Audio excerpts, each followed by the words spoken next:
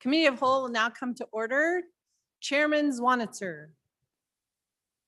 Thank you, Madam Chairman. Can I get a privilege of the floor? Please continue.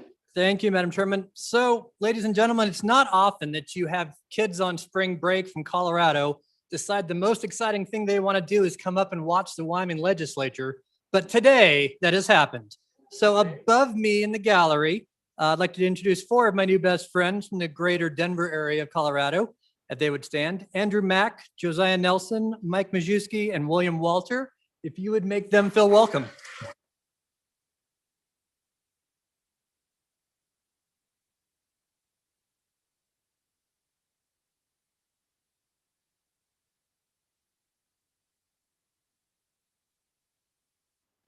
All right, the next bill for our consideration is House Bill 127. Reading clerk, please read the bill. House Bill 127, sponsored by Representative Barlow. Public Health Amendments, an act relating to public health.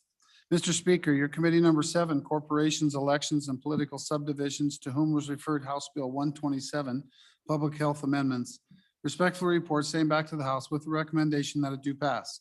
Ayes, Representatives Blackburn, Clausen, Clifford, Duncan, Air, Hunt, McGuire, Roscoe, Zwanitzer. Representative Zwanitzer, Chairman. You have heard the reading of the bill. What is your pleasure, Chairman Zwanitzer? Thank you, Madam Chairman. I move when the Committee of the Whole rise to report it do so with the recommendation that House Bill 127 do pass. There are no standing committee amendments, and I would turn it over to the Speaker of the House. Mr. Speaker. Thank you, Madam Chairman. So members, thank you very much to the chairman. Members, what I bring to you is House Bill 127. So in the last year, and it's just almost been exactly just over a year, we've had a lot of consternation in our state and our communities about the challenges we've dealt with the SARS-CoV-2 virus. And a lot of that has been about how things have been handled in the way both health orders and communities and different levels of health orders could respond. So with this bill, and there were other bills, and there's still other bills in the works, but I'm just going to outline what this bill does, and certainly be glad to stand for any questions. What this bill does is basically two things. The first thing it does is, I'm just going to walk through the bill. I think is there's some new language added to statute, Title 35. And this is limitation on orders. So the first thing to note is 10 days. Page 2, line 6. No initial order can be in effect for more than 10 days, period, no matter what the order is for, as issued by a health officer. Now, there's other bills out there that had different amounts of time, et cetera. 10 days, from my estimation, seemed appropriate. So that means that initial order can only be up to 10 days. And then if you look at lines 6 through 9, it talks about subsequent orders, things that happen after that, subsequent orders. Now, probably the most important thing about this section is on the lines 1 of page 2, lines 1 and 2. And this is not about people that are ill with a contagious or communicable disease. This is about the rest of the community that is not ill. This applies to the folks that are not exposed or ill, have not been exposed or are not suffering from the disease. So the limitation here is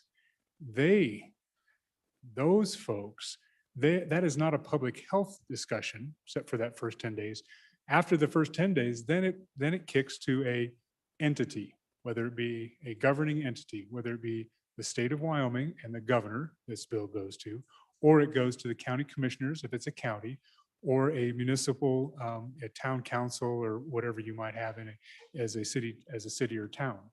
So that's the segregation that I think is important when I look at health orders and the types of health orders. There are health orders that actually relate to an individual and their illness. I was under one of those orders as someone who contracted the COVID-19, and I was expected to stay away from healthy people, not to infect them, including my own family, which some of my family thought that was okay. I couldn't be around them.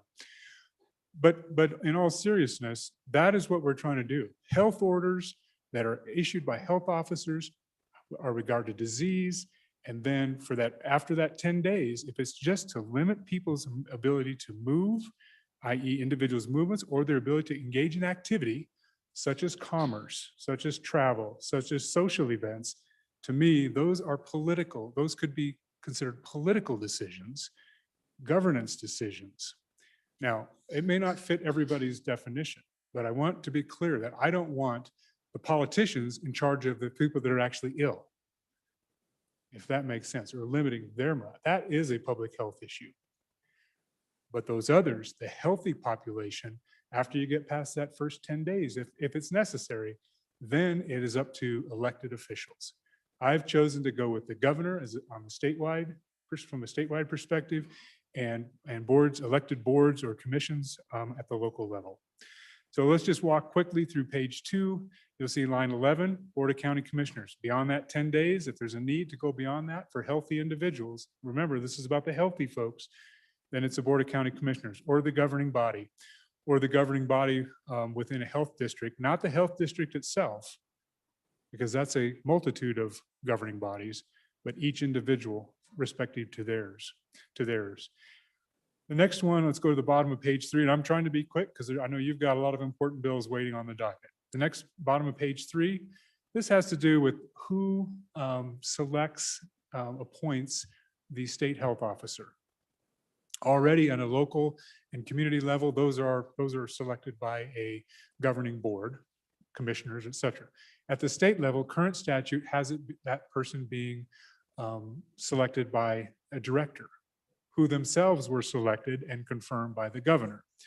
What I've said is the governor is going to appoint the state health officer, and then and they'll serve at the pleasure of the governor or the director. And the reason that they serve at the pleasure of the either is because they have other statutory duties in current statute besides health orders. They do other things. They oversee clinics. They have other responsibilities within our current statutory structure. So it didn't make sense to have the governor be the sole and the only supervisor, if you will, of the state health officer.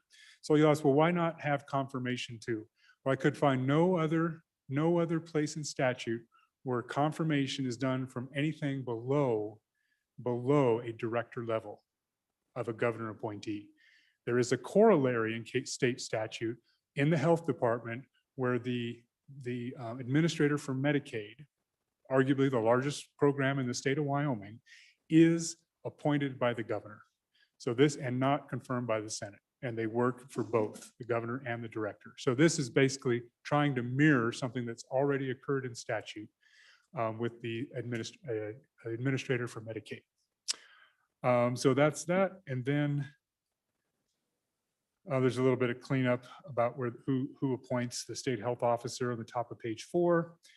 And then, of course, we get into Title 35(1)(204), and this speaks directly to the state health officer. The previous one was about the local health officers, i.e. county, municipal, or district.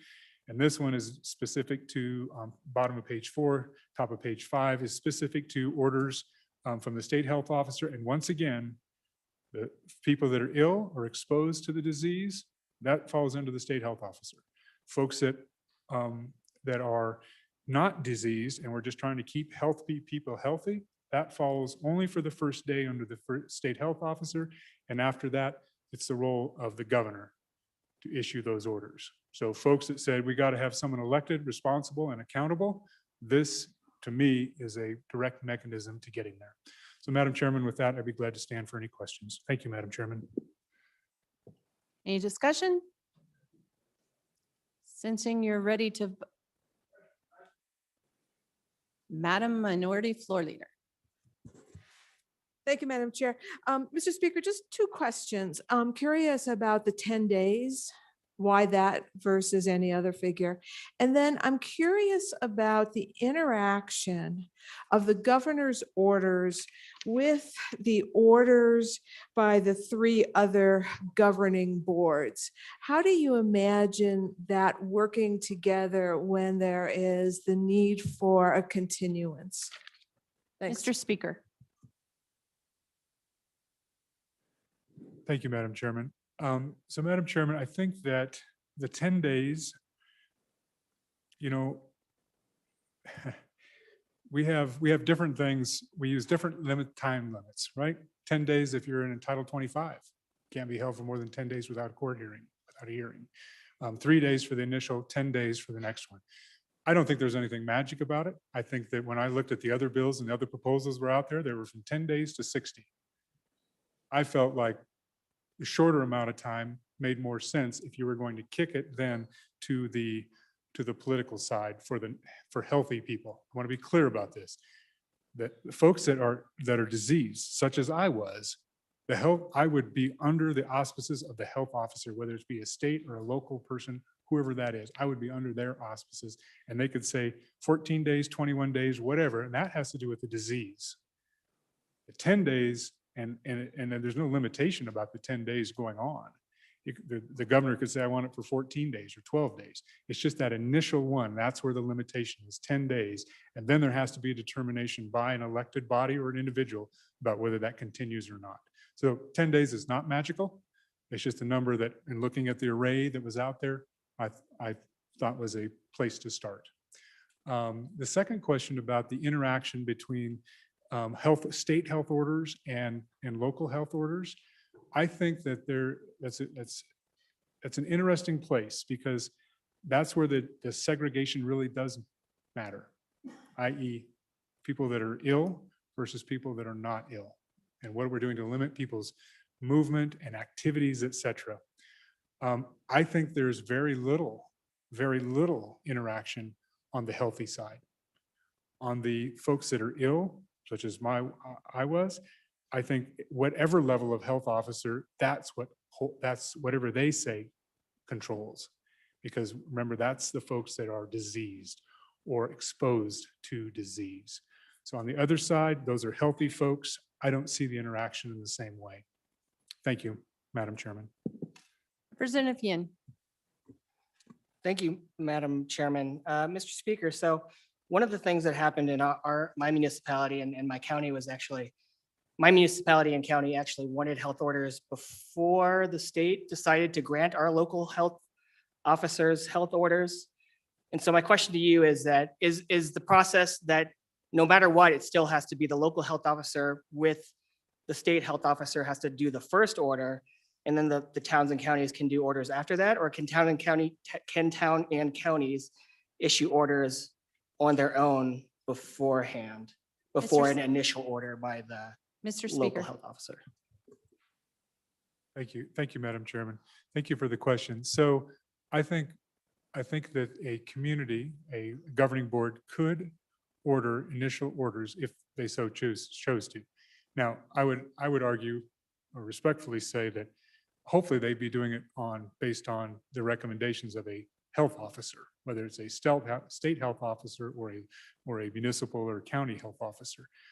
So I don't think that they're mutually exclusive, right? You have to have one before you can have the other. What I'm trying to do is make the distinction that disease means something different in health orders than healthy populations and limiting their activities. That's what I would say. Now, if there's more, if we need to refine that difference a little more to the good representative's question, I'm certainly open to suggestions. Thank you, Madam Chairman. Representative Hallinan. Thank you, Madam Chairman.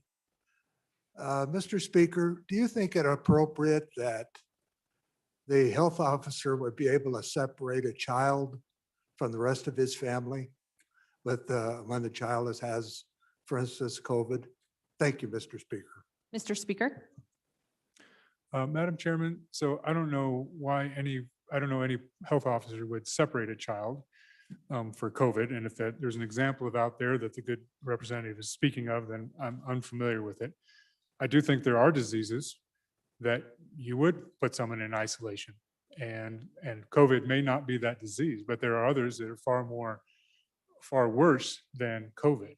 If there are examples about separating a child from a parent or something like that, I would say that is extreme depending on the disease. But there are some diseases, I'd respectfully say, that complete isolation is probably appropriate. Maybe not COVID. I'm not obviously the good representative was trained in the human medical arts, and I was not. But I would say I'm not going to make a judgment on the COVID because I don't know of any instance, but there are certainly some diseases that I think would warrant quite strict quarantine measures. Speaker Pro Tem. Thank you, Madam Chairman. I want to make sure I get my mind around this. I think we're stepping in the right direction. I just don't know if it's far enough. So we shall have the duties and powers to establish, maintain, enforce isolation and quarantine. Well, the quarantine is a significant tool.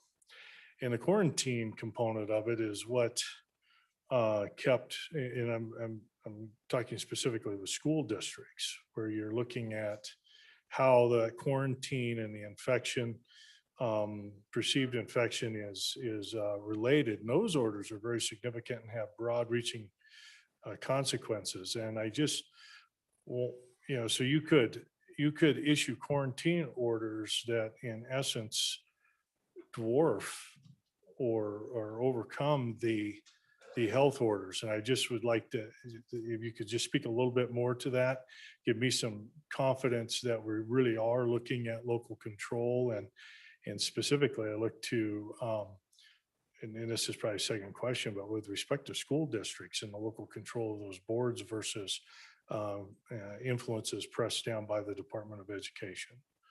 Thank you. Mr. Speaker. Thank you, Madam Chairman. So actually, the school issue, the schools, it's interesting. The schools are under the supervision constitutionally by the superintendent of public instruction.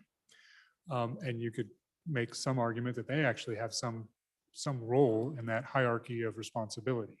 Now, I don't know that that was ever exercised. I can't speak to the current state of affairs. It was the health officer, the state health officer saying, look, based on where we are, these are things. Now, the schools were actually handled a little bit differently, as many of you probably know. If you had children in school or grandchildren in school, they were actually handled differently when it came to isolation and quarantine.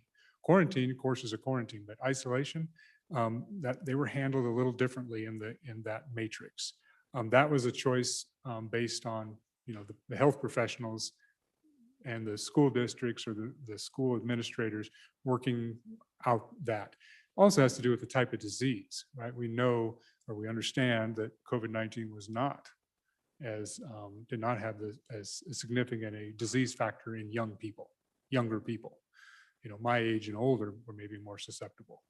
And so I don't know that I did not bring in the school districts as a governing body that could make those decisions within a school. Fair enough. And if that's somebody's interested in that, certainly bring that. But as far as the mechanism, I still hope, no matter whether it's a political decision for limiting the movement and activities of healthy people, or whether it's or certainly if it's a diseased individual or exposed individuals, I still hope they're being guided by good medical advice and information. I mean, that's the bottom line. We're trying to keep people healthy and alive. That's what we're doing. When we start limiting healthy people's activities, that's where it becomes a little different, at least in my mind. I'd hope we'd at least consider the separation of the two. Thank you, Madam Chairman. Representative Brown. Thank you, Madam Chairwoman. Just quick question to touch on the repealer here. The language that gets removed here says that where appropriate, the state health officer can also serve as the director. And as I'm thinking about that, I just want to make sure, because I don't see anything in the bill, at least I couldn't find anything in a quick glance that allows that to continue to happen. So I was just kind of curious why we removed that designation or the potential designation. Representative Hunt, are you? Representative Larson. Thank you, Mr. Chairman. And maybe the good presenter kind of can help me with this, but I think that am I not right that the school districts have some discretion to already do some restriction on who can attend school if there's some illness or whatever? My school nurse says every year that they have to deal with lice, and they have the authority to tell those children and those parents that their children can't come to school until that problem is rectified. And if we had a similar type of a problem with something that would spread to other students, that they have that authority to mitigate and restrict, is that not fair? Or Chairman Wilson. Thank you, Madam Chairman. Just want to mention, so I'm on and in favor of the bill. You'll see that I'm on here as a co-sponsor. And I really commend the bringer of the bill. I think this bill was drafted, and I forget what the phrasing was, gently and carefully, nuancedly. I forget what wonderful adjective we had about some past bill. I really think the separation of this specific dealing with a sick person from the other protective measures, I think that split out was a really good idea. And I think having the governor, the other part that I think is a really great feature is, toward the end, where we put the governor as the responsible party, essentially for countersigning those orders afterwards. One of the requests of the people has been to have someone who is an elected person ultimately responsible. And I think if you really think it through, to have the legislature be in that position, it just doesn't make sense. I mean, you see what it was like on Zoom meetings or that kind of thing. I mean, in what way could we have the state health officer testify before this whole body for us to make decisions? I mean, it doesn't make sense. It makes a lot of sense, though, to have some elected person be responsible. So to put the governor in that position, I think is a really great idea. I would just remind, the last thing there is that by current statute 31-1-220, or sorry, 35-1-227, the local health officers are by statute under the state health officer. And we had a bill a week or two ago. I mistakenly said that the orders, the statutory history started from cholera. It was actually not cholera, it was smallpox. But it does make sense to look at communicable diseases from more of a statewide perspective. So that's existing statute, and that's not touched upon here. So that, I think, explains a little bit of the back and forth between the consultation that is really required. But I strongly urge an I vote on this. I think it really addresses as best as we can some of the challenges. And looking forward, we don't know what kind of problems might arise in the future. If you know your history, you remember after World War I, the French built the Maginot Line to make sure that particular problem never happened again. And we know the Germans just marched around it. So, we don't want to construct something out of our annoyance with one particular disease that is not workable in the next disease. So on and for. Anyone else before the sponsor? Representative Hunt. Thank you, Madam Chairman. I just quickly on in support of the bill. As we've all seen over the past year, I think that we need to, the way that we currently address these problems has got to change. And the way that the economic impact that we have seen to our state and to our country over this past year, based on the actions taken to address the problem, have been astronomical, incalculable, probably will never completely be known. And so that we are taking these steps, I think, is a huge step in the right direction towards balancing the scale back to A, the elected people, the elected officials, and B, to common sense and sanity. I think that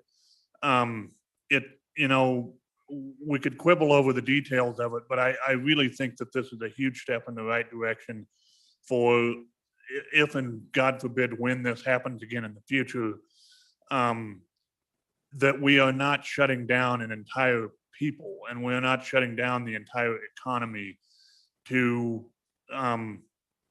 stop the spread of something that is already out there among the general population. And so I would strongly encourage support of this. And yeah, thank you. All right. Representative Worf.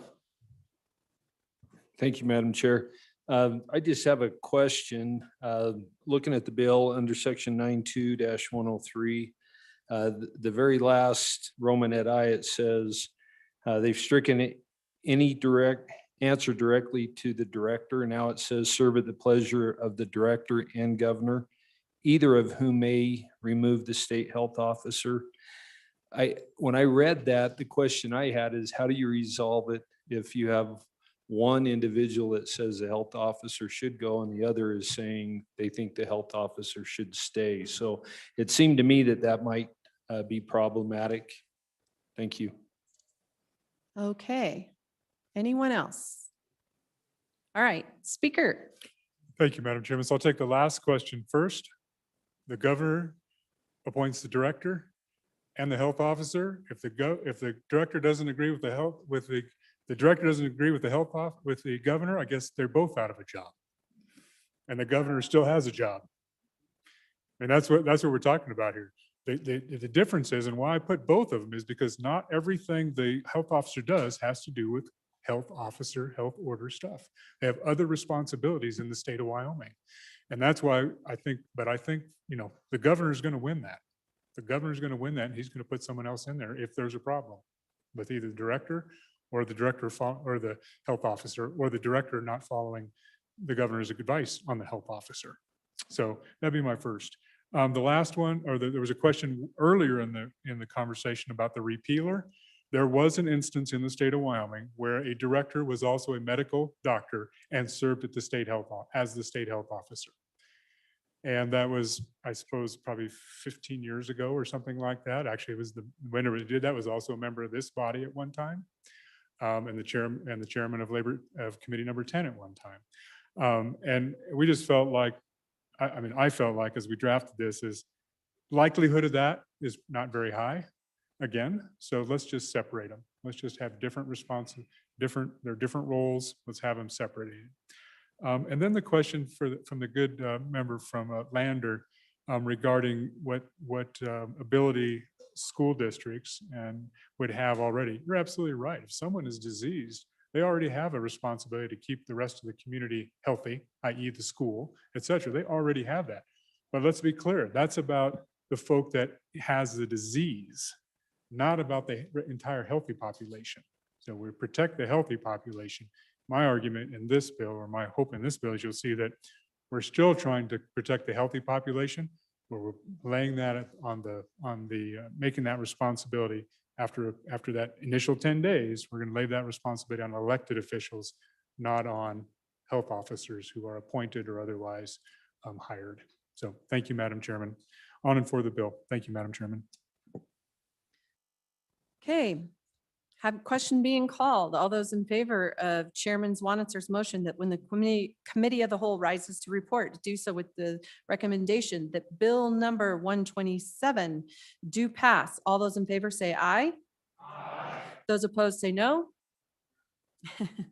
House Bill 127 has passed committee of the whole. The next bill for our consideration is House Bill 36. The reading clerk, please read the bill. House Bill 36, sponsored by Representative Larson Dan. Management Council membership, an act relating to the legislature. Mr. Speaker, your committee number 12, Rules and Procedures, to whom was referred House Bill 36, Management Council membership, respectfully report same back to the House with the recommendation that it do pass. Ayes, Representatives Brown, Gray, Greer, Jennings, McGuire, Olson, Summers, Washit, Wilson, Swanitzer. Noes, Representatives Barlow, Connolly, Yin. Representative Barlow, Chairman.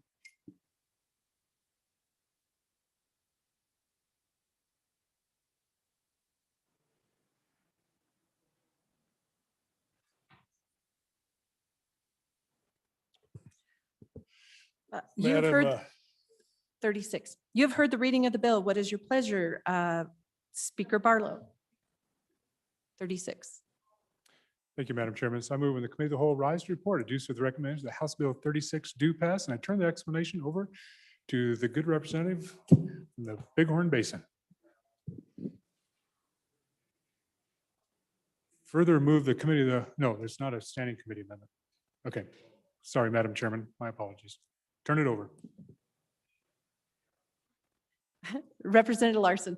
Madam Chairman, thank you. I bring House Bill 36 and ask for your favorable consideration. It's been moved already, so I've brought this bill many times over the past years. And the main reason is I would like us to better conform to our House rules. And that House Rule is 2-3. And it says committee memberships. Memberships on committees shall be apportioned as nearly as possible to reflect the percentage of elected memberships of the majority and minorities of the House. And so that's why I bring the bill. I really think that the Management Council ought to follow that rule, even though they may be saying that this is specific to committees, but I think our Management Council is a committee. In the bill I brought, I think I'm going to read in my amendment as I go through the explanation. So I will move amendment, Committee of the Whole Amendment number 1 to House Bill 36. If you go to page 2 of the bill, you can see where we've, the Senate, I guess the group down the hall here, I shouldn't have said that, last year had brought in their portion of how they decide they pick the extra members of the Management Council, that they wanted to have their 2 members voted at large from this whole Senate. And so that's on line 8 through 9.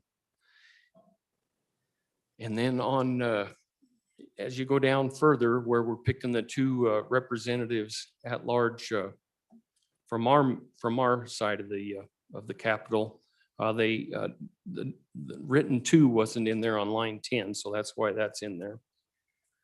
And then we discuss on line 16, there's been quite a discussion on where I had that beginning January 1, 2023. I deleted that portion and I put it at the end of the bill on page 3. So that clarifies that part. We don't want to have to pick new members of the commission next January because that wouldn't be good. And then on line 17, I've stricken some language that I was trying to put in the bill, and 18, 19, and 20 also. So on line 17, I will, with this amendment, I would strike chairman and put in presiding officer. And then on line 18, I would enter, I'd delete 18, 19, and up to chairmanship on line 20. And then the whole sentence would read, this additional member at large shall not be from the same party as the presiding officer of the House to which the additional member belongs, unless at least 70% of the members of that House are from the same political party as the presiding officer. That's a lot of confusing language there, but we were trying to make sure that we included all minority parties when determining the 70% break. So with this addition, that additional member could be from the same party as the presiding officer if they had more than 70% of the body. So that's kind of what we were trying to do there. And other than that, I think it kind of describes what my committee of the whole amendment is to the bill. And I'd entertain questions. Majority Floor Leader. Madam Chairman, thank you. And I'm not going to speak on either amendment. I'm just going to tell you there's 2 options, and you guys have the ability to read them, and I'll bring mine. But yeah, I'm in favor of this amendment until we get to the next one. Any discussion further? Representative Yin. Thank you, Madam Chairman. I mean, honestly, the membership calculations in this bill is very confusing as it is with just the bill by itself. So I do need a little bit more help on what the amendment does exactly. So can you just explain a little bit more on what that last member is, maybe with some examples of like what the body would look like with a different set of members than we have now, or if it's like half and half, et cetera. Thank you, Madam Chairman. Representative Larson. Madam Chairman, thank you. For that question, I think I'm just going to let you know that 70% of this House would be 42 members. So I don't know, if one party had more than 42 members, then they can pick from that same party. I'm getting comments from over here. I don't know if that helps with the explanation or not, but the 30% that we're trying to calculate would include, right now, we have three parties, 3 minority parties. And you can see from the handout I gave you that that's 9 members currently. So hopefully that helps. Sensing the body's ready to call the question. Thank you. All those in favor of the committee of the whole amendment number 1. All those in favor, please say aye. Those opposed, no. The amendment has passed. Back on the bill. Sorry, I'm looking right at you. Majority Floor Leader. Madam Chairman, thank you. I'd like to move Committee of the Whole Amendment number 2 to House Bill 36 and ask for your favorable consideration. So I'm going to just tell you what this amendment does. It really, in my time on Management Council, the whole membership thing has seemed complicated. And so what this does is it reduces the membership down to 5 members in the House, 5 members in the Senate, and the chairmanship of the committee would rotate between the House and the Senate every year. And how that would look in each body. In the Senate, it would be the president, the vice president, the majority floor leader, the minority floor leader, and 1 member at large. On the House, it would be the speaker, Speaker pro tem, the majority floor leader, and the minority floor leader, and 1 member at large. And then obviously the chair rotates. And I'm going to give you my reasoning why. I've never been in favor of this bill until now. And the reason I am is because other people are now getting elected that are not represented by either of the traditional parties in the state. And so when I look at the membership that I've created here, this 5, and I'll just use our body as an example, the speaker pro tem, and the member at large are all picked by the entire body. And then the other 2 are strictly partisan positions. So you really have the ability maybe we get more parties, or maybe we get more of another minority party or whatever. At least those 3 positions, which is a majority management council, are then ultimately elected by the entire body. And I know that in the past we've had a chairman, and then we've compensated with an extra member in the other body. And frankly, I think that's created more tension than it needs. And so I'm just trying to simplify. And so what is a majority and minority party? Probably if this passes, I'm going to bring a definition in. So particularly on the minority party, so we have an understanding of what that means with respect to a minority floor leader and a majority floor leader. So certainly welcome any questions, and thank you. Representative Brown. Thank you, Madam Chairwoman. I guess my biggest question is the rotating it every year, rotating the chairmanship every year. And what I'm thinking of is, what kind of conflicts could we have where we have the chairman that seems to be in Management Council every single budget session? And what kind of conflicts could arise when, let's say, the Senate president is constantly the chairman during a budget session or leading up to the budget session, and the House really, really, really needs to get something done, but that chairman says no.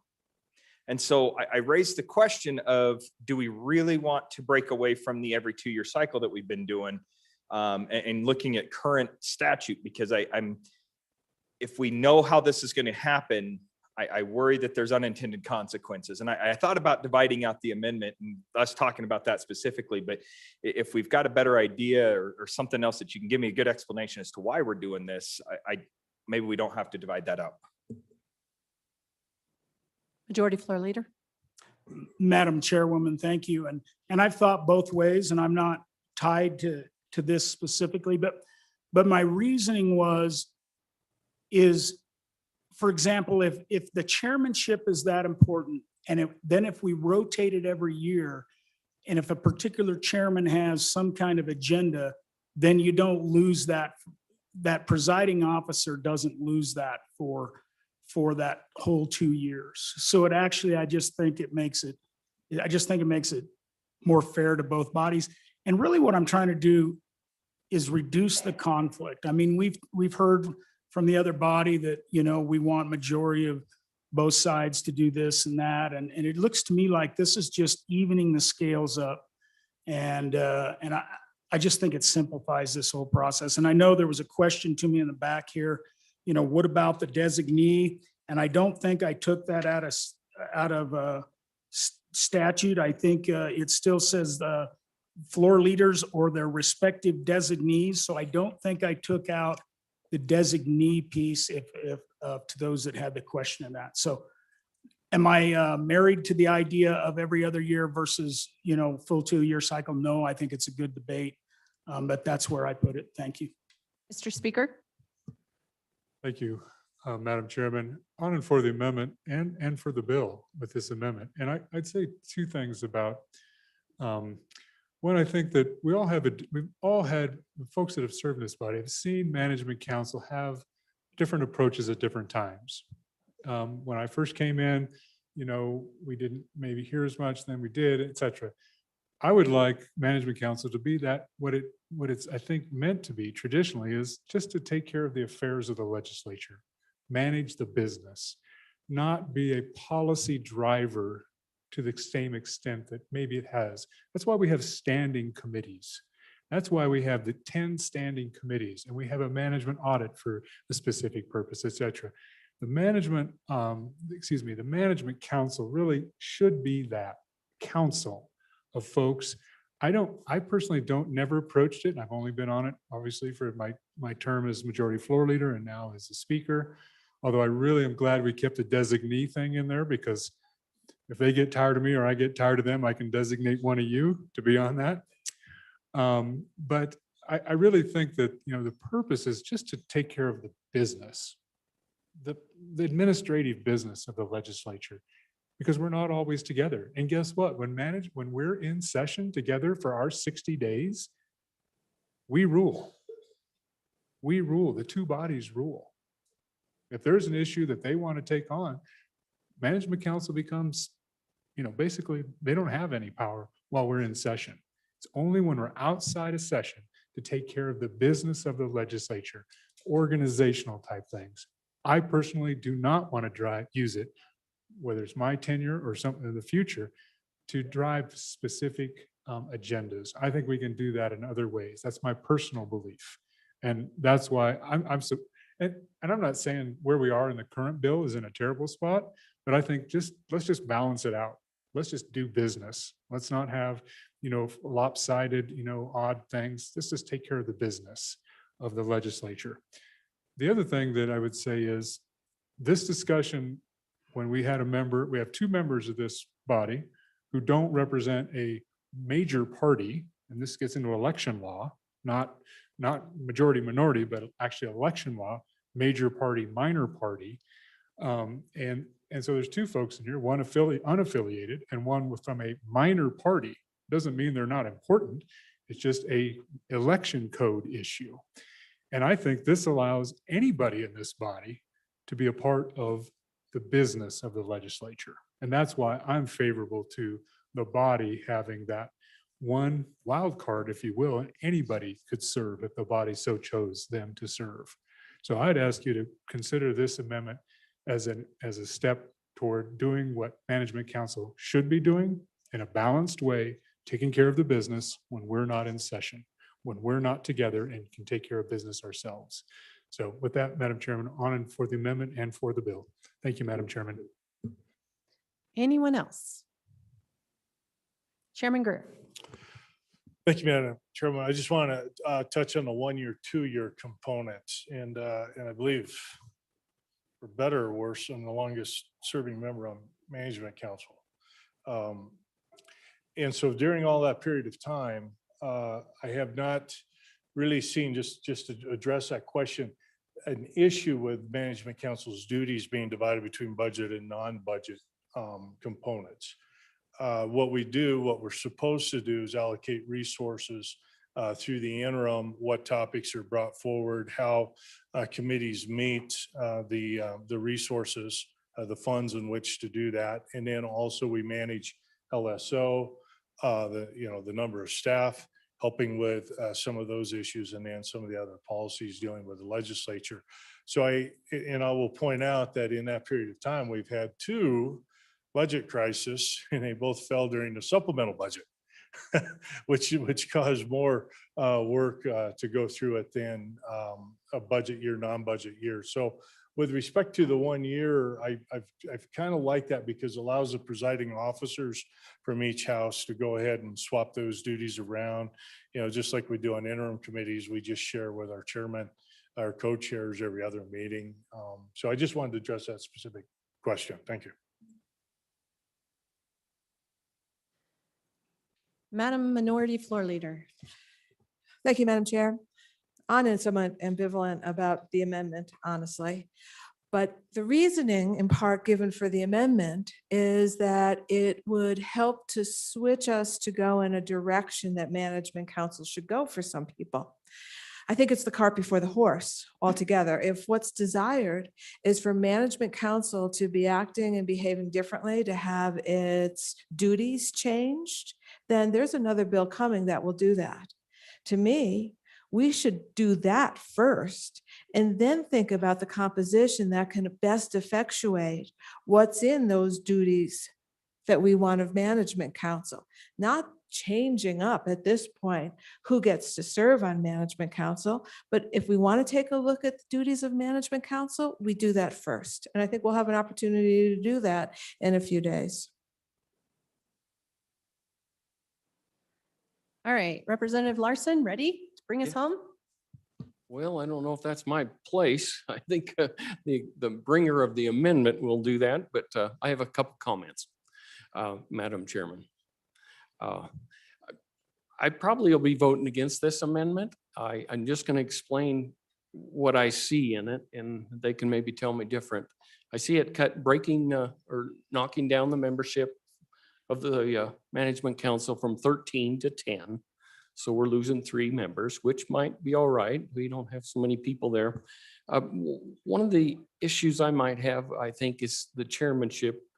I think it's kind of important to have the other body have maybe one more member, like the other side of the Capitol, I think, has the chairmanship right now. And I think we, as this house, have an extra member.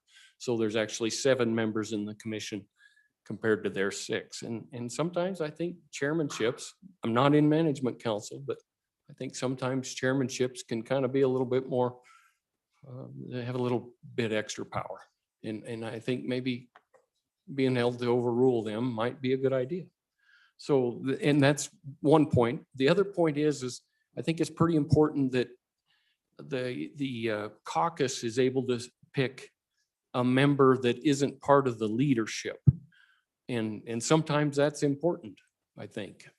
So currently our GOP caucus could go down, and when we pick our member, obviously it's not going to be a leader, part of the leadership. And you get a different view, I think, at times from that. And so I think that's important. I would vote no on the amendment and yes on the bill. This is very important. Majority Floor Leader, would you like to wrap us up? Madam Chairman, thank you. And just to answer a few of those questions. So one, yes, I'm reducing the number down because I just don't think we need that many.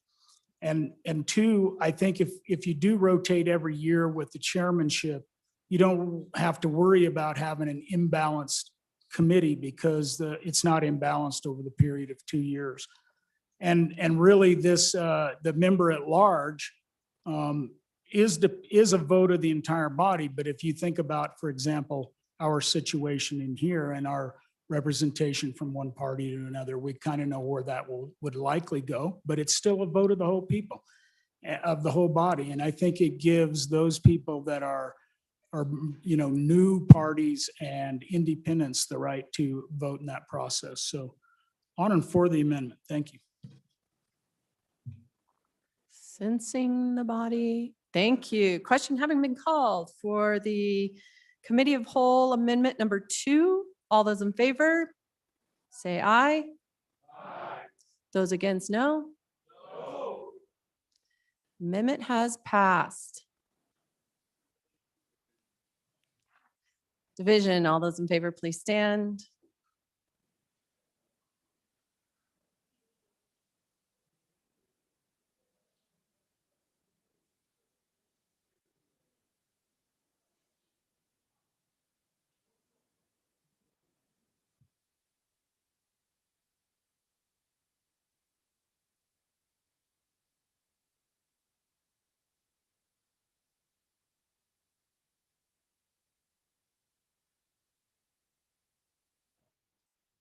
Like I said, the amendment has adopted. Back on the bill. Representative Yen. Thank you, Madam Chairman. Against the bill.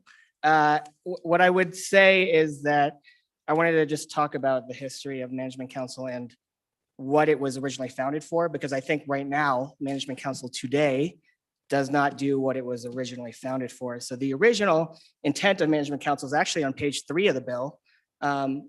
It's the members of Management Council direct LSO. So it was founded at the same time as the Legislative Service Office, because that's its intent, literally just to manage a nonpartisan office. And so the question becomes then, is it worthwhile to make a supermajority partisan body control a nonpartisan office? And does that lead to more partisanship in the future? I think the Wyoming legislature just in general has been fairly good at not having the same partisan fights as we do in national government. And I think that's something that I want to avoid here. The concern becomes when you have that Management Council manage a nonpartisan body, then they can direct the nonpartisan body to be partisan. And that's my ultimate concern. I think when the minority floor leader said that there's another bill coming to discuss the actual duties of Management Council, I think that's more appropriate for us to pass out of this body to reduce the amount of power where it's back to its original intent, which was solely to manage a nonpartisan body. Because when you have that partisanship managing the nonpartisan office, I think it can get very messy, and I worry about that. So I ask you to vote against the bill. Thank you, Madam Chairman. Thank you. Question having been called. All those in favor of Speaker Barlow's motion, when the Committee of the Whole rises and report, it do so with the recommendation that Bill number 36 do pass. All those in favor say aye. Those opposed, no. House Bill 36 has passed Committee of the Whole. The next bill for our consideration is House Bill 253. Reading clerk, please read the bill. House Bill 253, sponsored by Representative Gray.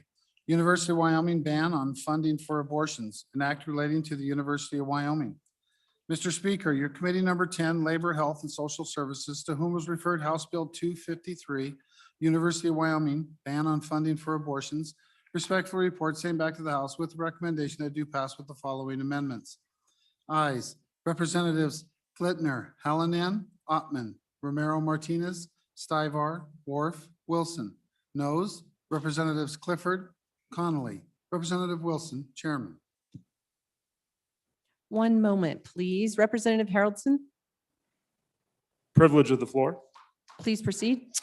Just wanted to real quick introduce you guys to my amazing family above me right over here. I have my wife Lori, my daughter Elena, and my son Malachi.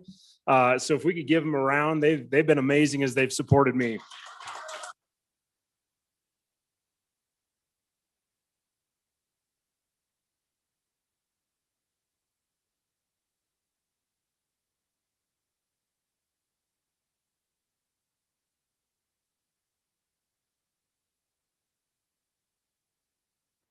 Representative Gray, Privilege of the floor.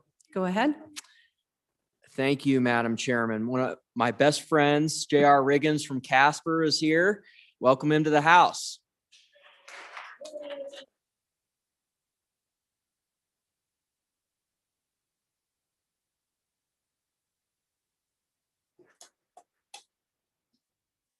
All right, we've all had our exercise and a little bit of movement.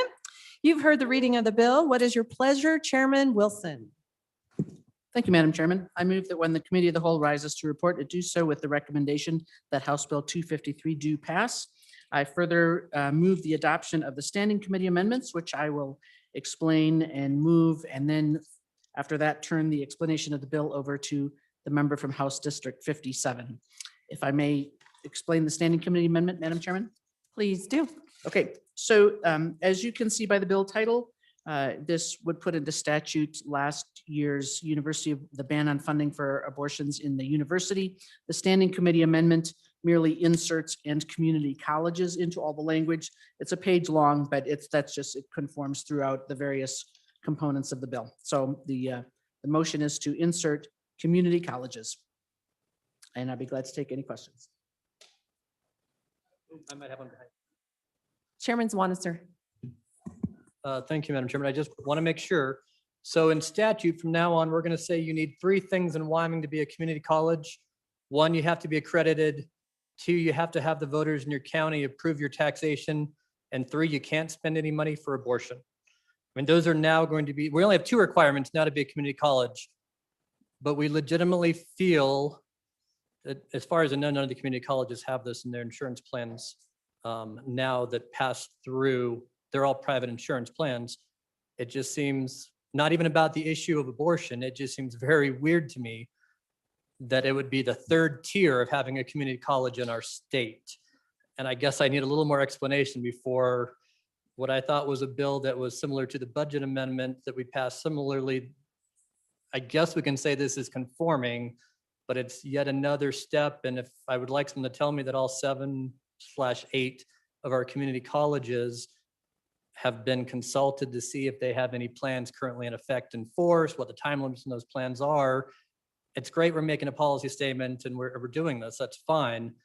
I just need some more explanation that everything's going to be okay and we're not violating any current contracts or year-long agreements when current students have submitted their healthcare plans and paid into the system.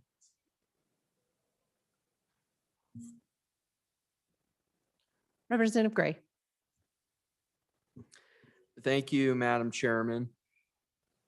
Well, it's just like the UW provisions of this, University of Wyoming provisions of this statute, which is that to qualify for state funding, they're not going to be using taxpayer funds to subsidize abortion. I think it's pretty simple, and I'd encourage an aye vote. Anyone further? Chairman Wanitzer. I thank you, Madam Chairman. It is not that simple. I mean, it just truly is not. You have 7 community colleges. If you can't tell me that they don't have plans in force, they don't have existing contracts, this is a private marketplace. It's not like your community colleges right now are giving state aid. The whole point of the budget amendment in this bill is to not allow this funding. Basically what you're doing is right now, especially, or previously before we did this UW, you pay one pot of money for all your student fees, your tuition right to the university. And we basically said, you can no longer do that. The university went and had to find a separate entity. So you're a student, now you pay your university fees and your tuition, and you pay an independent entity. So none of that money that goes into their health plan passes through the university, which is fine. It's one more step. It's inconvenient for a lot of students, I would think. I don't know. We just, to make this policy statement, but there was some research and we had talked with the university and they took that step. And I just think this is a much larger step than a conforming amendment. And I guess I would ask you to vote no. Representative Gray. Thank you, Madam Chairman. We had testimony. We've had, this was last week, this was heard, and community colleges have lobbyists, they have presidents, they've been fine with it. So I think this is, if they're receiving taxpayer funds, they should not be using those taxpayer funds to subsidize abortion. That is a policy, I think that is a good policy for the state of Wyoming. And so I'd encourage an aye vote. Any further? Representative Ottman. Thank you, Madam Chairman. I just wanted to insert something. A lot of times when we're looking for healthcare and we're looking for good benefit packages and prices, sometimes if we eliminate elective care, facelifts, things like that, any kind of procedure that is elected instead of necessary, we can get better rates, and this would go along with that also.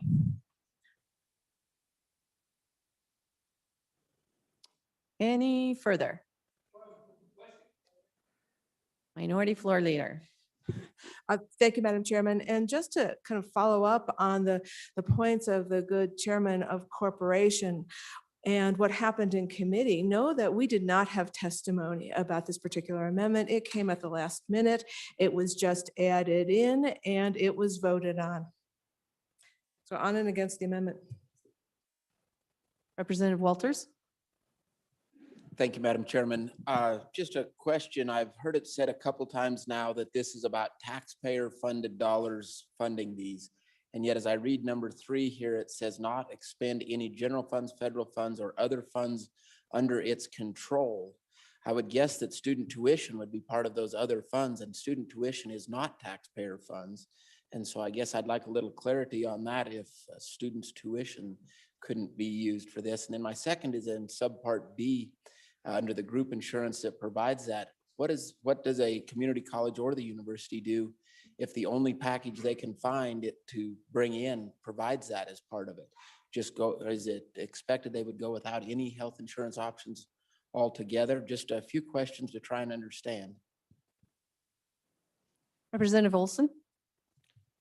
Yeah, thank you, Madam Chairman. I wasn't obviously present in the Labor and Health Committee when this amendment was put forward, but I think the intent of the amendment is very obvious, which is to do exactly what has been said, which is to prohibit taxpayer dollars from being spent on abortions. I think that's obvious.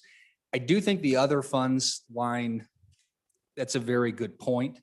I think this amendment could serve its purpose if it is to restrict taxpayer dollars by simply restricting general fund dollar expenditures and federal fund expenditures, which I think is the intent.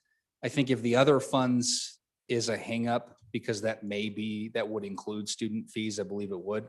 I do think you could clean that up on a second or third reading, but I mean, I just think the intent is very obvious of what it's trying to do. I think if other funds is your hangup, you don't vote down the amendment, come back on a second or third reading, and we can clean that language up.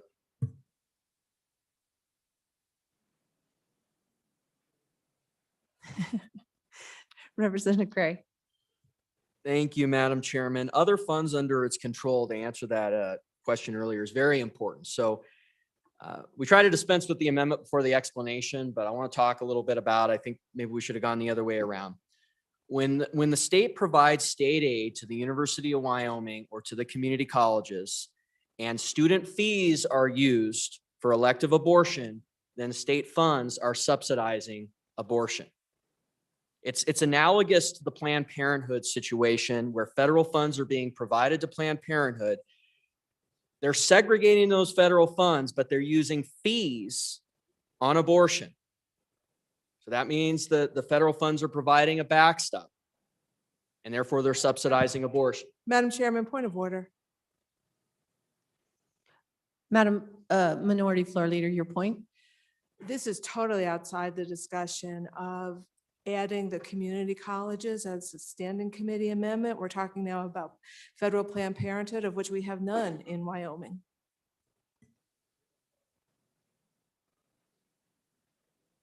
Point taken. Please, let's stick to the amendment. Thank you, Madam Chairman. So again, it's analogous to that situation, and it's the same situation. And so we talked about this last year.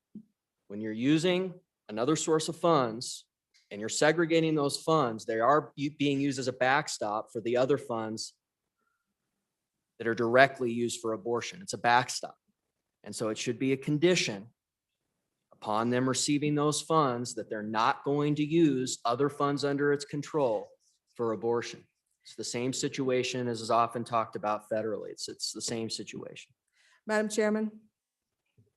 Minority Floor Leader. Madam Chairman, now I'd like to call a Rules Committee that this standing committee amendment is totally outside the scope of the bill.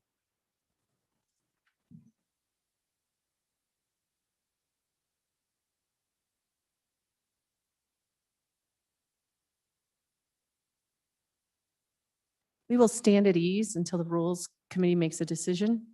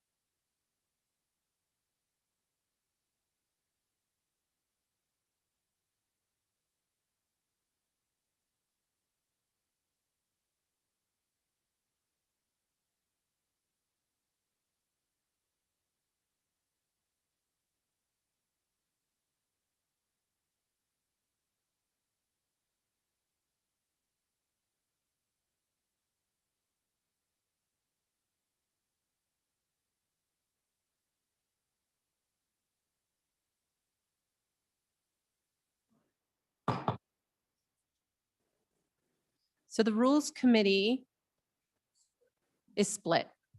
So it came down to me. I am ruling that it is not germane. And so there is the option to object if you choose. Madam Chairman, I object. So the body will vote, and if you vote aye, you are voting with the chair. Point of order. I'd like to have a recorded on this.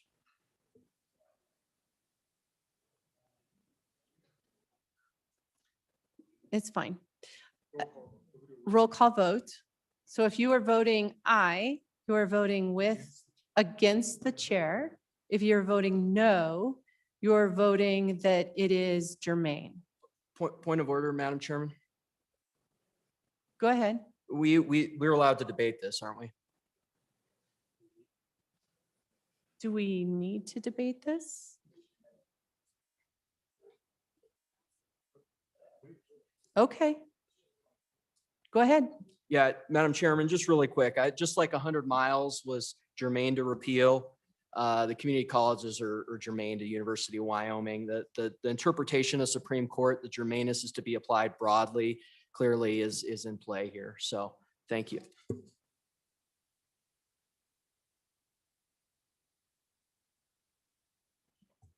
Minority Floor Leader. Thank you, Madam Chairman. Folks, I want you to take out the bill and take a look at the bill title. The bill title is crucial. The bill title is what we use to decide what is appropriate within a bill. That bill title, even the first clause, the broadest of clauses, we start with the broadest of clauses, says that this is a bill related to the University of Wyoming. That's it. The community colleges are in totally different sections. They are funded totally differently. They have a different governance structure, than the University of Wyoming. This amendment is not germane to the bill. It does not fit within the bill title. I'd ask for an aye vote and sustain the ruling from the chair. Representative Gray. Thank you, Madam Chair. It's important we're consistent as a body on this. And just as we upheld the 100 miles to the repeal, it's the same concept here. This is broadly germane to the bill, and it's pretty clear there. So I'd urge a no vote. Thank you.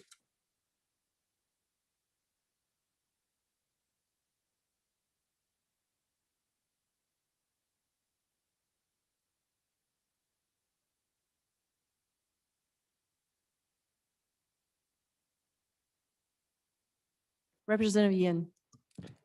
Thank you, Madam Chairman. I just want to reiterate for everyone, this is not on the policy of what's in the amendment. It's literally only on whether or not it is germane. This is how we follow our rules. And if we continually break our rules, then we will lose order in the House. Let's hold up what is and isn't considered germane, not on the policy, only on germaneness. Thank you, Madam Chairman. Chairman Zwanitzer. Thank you, Madam Chairman.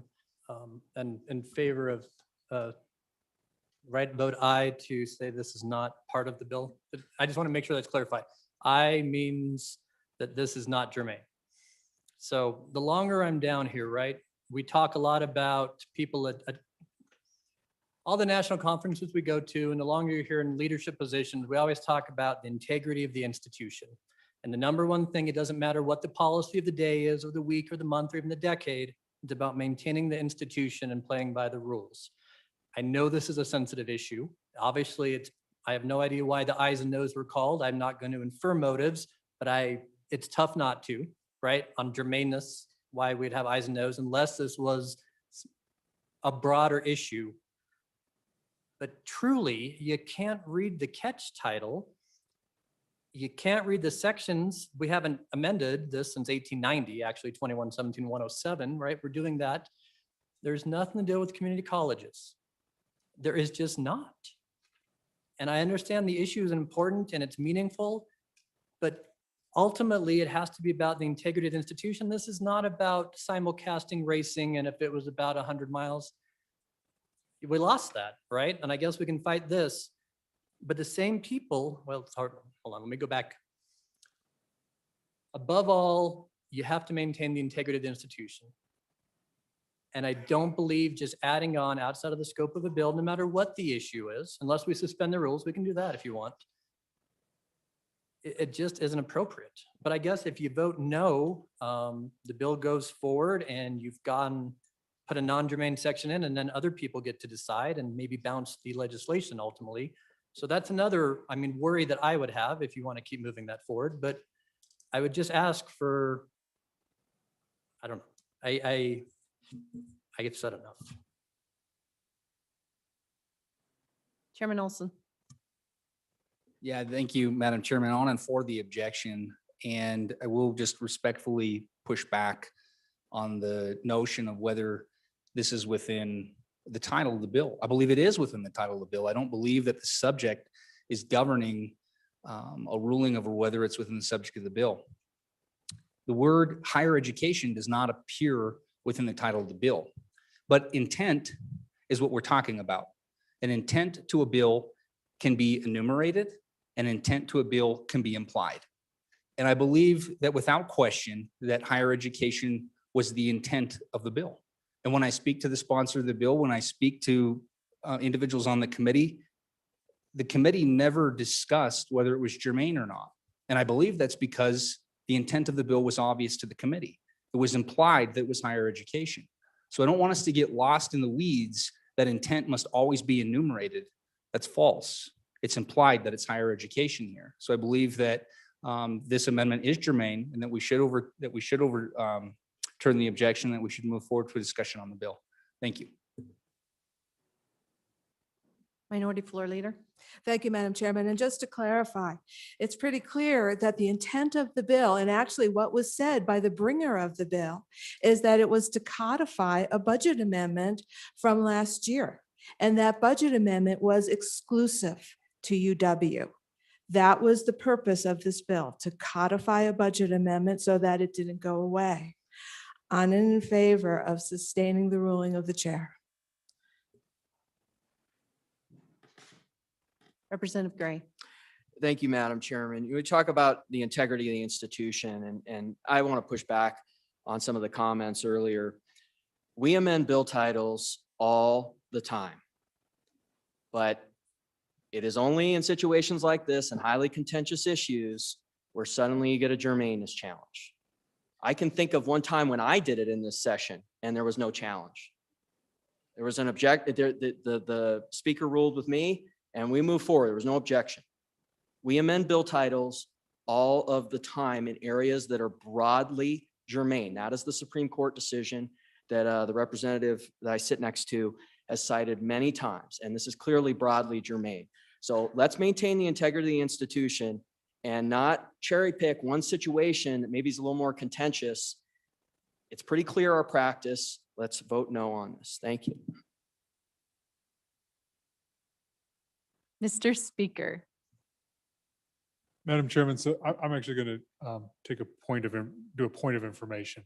So I want to be clear. I think we're deciding we're voting aye or no, and actually we're flipped. So we're voting on the objection. We're voting on the objection. So an aye with the objection means you're voting that it is germane. You're agreeing with the representative that made the objection that the chairman was incorrect. And if somebody believes we've been saying it exactly the opposite, but it's been said up here several times. So I want to make sure everybody's clear about what you're voting on.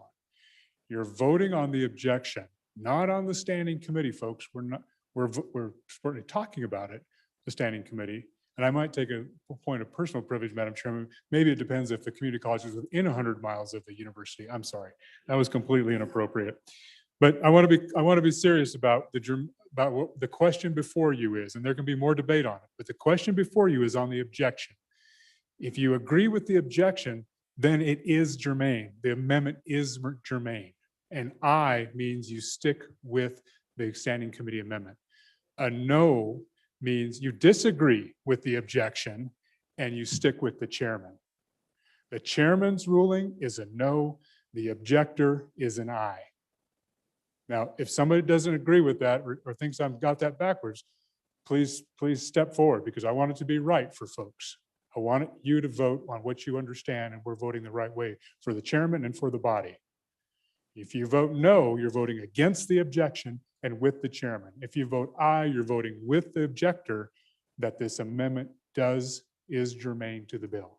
Yes is for the amendment, no is it is not germane. Yes, no. We're voting on the objection, not the standing committee amendment. We're voting on the germaneness of it based on the objection, not the motion on the standing committee amendment. Any concern about that? Please come forth. I want to be clear about how you're voting. So in the end, people don't say, I didn't understand what we're voting about. Voting on the objection. And when the Speaker Pro Tem approaches me, I'm getting scared.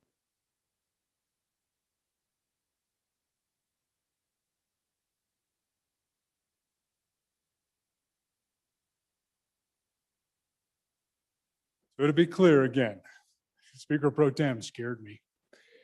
We're voting to, the objection is to overrule the chair. So if you vote yes, you're overruling the chair. If you vote no, you're voting with the chair.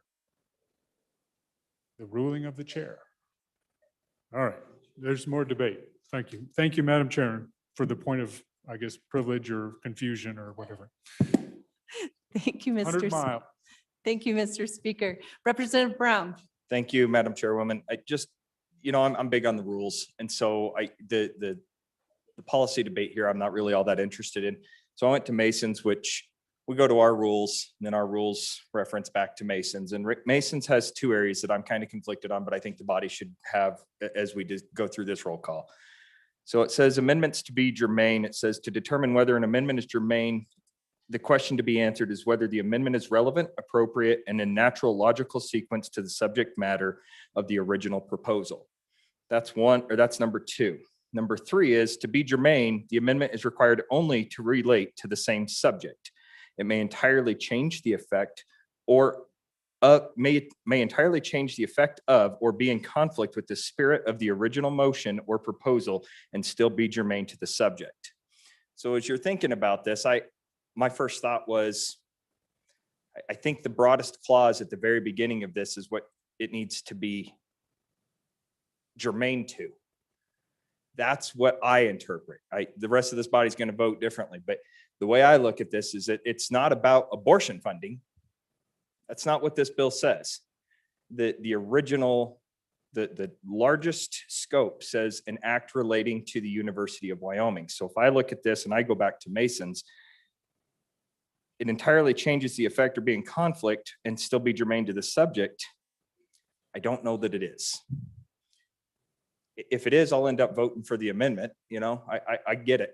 But when I go to rules, and I'm a rule stickler, I think that this institution is much bigger than any of us in this one amendment. I can guarantee that. But when I go back to and I look at what governs us as a body, ultimately, I think I had a really good speaker one time that says, ultimately, this body's going to decide. And that's exactly what's going to decide us. But, I do think that it's imperative to know exactly what we're voting on and how our rules govern us. So thank you, Madam Chairwoman.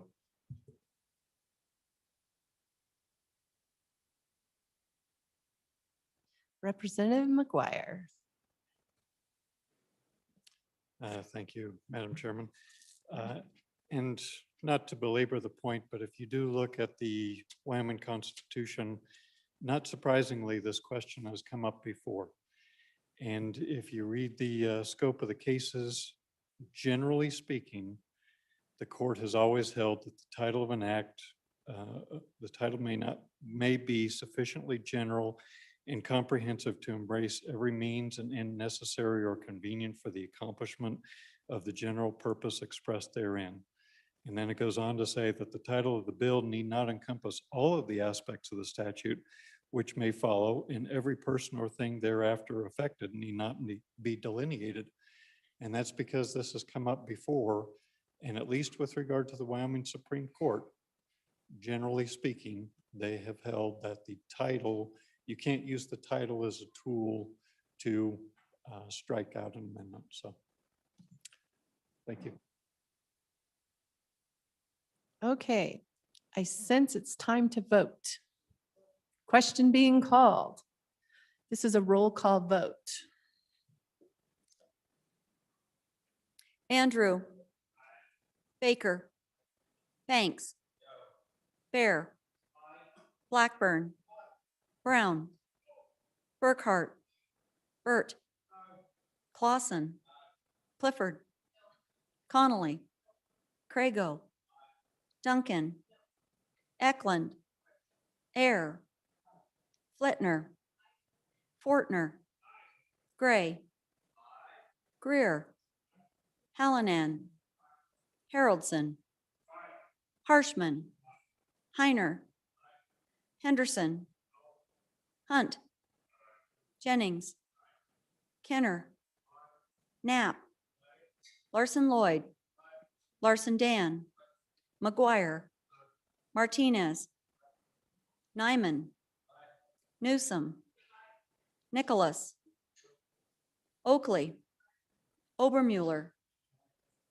O'Hearn. Olson. Ottman. Paxton. Provenza.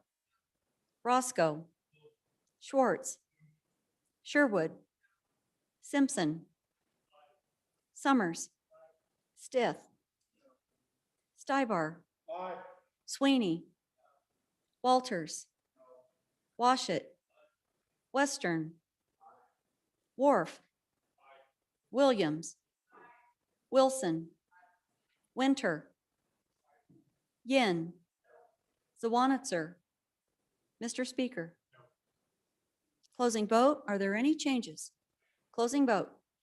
The vote is closed. 42 aye, 18 no.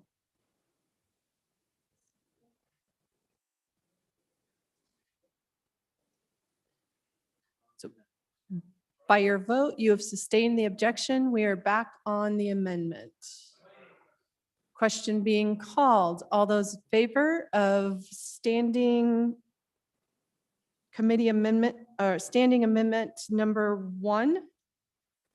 All those in favor say aye. Those opposed, no. Amendment has passed. We're back on the bill. Chairman Wilson. Thank you, Madam Chairman. Hearing questions, perhaps I don't need to say, but I was going to say, having dispensed with the standing committee amendment, I was going to turn the explanation of the bill over to the member from House District 57. Representative Gray.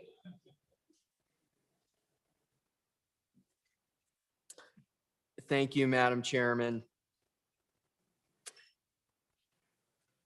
I ask for favorable consideration on House Bill 253. Taxpayer funds shouldn't be subsidizing abortions. And when the state provides state aid to the University of Wyoming or the community college and student fees are being used for elective abortion, then state funds are subsidizing abortion. And that's what this bill does. It moves in the direction that we moved in a budget amendment that was passed last year. And we need to codify this concept. And I ask for favorable consideration on the bill. Thank you. Question being called. All those in favor of Chairman Wilson's motion that when the committee of the whole rises to report it, do so with recommendation that bill number 253 do pass. All those in favor say aye. Aye. Those opposed say no. No. House Bill 253 has passed committee of the whole. The next bill, Majority Floor Leader.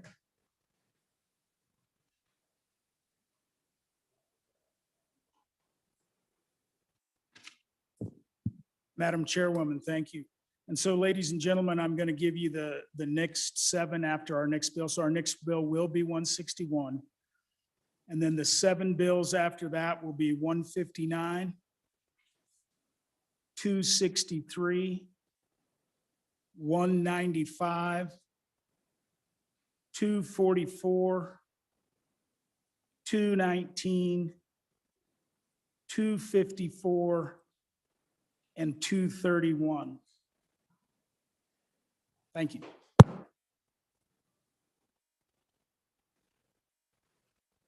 Madam Chairwoman. Representative Wilson, or I'm sorry, I was looking the wrong way. Williams. You have the privilege of the floor. Please do. Thank you. I'd like to introduce two people from Park County. First being the chairman of our Park County Commissioners, Lee Livingston, and the second person, Nina Weber, who serves on the board of directors for the Wyoming Federation of Republican Women. Welcome to the House.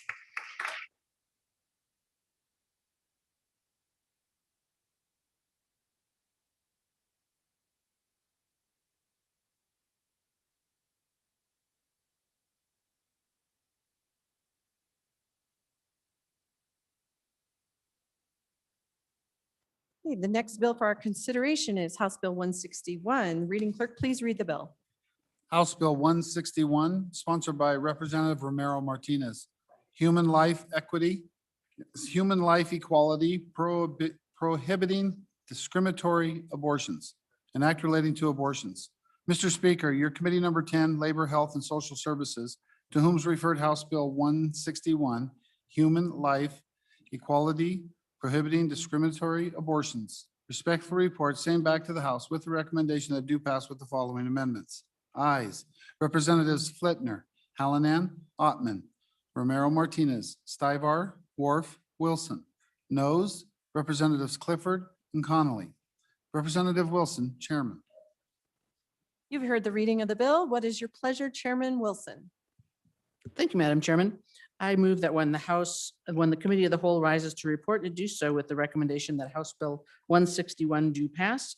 I also move the Standing Committee amendment, and I will explain that one before turning the explanation of the further bill over to the member from House District 44.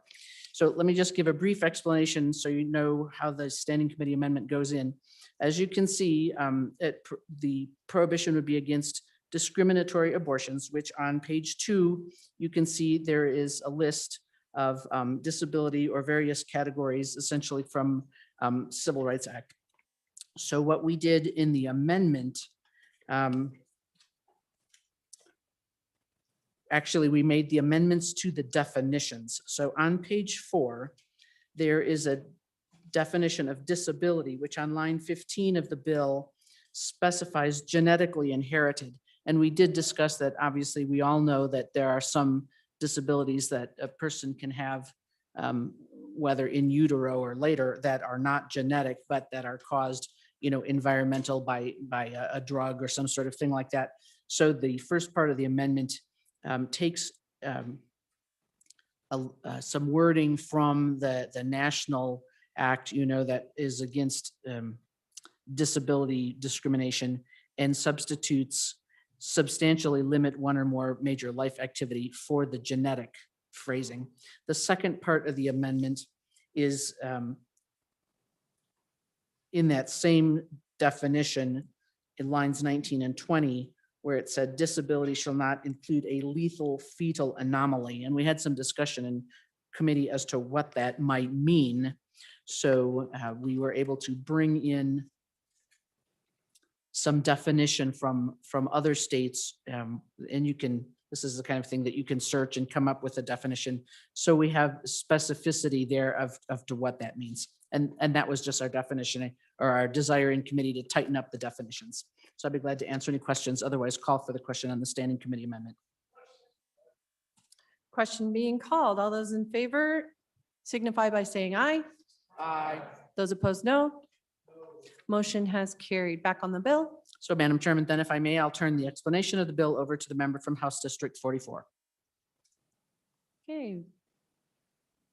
Representative Romero Martinez. Thank you, Madam Chair.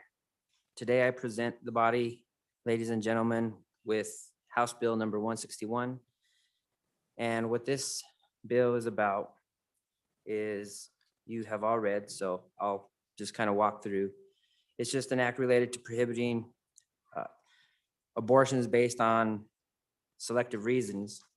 If you turn to page 2, this is pretty much conforming language of the unborn child on line 9 of the unborn child, the human fetus or human embryo on the basis of sex, race, color, national origin, or ancestry shall not be used as a basis for abortion. On page 3, section 2, as already discussed, but just to give a brief again, we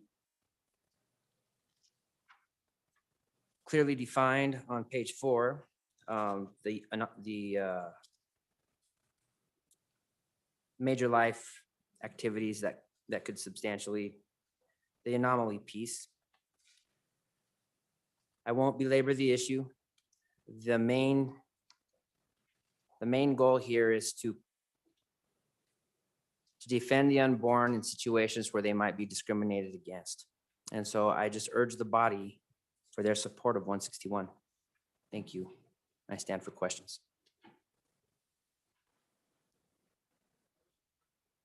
Question being called.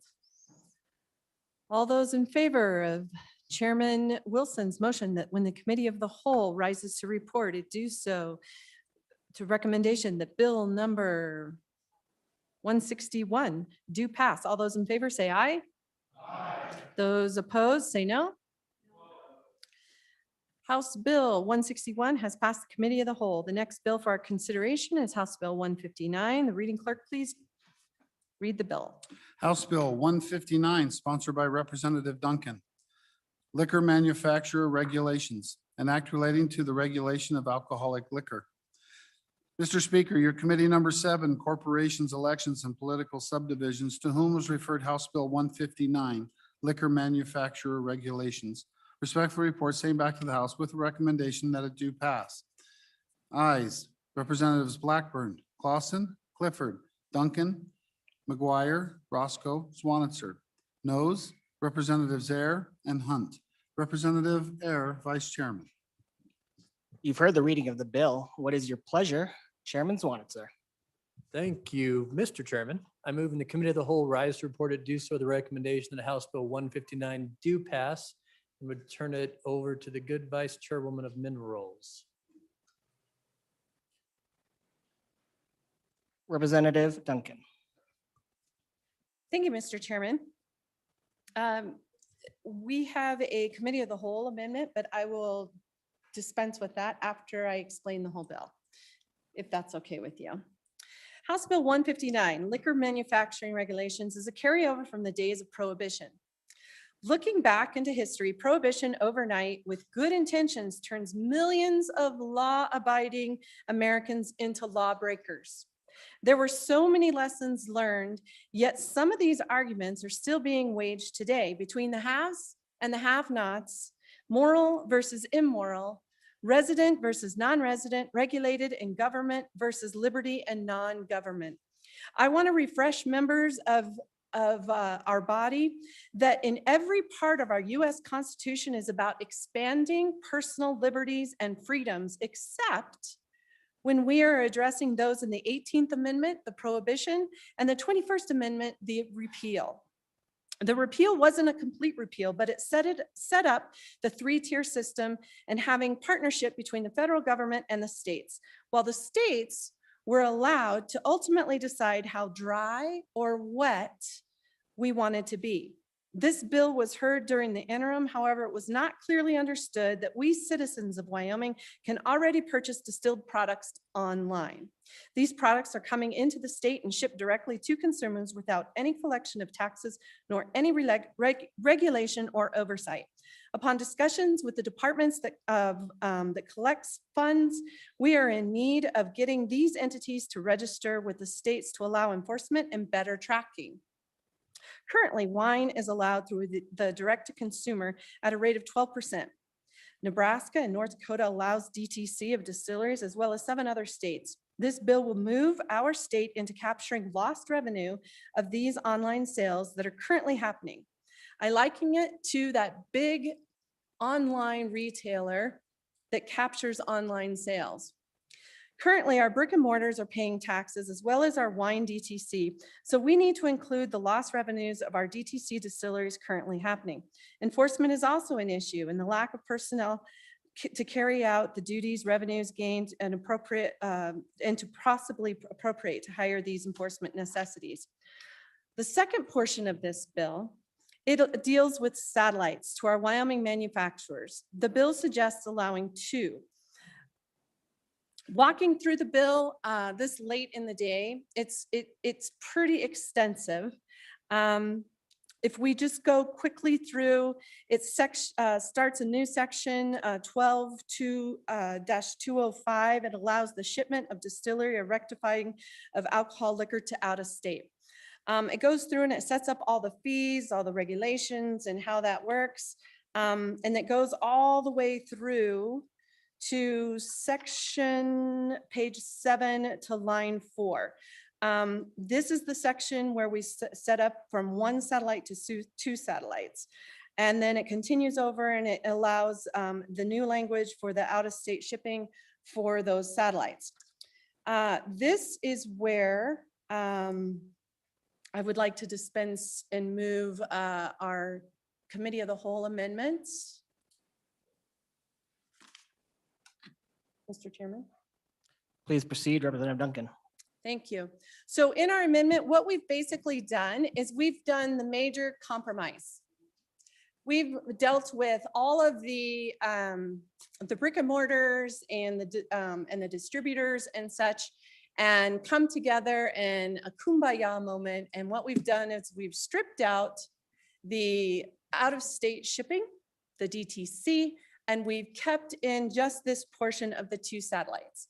So if there's no questions or any further arguments, I'd call question on the satellite. Representative Duncan, sorry, just to be clear for the public, can you say exactly which committee of the whole amendment you're moving? I know there's only one, but please. I think there's only one. Yeah, please just. Committee of the whole amendment number 1. Thank you. So we're on committee of the whole amendment number 1. Representative Stiver. Never mind. So I'd like to call the question. Question being called. All those in favor of committee of the whole amendment number 1, say aye. Opposed, no. The amendment is adopted. We're back on the bill. Representative Duncan. Thank you. And then just in closing, I personally became an outlaw. And so I was trying by this bill to make sure that none of us were bootleggers by accident. Upon my experiments. And so in closing that you can really fix things. And so that's what we were trying to do with this bill. And I want to remind you that once again, prohibition and legislation with good intentions turn law-abiding Americans into lawbreakers with unintended consequences. So let's do some good with this liquor freedom. Representative Stith. Mr. Chairman, just a question so I understand. As amended, direct-to-consumer shipments of spirits is still not allowed. Is that correct? Representative Duncan. Correct. Chairman Eklund. Yes, Mr. Chairman, I'm not opposed to the bill. I just have some questions and mostly curiosity. How come liquor wasn't included in the streamlined sales tax work that we did that took care of the online sales tax? And will the tax be then the same as it would be for the brick and mortar? She's shaking her head no, but a quick explanation be good. We've got a lot of bills to do. So thank you, Mr. Chairman. Representative Stiver. Thank you, Mr. Chairman. On and against this bill, I've had conversations with some distillers that weren't brought to the table on this, and opening up a second tasting thing is really going to hurt some of these distillers. It's really worked hard at getting their business going. On and against. Majority Floor Leader Summers. Mr. Chairman, thank you. On in support of the bill, now that it is just strictly 2 satellites, I think this is entirely reasonable to have 2 satellites. We've been doing it kind of all along, and we got rid of all the rest of the bill. So on in favor of the bill as amended. Representative Duncan. Thank you, Mr. Chairman. So this was actually an interim topic. This has had many, many hours of discussion. Many different people were brought to the table. Lots of distillers, a lot of stakeholders were at the table. So This also, as far as why there's 2 satellites, currently there are allowed 3 satellites for beer and wine. And so to make it fair and a little bit more parity, instead of asking for 3, they were only asking for 2 for distillers. As far as the taxation, there should be some more enforcement. There should be some stings, quote unquote, to try and capture some of the illegal transactions coming into the state. It's being brought to attention. We would like to do further interim topics to talk about it and maybe do some more research to try and figure out how we can get to that point. But this is the lesser of bringing people to the table. So. Representative Baer. Thank you, Mr. Chairman. Very disappointed that we're not going to be bringing direct to consumer purchases under the law, but we still have a good bill here, and I am on and for this bill. I have received emails in favor of this particular bill, and I will say this, that it really comes down to being able to have a cigar and whiskey night at a particular business that provides these tastings of alcohol that we typically don't see come through our state program. So on and for the bill. Representative Hunt. Thank you, Mr. Chairman. On and in favor of the bill now. Folks, I had some serious concerns with the bill as it was originally written, and honestly, we kind of came down to a time crunch in committee. Otherwise, I would have proposed the amendment that was just adopted to strip it down to what it is now. But as it currently stands now with the amendment, I don't see any issue with this. I think that it's totally fair that we do this just relatively small expansion to allow 2 satellite operations. I don't think that this, as I read it, is discriminating one way or the other as to whether or not the distillery is in state or not. But anyway, I think that the amendment makes it a much better bill. I understand the committee worked on it through the interim and so forth, but kudos to them. But I think that in short, this is just one step at a time, and we'll get to the direct shipments later. But anyway, on and in favor. Thank you. Are you ready for the question? Question being called. All those in favor of Chairman Zwanzer's motion that when the committee of the whole rises to report, it do so with the recommendation that bill number 159 do pass. All those in favor say aye. Aye. Opposed, no. House Bill 159 has passed committee of the whole. The next bill for our consideration is House Bill 263. And clerk will read the bill. House Bill 263, sponsored by Representative Nicholas. State Coronavirus Recovery Funding, an act relating to emergency funding of government. Mr. Speaker, your committee number 2 appropriations, to whom is referred House Bill 263, State Coronavirus Recovery Funding, respectfully report same back to the House with a recommendation that do pass with the following amendments. Ayes, Representatives Kenner, Larson Lloyd, Nicholas, Schwartz, Simpson, Stith, Walters. Representative Nicholas, Chairman. You've heard the reading of the bill. What is your pleasure, Chairman Nicholas? Thank you, Madam Chairman. I move that when the committee of the whole rise and report, it does so with a recommendation that House Bill 263 do pass, including the substitute bill, which is the amendment that you should all have on your website or a hard copy if you hunted one down. And I will turn the explanation over of the substitute bill to the good representative from Casper. Representative Walters. Thank you, Madam Chairman. I think let's start with the approval of the standing committee amendment, which is the substitute bill. And so with that, I'd call for the question on the standing committee amendment. Question. Question being called. All those in favor of the standing committee amendment number 1. Those in favor say aye. Aye. Those opposed, no. Standing committee amendment 1 has passed. Back on the bill. Thank you, Madam Chairman. Starting on page 1 of the bill, this is a bill regarding state coronavirus recovery funding. And so we start with section 1, which is the findings. And really what this is all about is the state's going to be getting a significant amount of money in a new federal program. And this bill really lays out the fact that we have some time to address those issues rather than needing to decide those during the session we are currently undertaking. Moving on to page 2, it discusses at the top of the page the ARPA, the American Rescue Plan Act, that was signed into law. Subsection 2 there discusses that it's $1.2 billion going to the state, or approximately that going to the state and locals. That's not including the $109 million for capital construction, or the $330 million going to K-12 education, or the approximately $40 million going to higher education. Further findings in 3 and 4. Then on the top of page 3 in subsection 5, this is where we will discuss an anticipated special session of the legislature.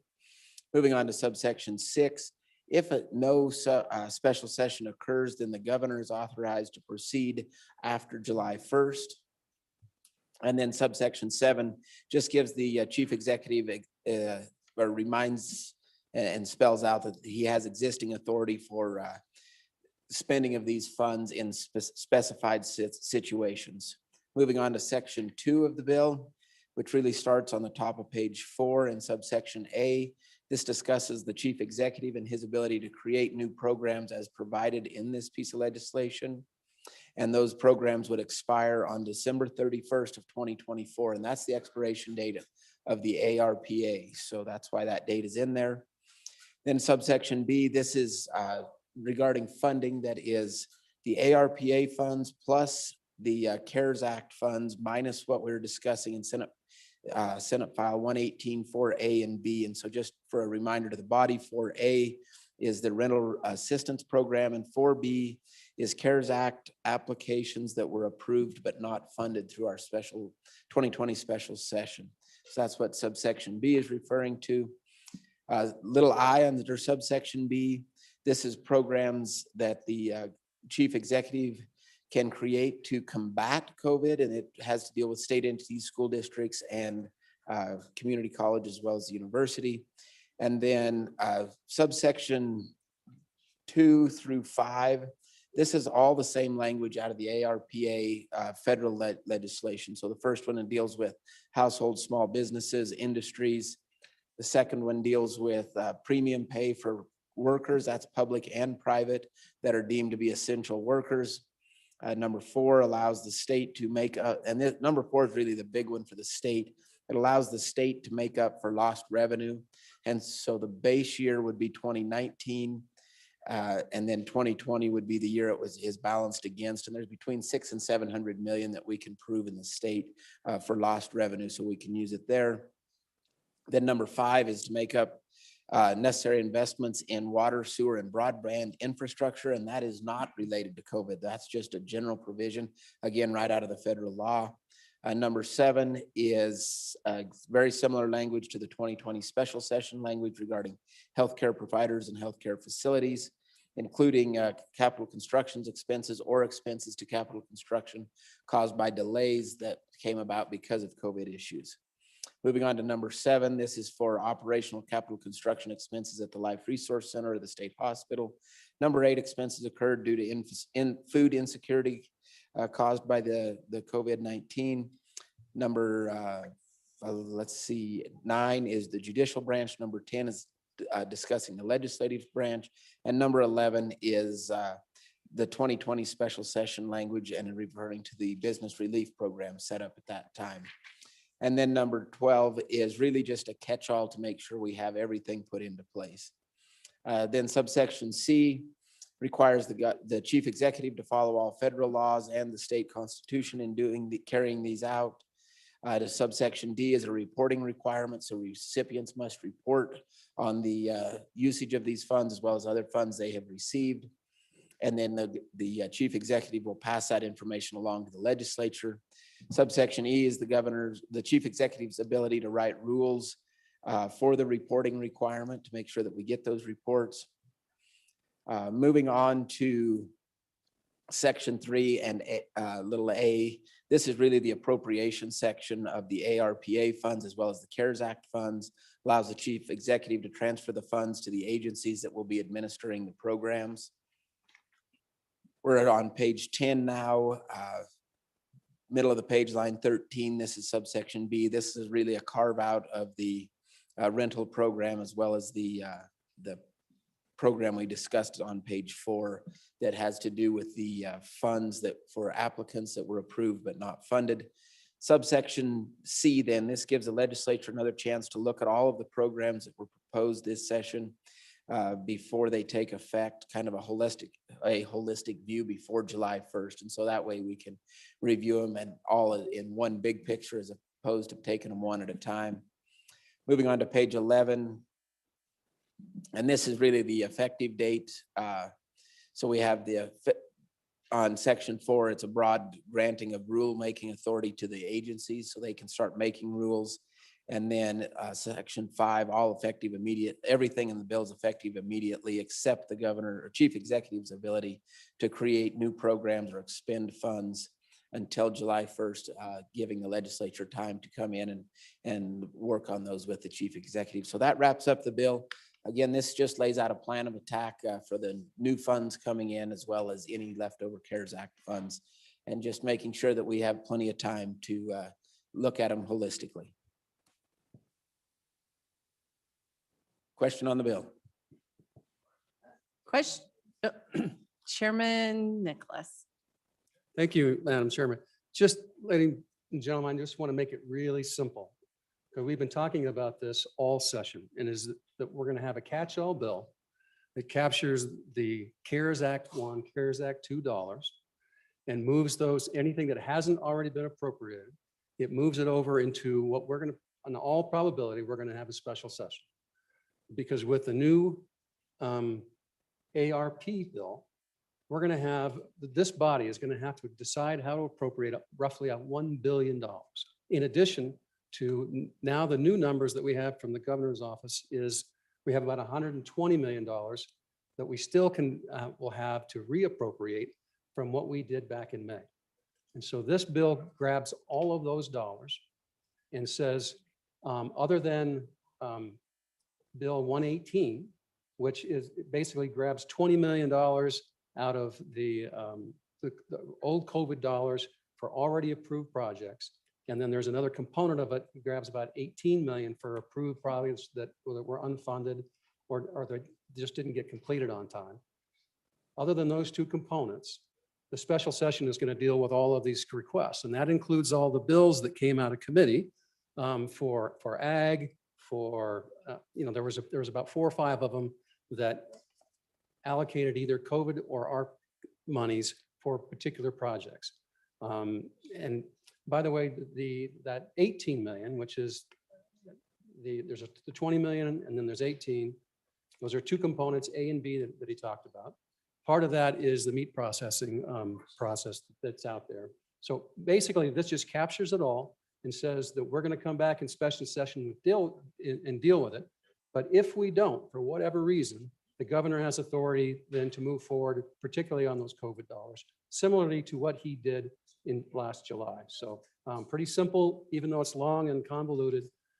There's another amendment in the budget that the Senate put in down the hall that kind of will shore up and mirror this in one fashion or another, just to make sure that we, the legislature, appropriate these dollars and decide where they go, because that's our first priority. So please support the substitute bill.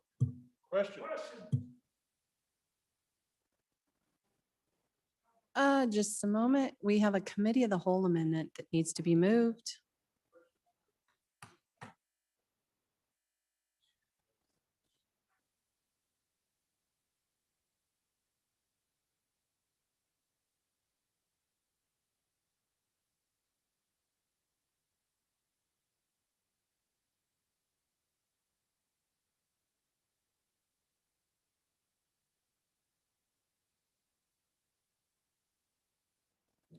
Representative Walters.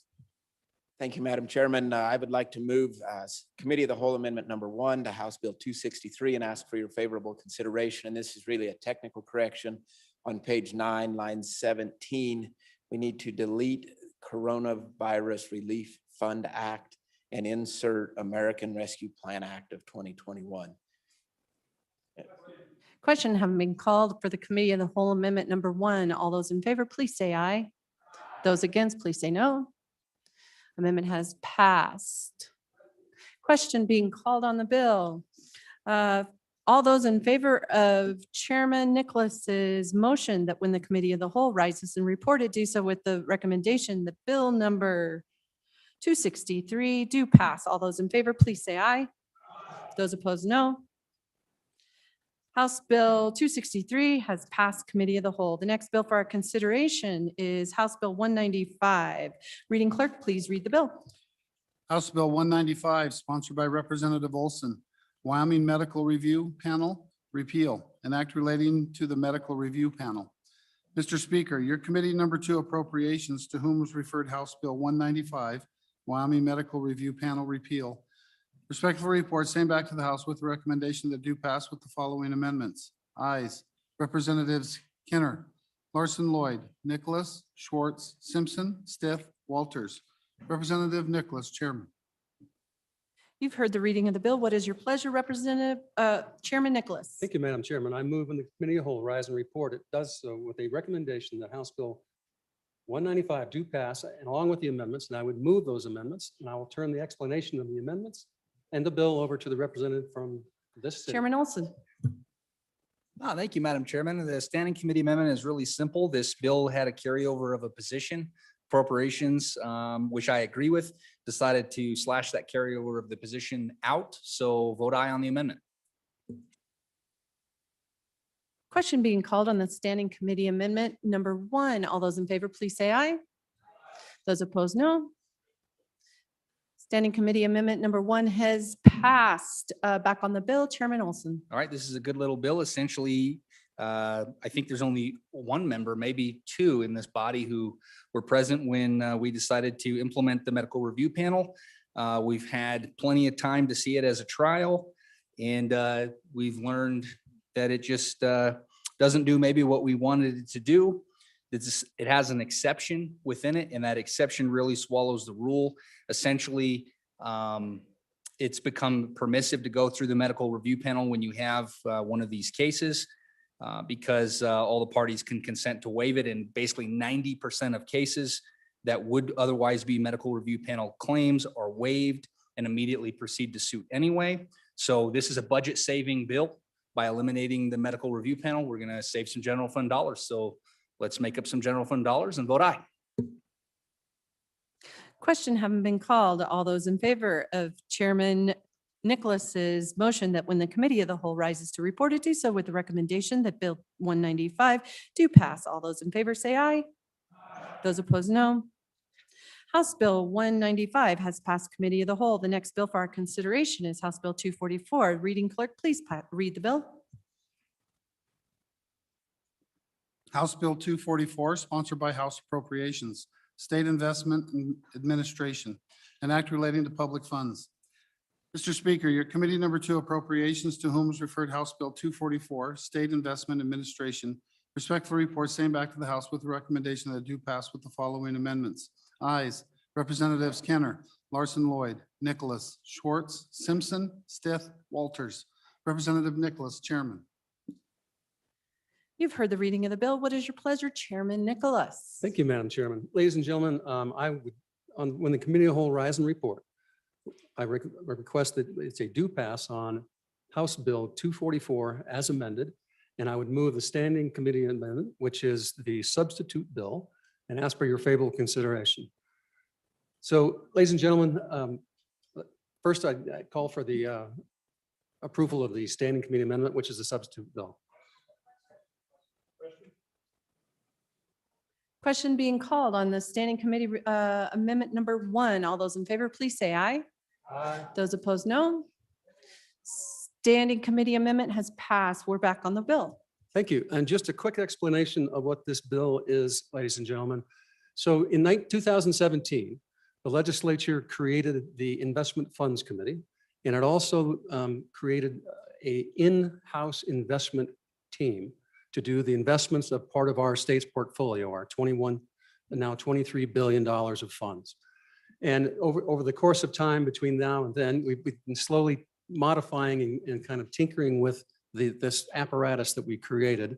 And this is one more of those steps where we're watching how this thing evolves, how it formulates, and trying to perfect what we did back in 2017. So this bill was basically crafted by the IFC. That's the Investment Funds Committee. What is the Investment Funds Committee? So that's a group of professionals that are basically selected in a kind of an arm's length selection process by a board, by a committee that then selects the fund committee. So it's a two-step process.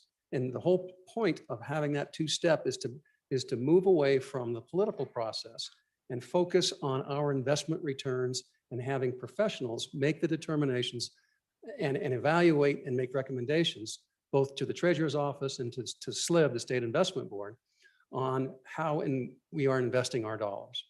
And so it's really an amazing process, and I wish you all had the opportunity to be part of it or to witness it. But so we now have 5 members on the Investment Funds Committee who have all had at least 7 years of personally investing portfolio funds of over $500 million. That's the requirement, one of the requirements just to be on this Investment Funds Committee. And they meet at least quarterly. They review the transactions that are that the CIO, the Chief Investment Officer at the Treasurer's Office, how they are investing our portfolio. They make recommendations on benchmarks. They make recommendations on the asset allocation within all those funds. And remember, we really have 10 funds. We have the permanent fund, we have the school fund, with the workers' comp fund, and numerous other ones, smaller, but they manage and they overlook all of those funds. And then they also help to develop our risk portfolio. How much risk can we take and how do we monitor and track that risk? And are we complying with our statutory directives and the directives by SLIB on our portfolio and our risk investments? And as a result of what we've done so far, then basically it's been this body with it, this was started by our good state treasurer, our current governor, back in 2017. We have documented at least $20 to $30 million of increased funds based upon our bringing this inside and having it monitored and reviewed by the Investment Funds Committee. So in your CapFin, Capital Finance Committee, during the interim, had discussions with in written correspondence with the Investment Funds Committee. And basically we asked, what more can we do to improve what we're doing and how we're moving forward with what you're doing for us and your recommendations and how the State Treasurer's Office is managing dollars and running the investment team. So in December, we received a reply from the Investment Funds Committee. And in essence, what they did is said, here's certain things that need to be looked at and need to be studied. So the original bill was a bit more aggressive. The original bill was to basically turn the Investment Funds Committee into a council and have more executive oversight over the investment team. Well, basically that didn't get vented with the Treasurer's Office and with CapFin, because by that time CapFin was basically disbanded and won't have an opportunity to reevaluate it until this next interim. But so what essentially the IFC then passed forth back the original bill and they modified it. And so then they would take that and they'd send that off to the Treasurer's Office. They send it off to the SLIB and send it back through the members of the CapFin that were on a working group that were working on this. And that's how this House Bill 244 came to be, and the substitute bill. So what does this bill do? It requests a study and a report from the IFC. And this is a report that they want to do. And the outline I'm going to walk through is what they put in their recommendation to us. So this isn't your CapFin or your House Appropriations Committee saying this is what we want. This is the IFC saying this is what we would like to provide to you. So so if you just work through it, it's a study and a report. And what the most important thing that it does, it evaluates options for managing our state funds. So right now we have a system where you have the state treasurer, you have the CIO, and beneath the CIO, you have the investment team. So the question is that the best protocol? Well, there's a thing called the Santiago principles that all of the great sovereign wealth funds basically try to follow in how they manage their portfolio. And those Santiago principles suggest that the further you can remove this investment funds committee from the politics of the day on how you invest and what you want to invest in, and essentially having someone like us in the legislature say, you should invest in gold, or you should invest in equities or real estate or capital construction or whatever it is, you should rely on the experts. And if you have the best in class of experts who then review the chief investment officer's investment practices and how he's investing our dollars, that's how you, for both long-term and short-term, that's how you maximize your return. But what's important is the IFC understands our goals and objectives, understands how much money we have, where the money is at, what managers we use, and if they're the best managers, they review all of that thing and they make recommendations to the treasurer's office and recommendations to the SLIB. But those recommendations need to be processed independently without political influence. So that's basically one of the Santiago principles. What we asked the IFC to do and what they're asking us to allow them to do is evaluate the alternatives on how we set up the investment funds team within the treasurer's office to allow it to be the independent, long-term, goal-oriented, and not influenced by the political politics of the day. In other words, whether, in a lot of states, they come in and the politicians say, you can't invest in anything that's mineral derived or that's oil or gas because it's politically incorrect. We just want to take all that away from, or the ability of elected officials to come in and say, go green. What we want to say is make us money, make the very best opportunities possible, make it both long-term and short-term, and tell us and evaluate how to best create the structure within the treasurer's office, or whether it's an independent public authority, whatever it is. We want to know what best in class, best in the world, how we would set this thing up. And they'll present that to us in November. That'll go to the Capital Finance Committee, and then the Capital Finance Committee will report back to this body next year. So that's in essence what this bill does. And so on Friday, we had the state treasurer testifying in front of us. And we put in the amendments that he had at that time into this bill. We've gotten comments that it's been literally going around through emails with the IFC members. For the past 6 weeks, I probably get 2 or 3 emails a day. And so this thing has been evolving over time in the last 6 weeks, but this is the culmination of that. And so I'd be happy to answer any questions and ask for your support of the substitute bill. Representative Washit. Thank you, Madam Chair. As I recall back in my graduate school days studying public administration, everybody loves independent, goal-oriented professionals when things go well. It's when things don't go well that we look to our elected officials and say, who's accountable for this?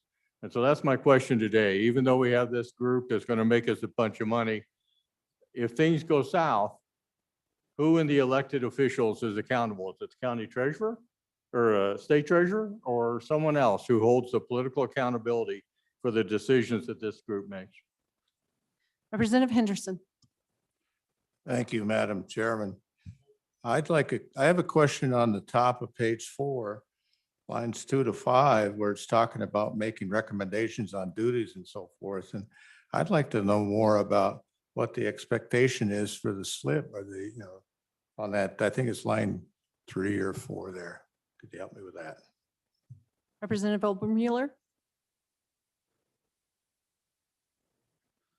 Thank you, Madam Chairman. I also have a question for the bringer here. when he talks about the goal and the directive to maximize returns, that can run counter to the people's beneficial interest in receiving the benefits of the income.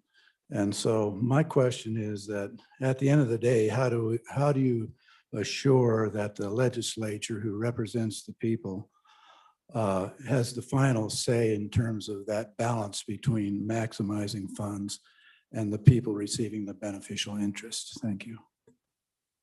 Representative Ottman. Thank you, Madam Chairman.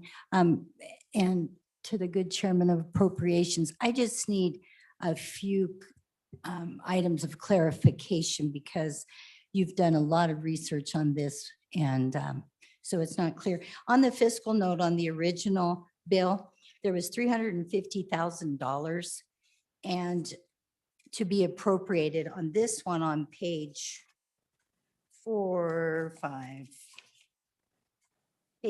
I see just a $10,000.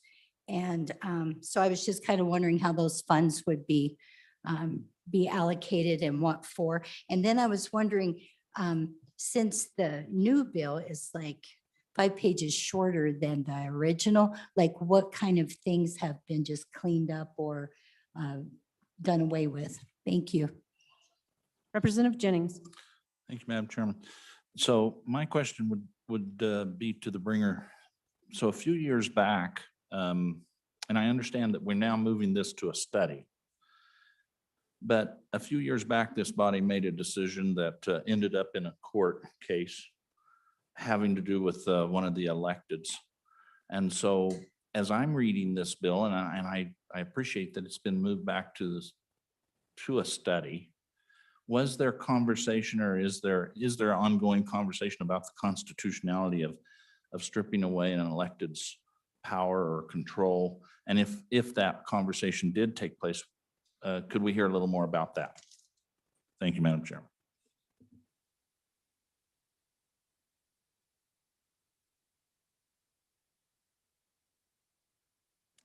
Chairman Nicholas.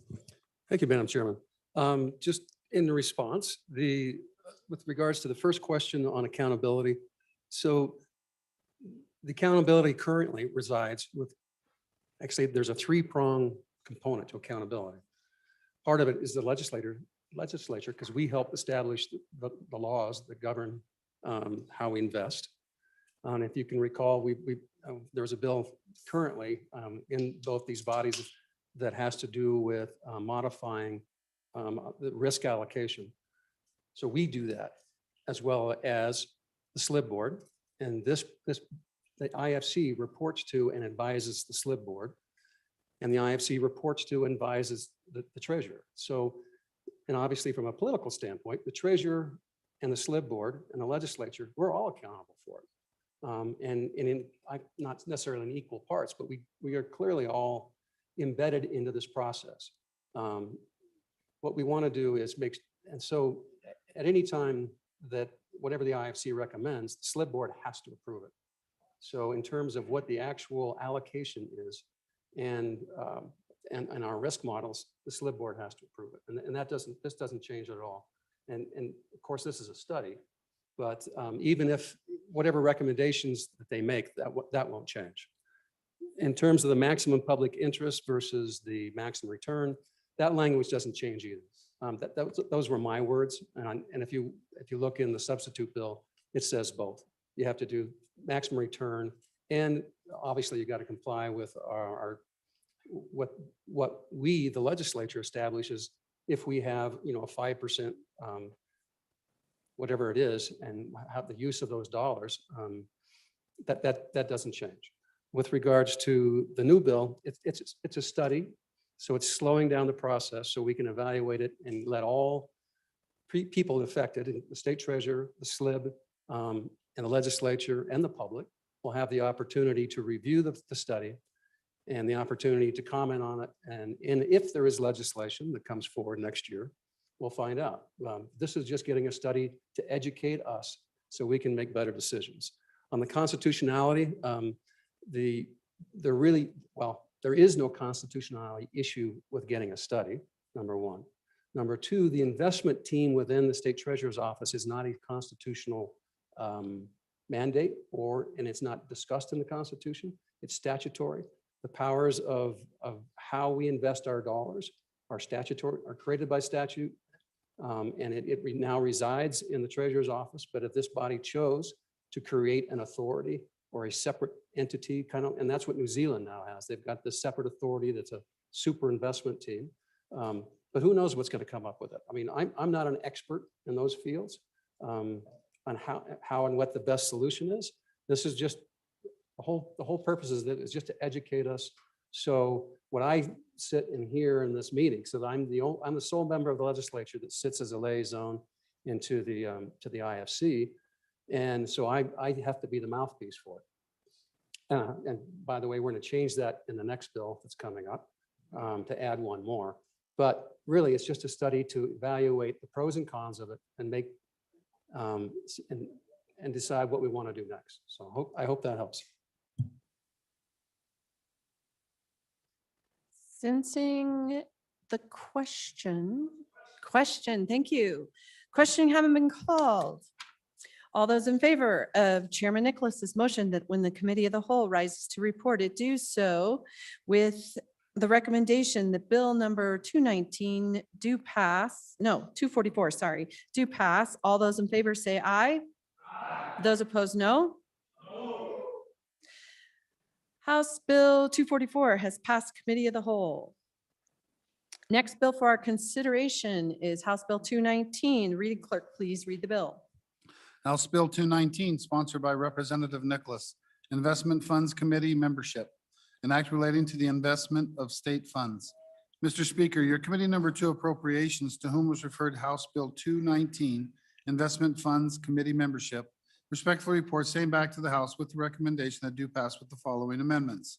Ayes, Representatives Kenner, Larson Lloyd, Nicholas, Schwartz, Simpson, Stiff, Walters. Representative Nicholas, Chairman.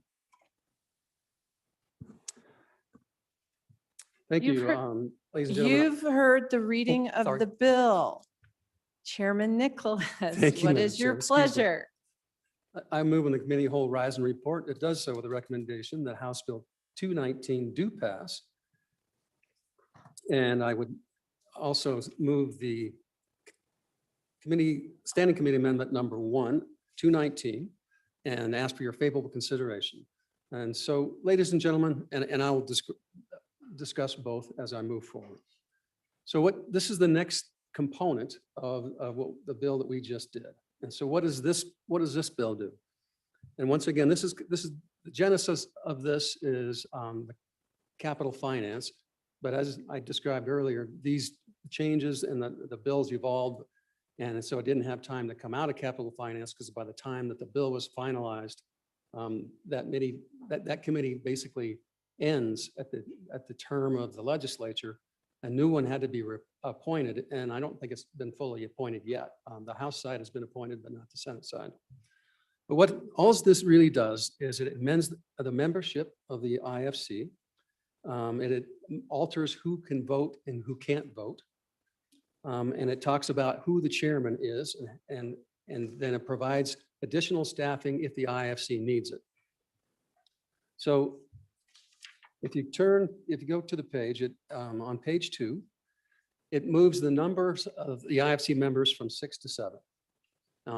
So it was 7 at one time, it went back to 6, and now it's back to 7. The reason for that is pretty obvious. It's just because if you have you need more than just an equal number so that you can have address issues where there might be a 3-4 vote. What it also does is add one more ex officio member from the legislature. So we'll have one from the House and one from the Senate so that we have more ears of the legislature who sit and have the opportunity to get educated and learn what the IFC does. Then the next thing it does, and this is on page 2, line 9 through 15. In the original bill that we had that created the IFC, and actually it was amendment of about 2 years ago, the chief investment officer of the treasurer's office and the chief investment officer of the state retirement were voting members of the IFC. And those two individuals are highly qualified individuals. They may or they might not be as qualified as the folks on the IFC. But what was significant about it, and particularly if witnessed through the process of this, is that you have an IFC, you have the chief fiscal officer of the Treasury who makes the recommendations of what he's doing to the IFC members. And then he also has the opportunity to vote on what he just presented. And similarly, the treasurer's office or the retirement board has that same opportunity. And what we're saying with this, making them ex officio members, is they can come and describe what they do. They can make comments on their current policies and how their portfolio is managed, what their asset allocation is. But they shouldn't be able to vote on what the recommendation of the IFC is, because the whole point of the IFC is this independent body that looks separately from the investment team, and then comments and makes recommendations back to the treasurer's office. So it doesn't make any sense that the chief investment officer is a voting member on what he's recommending to happen.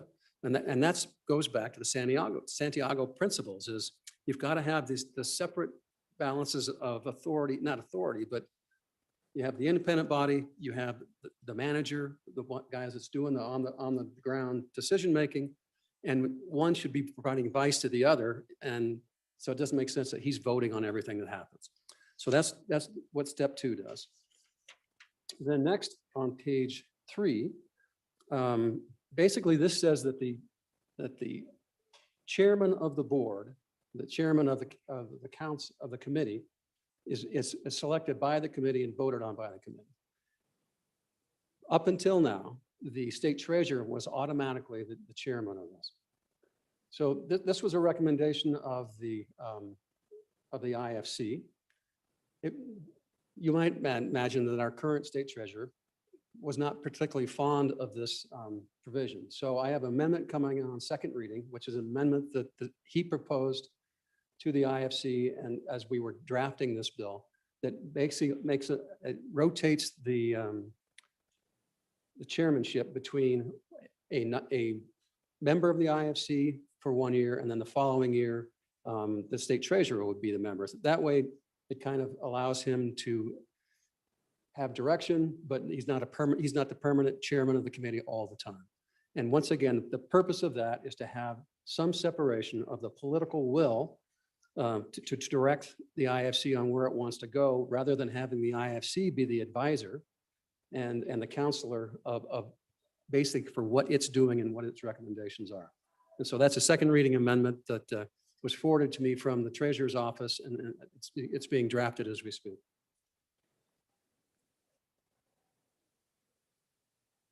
And other than that, it also allows the LSO to participate and provide advice to the IFC. The reason that language is in the bill is because even though the IFC folks are incredibly brilliant, I mean, these are people that are the most successful, the top in the world, let alone the United States. But they still don't have a full understanding of how state government works in Wyoming, how our 10 different funds work, and the different restrictions on each one of those funds. And so I think it was imperative that we allow the LSO to go and present to them, answer their questions, basically educate them on each fund, so that as they make recommendations on total fund investments and then break it down into categories, that they have a full understanding of what our system is. And by better educating them, they can make better recommendations to us. And so that's the guts of the bill, and I'd stand for your questions. Representative Henderson. Thank you, Madam Chairman. Well, I get it that we want to have an independent relationship. Could you please give an example or examples of when the political aspect of this has interfered, if at all, in the IFC or the investment of the assets in our state? Thank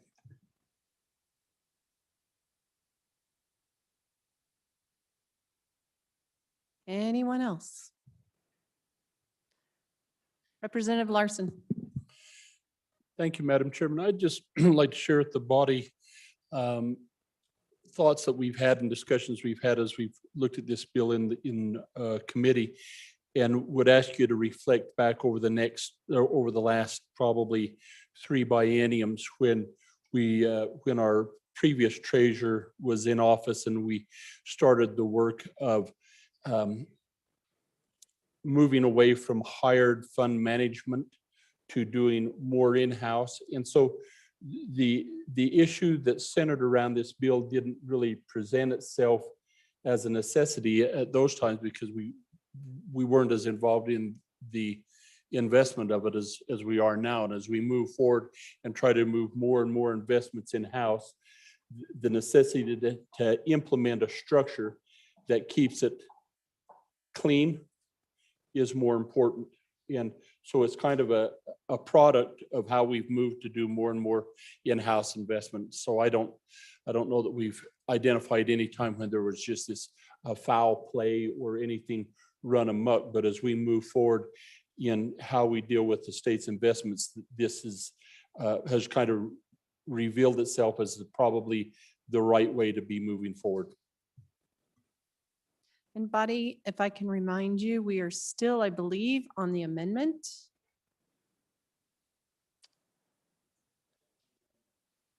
Question being called on the amendment. Thank you. All those, we are question being called on Standing Committee Amendment number 1. All those in favor, please say aye. Those opposed, no. Amendment has passed. We're back on the bill. Chairman Nicholas. Thank you. Just in brief response, it's interesting for establishing the benchmarks, the way that without this bill, the representative from the legislature, who was me, I was voting on benchmarks. I'm going, what in the world?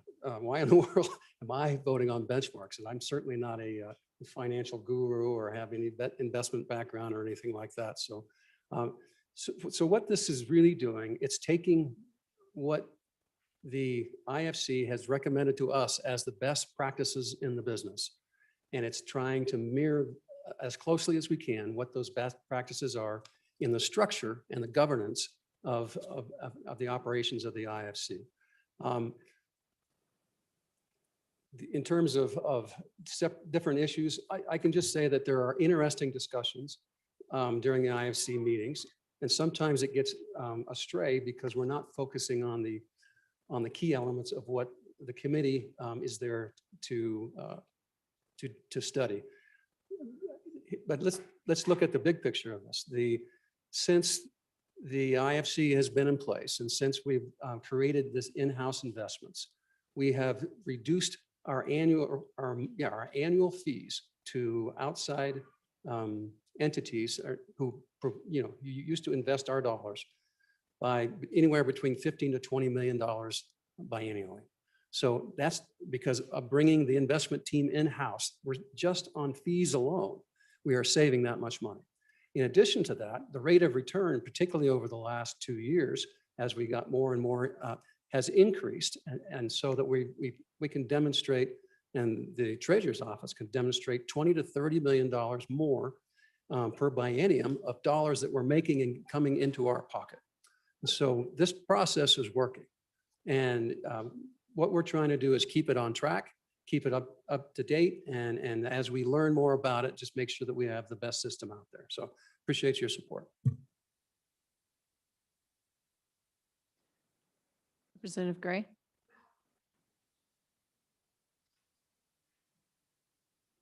Thank you, Madam Chairman. I really urge a no vote on this bill.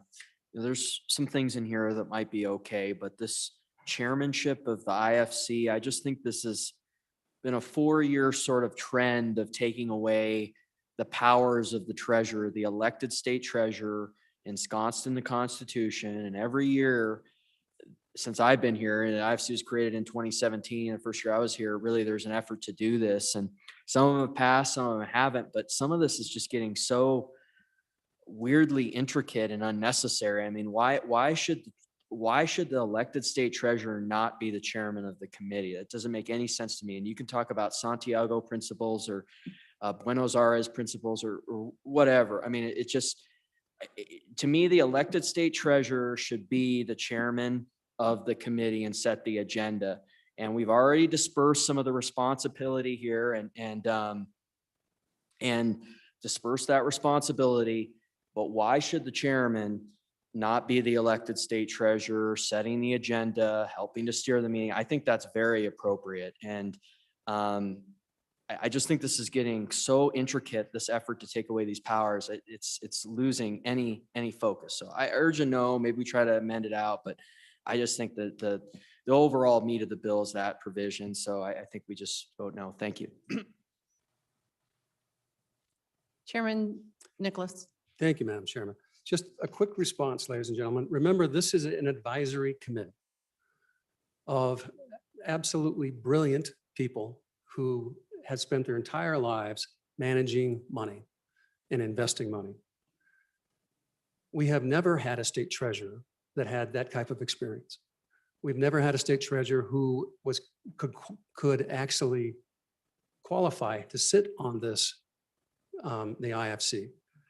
So, right now we've got a state treasurer who actually is pretty darn smart and has a lot of savvy about investments, but by no means is he a professional investor. And so the question is, in terms of the future, and when we have other state treasurers who they may be a cowhand, they may be a lawyer, they may be who knows what, but is that person capable of and qualified to chair a committee who is basically making recommendations on the investment of $23 billion? That's the issue here for this advisory committee. The state treasurer's office is going to perform his function, and he's going to be part of this committee no matter what. But what we want to do is ensure and protect our permanent funds and make sure that the professionals make the ultimate recommendations to the SLIB board and to the treasurer's office. So thank you.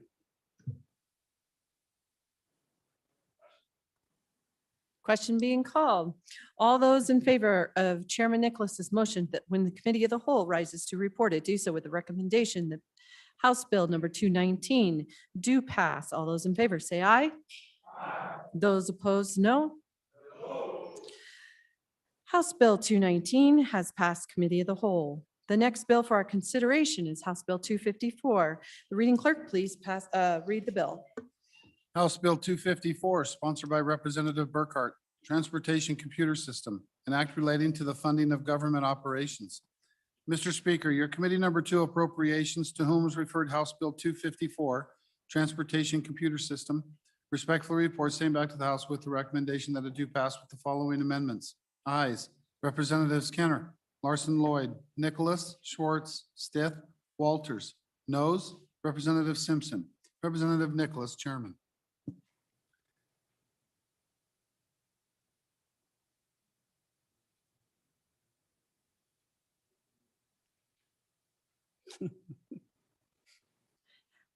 You've heard the reading of the bill. What is your pleasure? Chairman Burkhart. Oh, Chairman. Madam Chair. Nicholas. Thank you. I move when the committee whole rise and report, it does so with a recommendation that House Bill 254 do pass. And I move the standing committee amendments, standing committee number 1, and turn the explanation of the amendment and the bill over to the good representative from Rollins.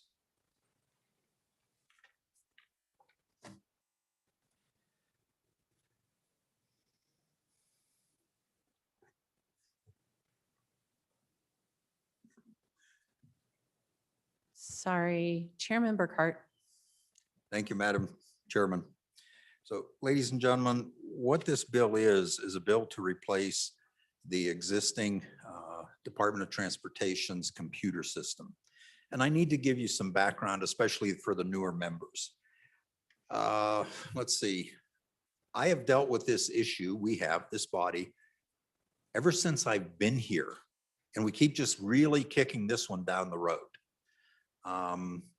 and I'll give you some background. It's also known as the RIS, RIS, or Revenue Information System, because the original computer came from our department that handles revenue and was in effect given to our department that handles highways for their needs. This was back in the mid-'80s. So I'd ask, how many of you had a computer in the mid-'80s? These were still in their infancy. That the computer is based on a language called COBOL, which if you see old time movies, a computer screen has a little flashing cursor in the upper left corner and you had to type in commands and codes. I know this all sounds very foreign to most people in here, but that's the way it was done. This COBOL system is really kind of just one level removed from key punch cards. So that's the system in a nutshell. Over time, it's been modified to make use, but it's getting very dated and aged. Right now, the system resides in the state to the east of us because that's the only place they could find that could handle it. There's one state employee and one contractor who actually have enough knowledge to handle this system. Both of them are looking at retiring. And when they go, we lose the capability on the system. The system needs replaced. How many of you have a computer system in your house that's pushing 40 years old? I don't think any of us do. We don't even have phones that old. So it does need replaced.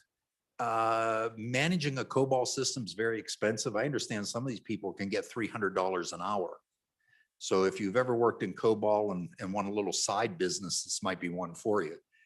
So I have one of the representatives pointing saying, hey, I know how to do it. So there might be a future business there.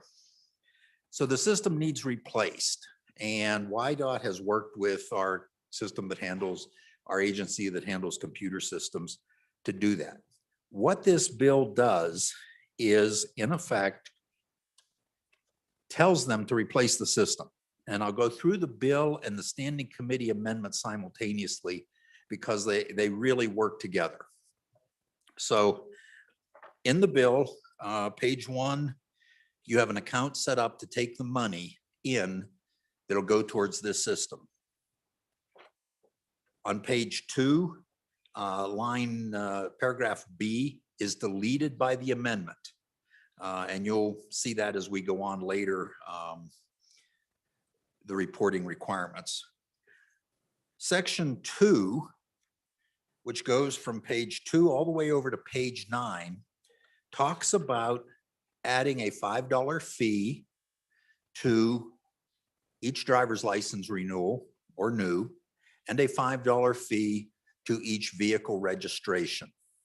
Now, I'd ask you not to get too hung up on that because I have a committee of the whole amendment addressing that issue.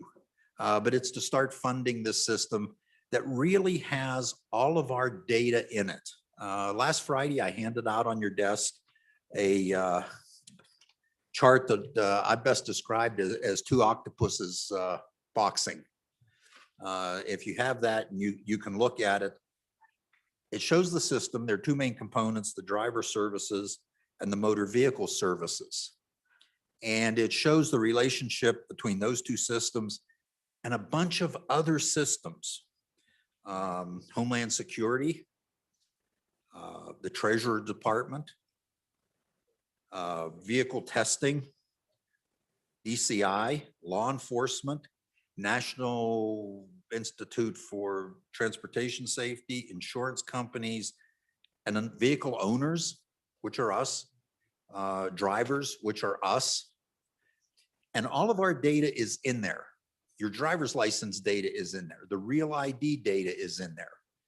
And if you lose the real ID data, the only way you're going to get on an airplane is probably with a passport, which is tremendously more expensive than your driver's license.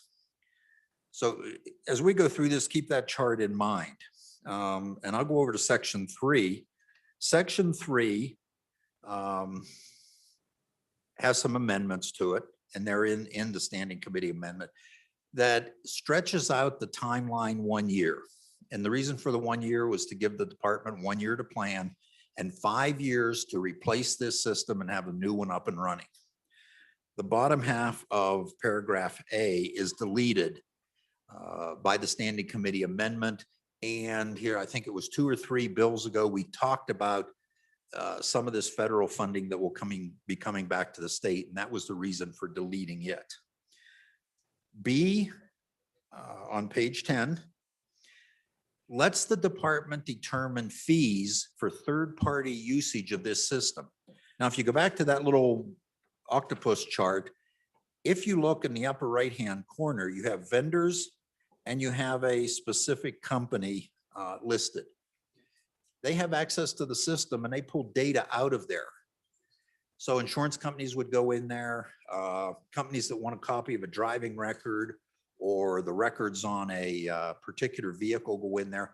And when the department was asked how much money they get from those third-party uses, they were told, oh, about $5. And I said, is that enough money? And the answer was, no, it needs to be considerably more. We aren't even breaking even. So what this does is let the departments set aside money so that they can take half of that money from the vendors and put it towards replacing a system the vendors are using. And then if you go to page 11, paragraph C is deleted. The important paragraph in this whole bill is on page 10, paragraph A, the top half, that says, with the amendment, by 2027, the system must be replaced, and they come up with the funds as they can come up with them. We didn't really specifically allocate funds other than the $5 fees to the driver's license and vehicle registration. Now, if you go to the standing committee amendment, and I'm on page 1, it's a new section 4. And what this section does is it says that the department will work with the computer sciences department of the university over the hill and our computer specialty department on replacing this system. And that they have to work together. They have to provide reports on the project. They have to comply with industry standards for security of the system. They have to work with public and private partners who will use the system. And it defines the makeup of the committee that will do the consultation on replacing this system. And that's at the bottom of page 2 on to page 3 of the standing committee amendment. And then it gives a timeline of when they have to make reports and when the system must be up and running. And they report to both Standing Transportation Committee and the Standing Appropriations Committee. And then they have to develop at the bottom of page 3, a reimbursement schedule for consulting and other work. And that's the Standing Committee amendment. And it also includes section 5, which is a new effective date. The effective date for to start putting the project together is July 1st, 2021. And then the rest is immediate, so they could start working on the committee and that. So with that, I'd ask for a favorable vote on Standing Committee Amendment 1. Representative Baker. Thank you, Madam Chairman. On the amendment, for the amendment and against the bill, I could just have a couple questions, and then I just want to point out a couple things. This agency, we didn't deal with it in the supplemental budget. There is some oversight, I guess, in the agency, but really, I think this is a matter of priorities, because if we just have a statement here, the total revenues for governmental activities from increased from 650 million in 2019 to 713 million in 2020 for this agency. The department experienced an overall increase in revenue of almost 9.4% or $63 million they increased. And when a lot of other agencies were experiencing cutbacks and a smaller budget, this agency actually saw an increase in its budget. Then we talk about the possibility of an infrastructure bill. This really does come down to priorities, but the one thing I want to point out is the lack of fiscal note. So when we're voting on this, the $5 fee increase, we really don't know the impact. So for the amendment, against the bill.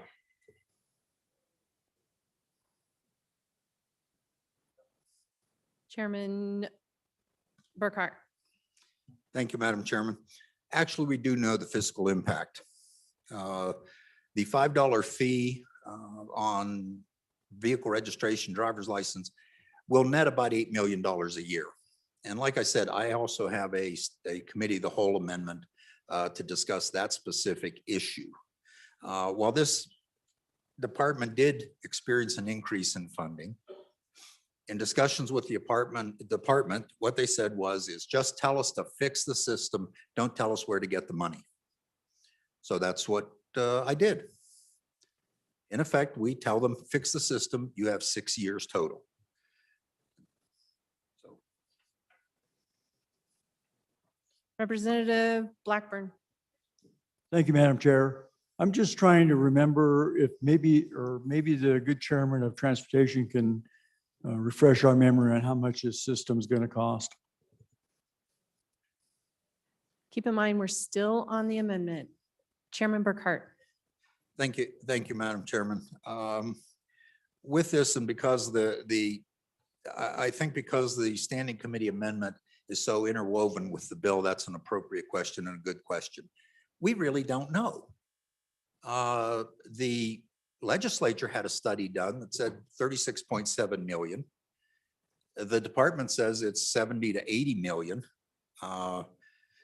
I think it's more like 36 million, considering that the massive computer center west of us here is going to put in a new supercomputer capable of putting a human on Mars and bringing him home. That's 35 million. I don't know why our transportation system would need a computer twice as expensive. So I would think it's closer to the 36 million. Representative Henderson. Thank you, Madam Chairman. You know, I'm kind of interested in this amendment. It's got more structure than what we heard in testimony from the department. You know, they've had a long time to look at this. And so my question is on the amendment is how much do we reckon this will cost? And then what time frame are we looking at making sure, I mean, are we planning on having this ready to go like in the interim for the next session? And then how much would it cost? But also, would we be willing to consider other perhaps participants in this committee? Thank you. Chairman Burkhart. Thank you, Madam Chairman. Madam Chairman, the amendment and the bill do specify a time frame, 2027. It has to be done by then. And I think it goes into great detail on the members of the committee. The makeup includes people from this body, the body down the hall, specialists and experts in computer sciences and that. So I think those issues are covered. And without anybody else at the mics, I'd call for the question on the standing committee amendment. A question having been called on the standing committee amendment. All those in favor, please signify by saying aye. Aye. Those opposed, no. Okay, amendment has passed. Back on the bill. Thank you, Madam Chairman. And with that, to address the issue of the $5 fee, you have a committee of the whole amendment and you have a choice. I'm not gonna beat up on this. Well, the choice is if you vote aye on the amendment, you're voting to eliminate these fees on driver's license and vehicle registration. If you vote no on the amendment, you're voting to keep them in the bill. And I think that's a good choice. I know some people in here don't like the idea of an additional fee. Some people do. So it lets the body decide. And that's the standing committee amendment in a nutshell. While the standing committee amendment is only 6 lines, it deletes that whole center section of the bill that talks about fees, and that center section, because of the way the statutes are written, has to specify all the fees. So. Representative Stivar. Thank you, Madam Chairman. Honor for the amendment. You guys got to remember 2017 House Bill 218 and 219 raised these fees already once. So honor for the amendment. Representative Baker. Thank you, Madam Chairman. Also on and for the amendment, I think it's appropriate. I appreciate the chairman bringing this. I think it makes it a bill that some of us in here could support. I think it forces the department to really prioritize. Representative Obermueller. Thank you, Madam Chairman. Just a question for the bringer. Could you review for us exactly what you're eliminating in terms of fees? What is the makeup of that? Chairman Burkhart. Thank you, Madam Chairman. Currently, the bill adds a $5 fee each time you renew your driver's license. So once every 5 years, you'd pay an additional $5. It adds a $5 fee to each and every vehicle registration. So each year when you renew your registration on your vehicle, there'll be a $5 fee for that. What the amendment does is your choice of either keeping those fees that are currently in the bill or removing the fees. Choice of the body. Representative Obermueller. Thank you, Madam Chairman. On and against this amendment, I'd like to visit with you all a little bit about how to create a citizenry that is dependent on others. And the rule number one is expect nothing. Nobody likes it when the washer and dryer breaks down. It's an unexpected additional expense. And it's not like the joy of a new four-wheeler. However, it's a necessary expense. Our transportation system needs a new computing system. It's like a new washer and dryer. Can you fix the old one? Not in this case. When you say that your constituents can't afford to pay $5 a year more for a period of time, when you say that, you're giving them permission to be dependent on the rest of us, to say, yeah, I really don't want to participate in buying that new computer. To me, that's a form of creating and allowing dependency. So on and against the amendment. Thank you. Okay, sensing the body's ready to vote. All those in favor of the amendment signify by saying aye. Those against the amendment say no. Amendment has failed. I expected that one. All those in favor, please stand.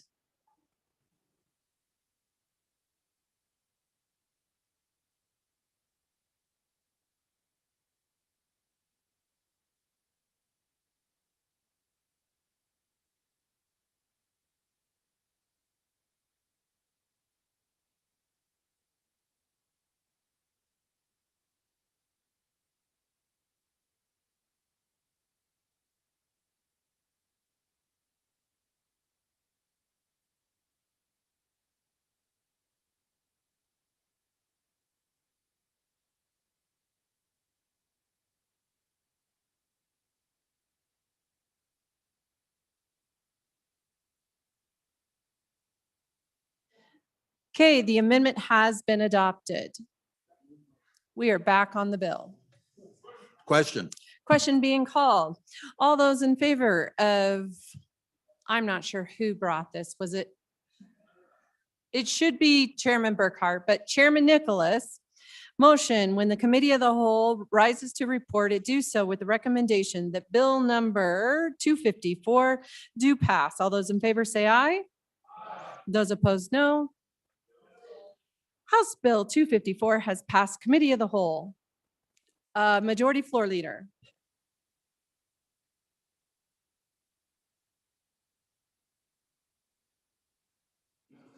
Madam Chairwoman, thank you.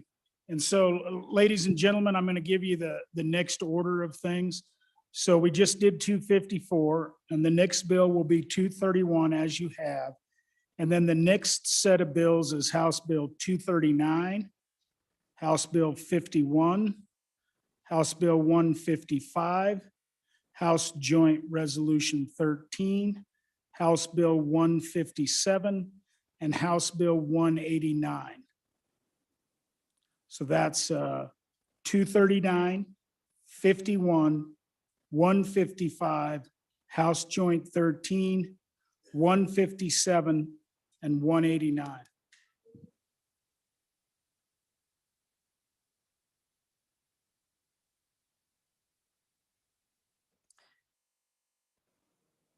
The next bill for our well, let's hold on. Would you like a privilege? No, okay. The next bill for our consideration is House Bill 231. Reading clerk, please read the bill.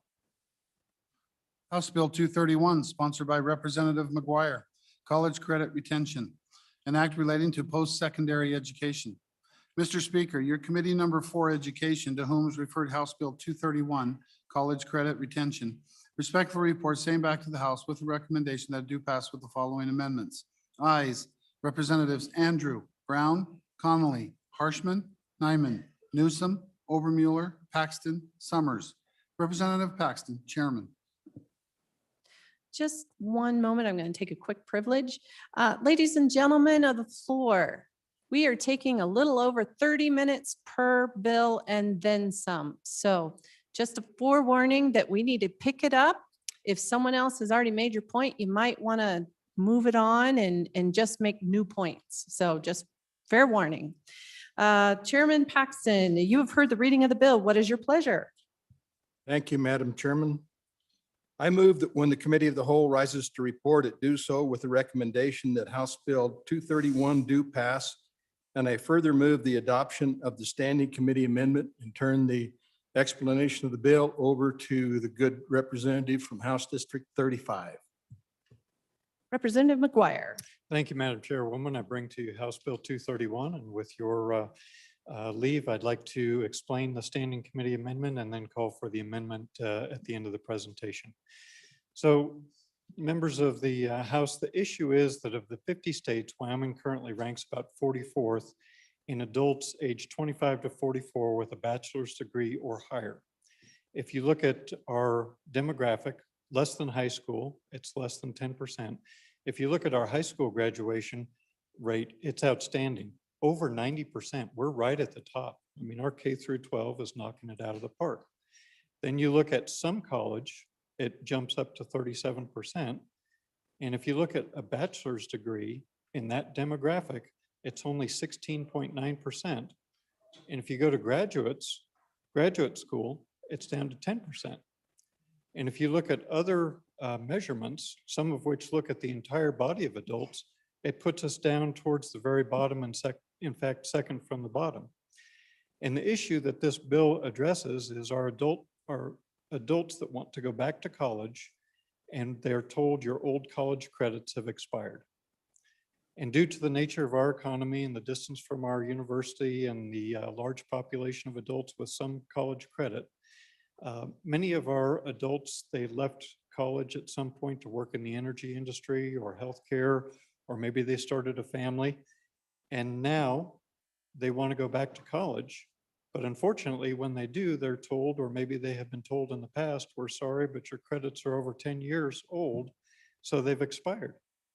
And full disclosure, in committee, we heard testimony to the contrary. We were told by some colleges that they have policies in place and that doesn't happen. But I would submit to you that there is a disconnect between the upper administration and the advisors who are meeting with our adult students, many of whom are your constituents. When I asked the former head of our big university and several of our local college presidents why that is, I was told, well, it has to do with our accreditation. And when I said, I'm not trying to be confrontational, but can you show me that in black and white? And the story changed to, well, it's just not customary to accept credits that are more than 10 years old. Sort of like the pirate code. It's kind of more of a guideline than it is a written rule. So this bill does three things. First of all, it says that any college credit earned from a Wyoming university or a Wyoming college with an acceptable degree, or excuse me, an acceptable grade will not expire unless the university or college can show some reason that the credit is no longer relevant. And I would use my own example. When I went to college way back in the day, I took Fortran, which was just about like COBOL. Well, obviously that doesn't transfer to anything. So if they look at me and they say, we can't do anything with your Fortran computer programming, I get it. That makes complete sense. On the other hand, if they tell me that they can't accept some credit, then I can ask them to put it in writing and have an opportunity to go in front of the Board of Trustees or the board's designated agent and talk about it and ask them why and ask for some reasons. And that happens to be what the Standing Committee Amendment does. The Standing Committee Amendment now specifies that the designated agent who made the original ruling can't be the same body that you go in front of to plead your case, so to speak. So I would just submit to you that we've got far too many adults that would like to go back to college. These are tax-paying adults. These aren't people who want to go back on a scholarship. These are tax-paying adults. And this bill helps to open the door for people to go back to school and get the education that they want or maybe need. And it's not interfering with the discretion of the college. Again, for example, if you got a D- in cultural anthropology and the college said that doesn't transfer, well, yeah, Ds don't transfer. On the other hand, in my situation, if I took calculus 30 years ago and got a B in it, and they tell me, well, we're sorry, we're not going to accept your calculus credit, I'd like to be able to say why. Has calculus changed that much in the last 30 years? In the last 2,000 years, has it changed that much? It hasn't. I'll just give you an example that happened in my house district, and I would submit to you that I'll bet this story has played out in your house district also. This summer, I had a friend, I'm going to call him Tom. He's in my Rotary Club. He was the head of a big service department in Casper, and through no fault of his own, the parent company closed that service department. So Tom has got kids in the local high school in my house district, and he didn't want to move them. So he said, okay, I'm going to take this window and I'm going to complete my bachelor's degree. So he went up to our local college and he heard that exact story. He said, I'm sorry. They said, I'm sorry, but your credits are too old. You'll have to start from scratch. So he got up and he picked up his checkbook and he went online. And interestingly enough, at our local college, there you can get all kinds of four-year degrees at our local college that are offered by out-of-state universities and out-of-state colleges. So he got hooked up with one of those. They gave him a program, and now through some courses he's going to take at the local college, plus some online courses, he's on a program to finish his bachelor's in the next 2 years. And the unfortunate thing is that every dollar that he spends to earn those college credits goes out of state, never to come back. I'd also encourage you to remember Endow. Remember that study that we paid a lot of money for? And the goal of Endow, and this was on page 24 of the Endow report, was by 2025 to have 67% of Wyoming's working population between the ages of 25 to 64 attain some higher education or complete a higher education degree. And I would remind you that right now we stand at 17%. So how are we going to get from 17% to 67%? Well, if we want to do that, we've got to get adults going back to college, and we have to remove those artificial barriers that are in front of them. And I would just invite you to think for a moment about your community. Have you seen any kind of outreach? Have you seen any kind of advertising or, come on back, talk to us. If you don't have your full degree, come on back and let's see what we can do. And remember, if we want to change the state, if we want to move forward, we've got to have an educated populace to do that. And I would also submit to you that pre-COVID, there were a couple of online colleges and they charged a lot of money. But now with COVID, a lot of our colleges went totally online. So now it's out there. And a lot of these other colleges, out-of-state colleges, they've got their coursework online also. And there's going to be a price war pretty soon. They're going to be offering courses online in the state of Wyoming. And again, those dollars are going to go out of state, and our adults are going to be getting their college education somewhere else. So at this time, I'd like to move the Standing Committee Amendment number 1, which again, what it says is the designee whom you would talk to if you wanted to appeal the denial of your credit may not be the same person or governing body that made the initial decision. And I would move that amendment and ask for your and question being called. Question being called. All those in favor of Standing Committee Amendment number 1 signify by saying aye. And those opposed, no. We're back on the bill. Thank you very much. Question being called. All those in favor of Chairman Paxton's motion, when the committee of the whole rises to report it, do so with the recommendation that bill number 231 do pass. All those in favor say aye. Those opposed, no. House Bill 231 has passed committee of the whole. The next bill for your consideration is House Bill 239. Reading clerk, please read the bill. House Bill 239, sponsored by Representative Greer. Workers' compensation, student learner agreements, an act relating to workers' compensation. Mr. Speaker, your committee number 9, Minerals, Business and Economic Development, to whom was referred House Bill 239, workers' compensation, student learner agreements, respectfully report same back to the House with the recommendation that it do pass with the following amendments. Ayes, Representatives Bear, Burkhart, Duncan, Air, Greer, Heiner, Sherwood, Western. Noes, Representative Gray. Representative Duncan, Vice Chairman. You've heard the reading of the bill. What is your pleasure, Chairman Greer? Madam Chairman, I move that when the committee of the whole rises to report to do so, the recommendation of House Bill 239 do pass. Madam Chairman, I'll also move Standing Committee Amendment number 1 to House Bill 239. Members, let me just let me give you a quick overview on the bill, and then I'll deal with the Standing Committee Amendment. So in this effort to work towards career technical education and getting our young students out into the workforce, one of the small obstacles that we've run into is fear of liability. Okay, so well, I have little fear of liability, and I believe that the statute covers these young people who would be under the age of 18, and I personally cover them by workers' comp. The fact of the matter is not everybody sees the world the same way that I do. And so this has been a bit of a hurdle. I'm trying to knock that hurdle down, and it's just a small step. So what we have is a definition of a student learner. What is a student learner? Well, I use this language specifically because it's recognized by that federal organization that oversees occupational safety and health. Okay. And what happens with extra hazardous work, most of it, is that if you're 16 to 18 years old, you cannot engage in a lot of different activities. And for example, this is one that is always problematic, is you can actually weld, but you cannot grind off your welds. Well, if you want to get sideways with a group of welders, weld without cleaning up your mess. So what I want to do is make it crystal clear in statute that student learners, okay, 16 to 18-year-olds are covered by workers' compensation.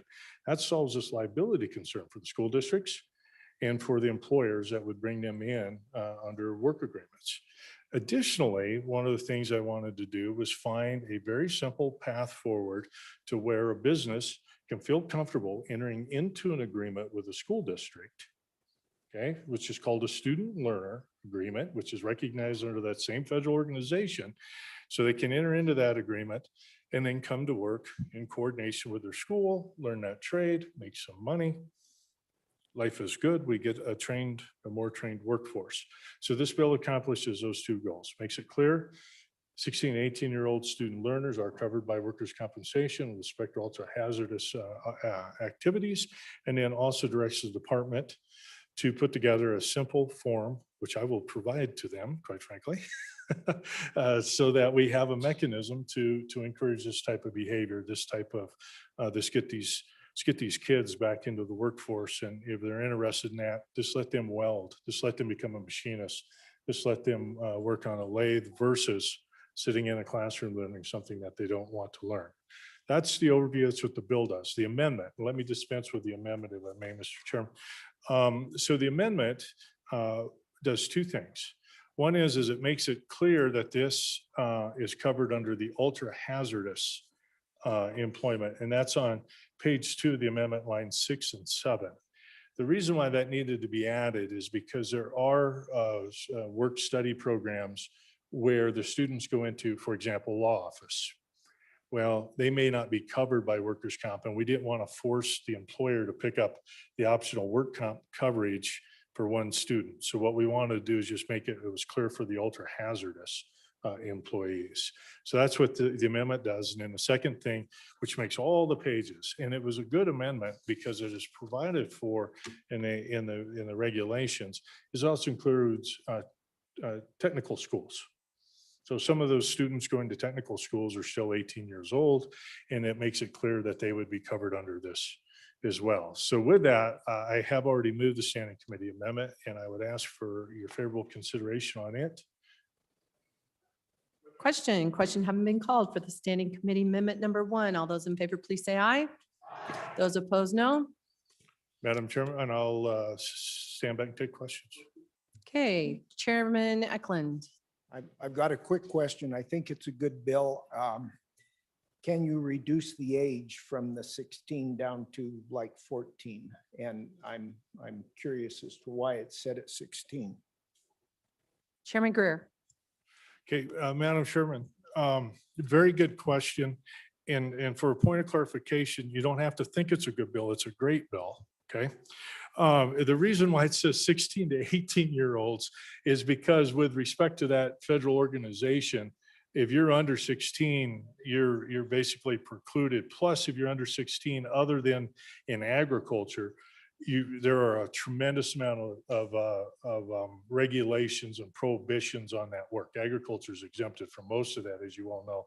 But the 16 to 18 is that specific group that is excluded from certain types of work, but the student learner gives an exception to that exclusion.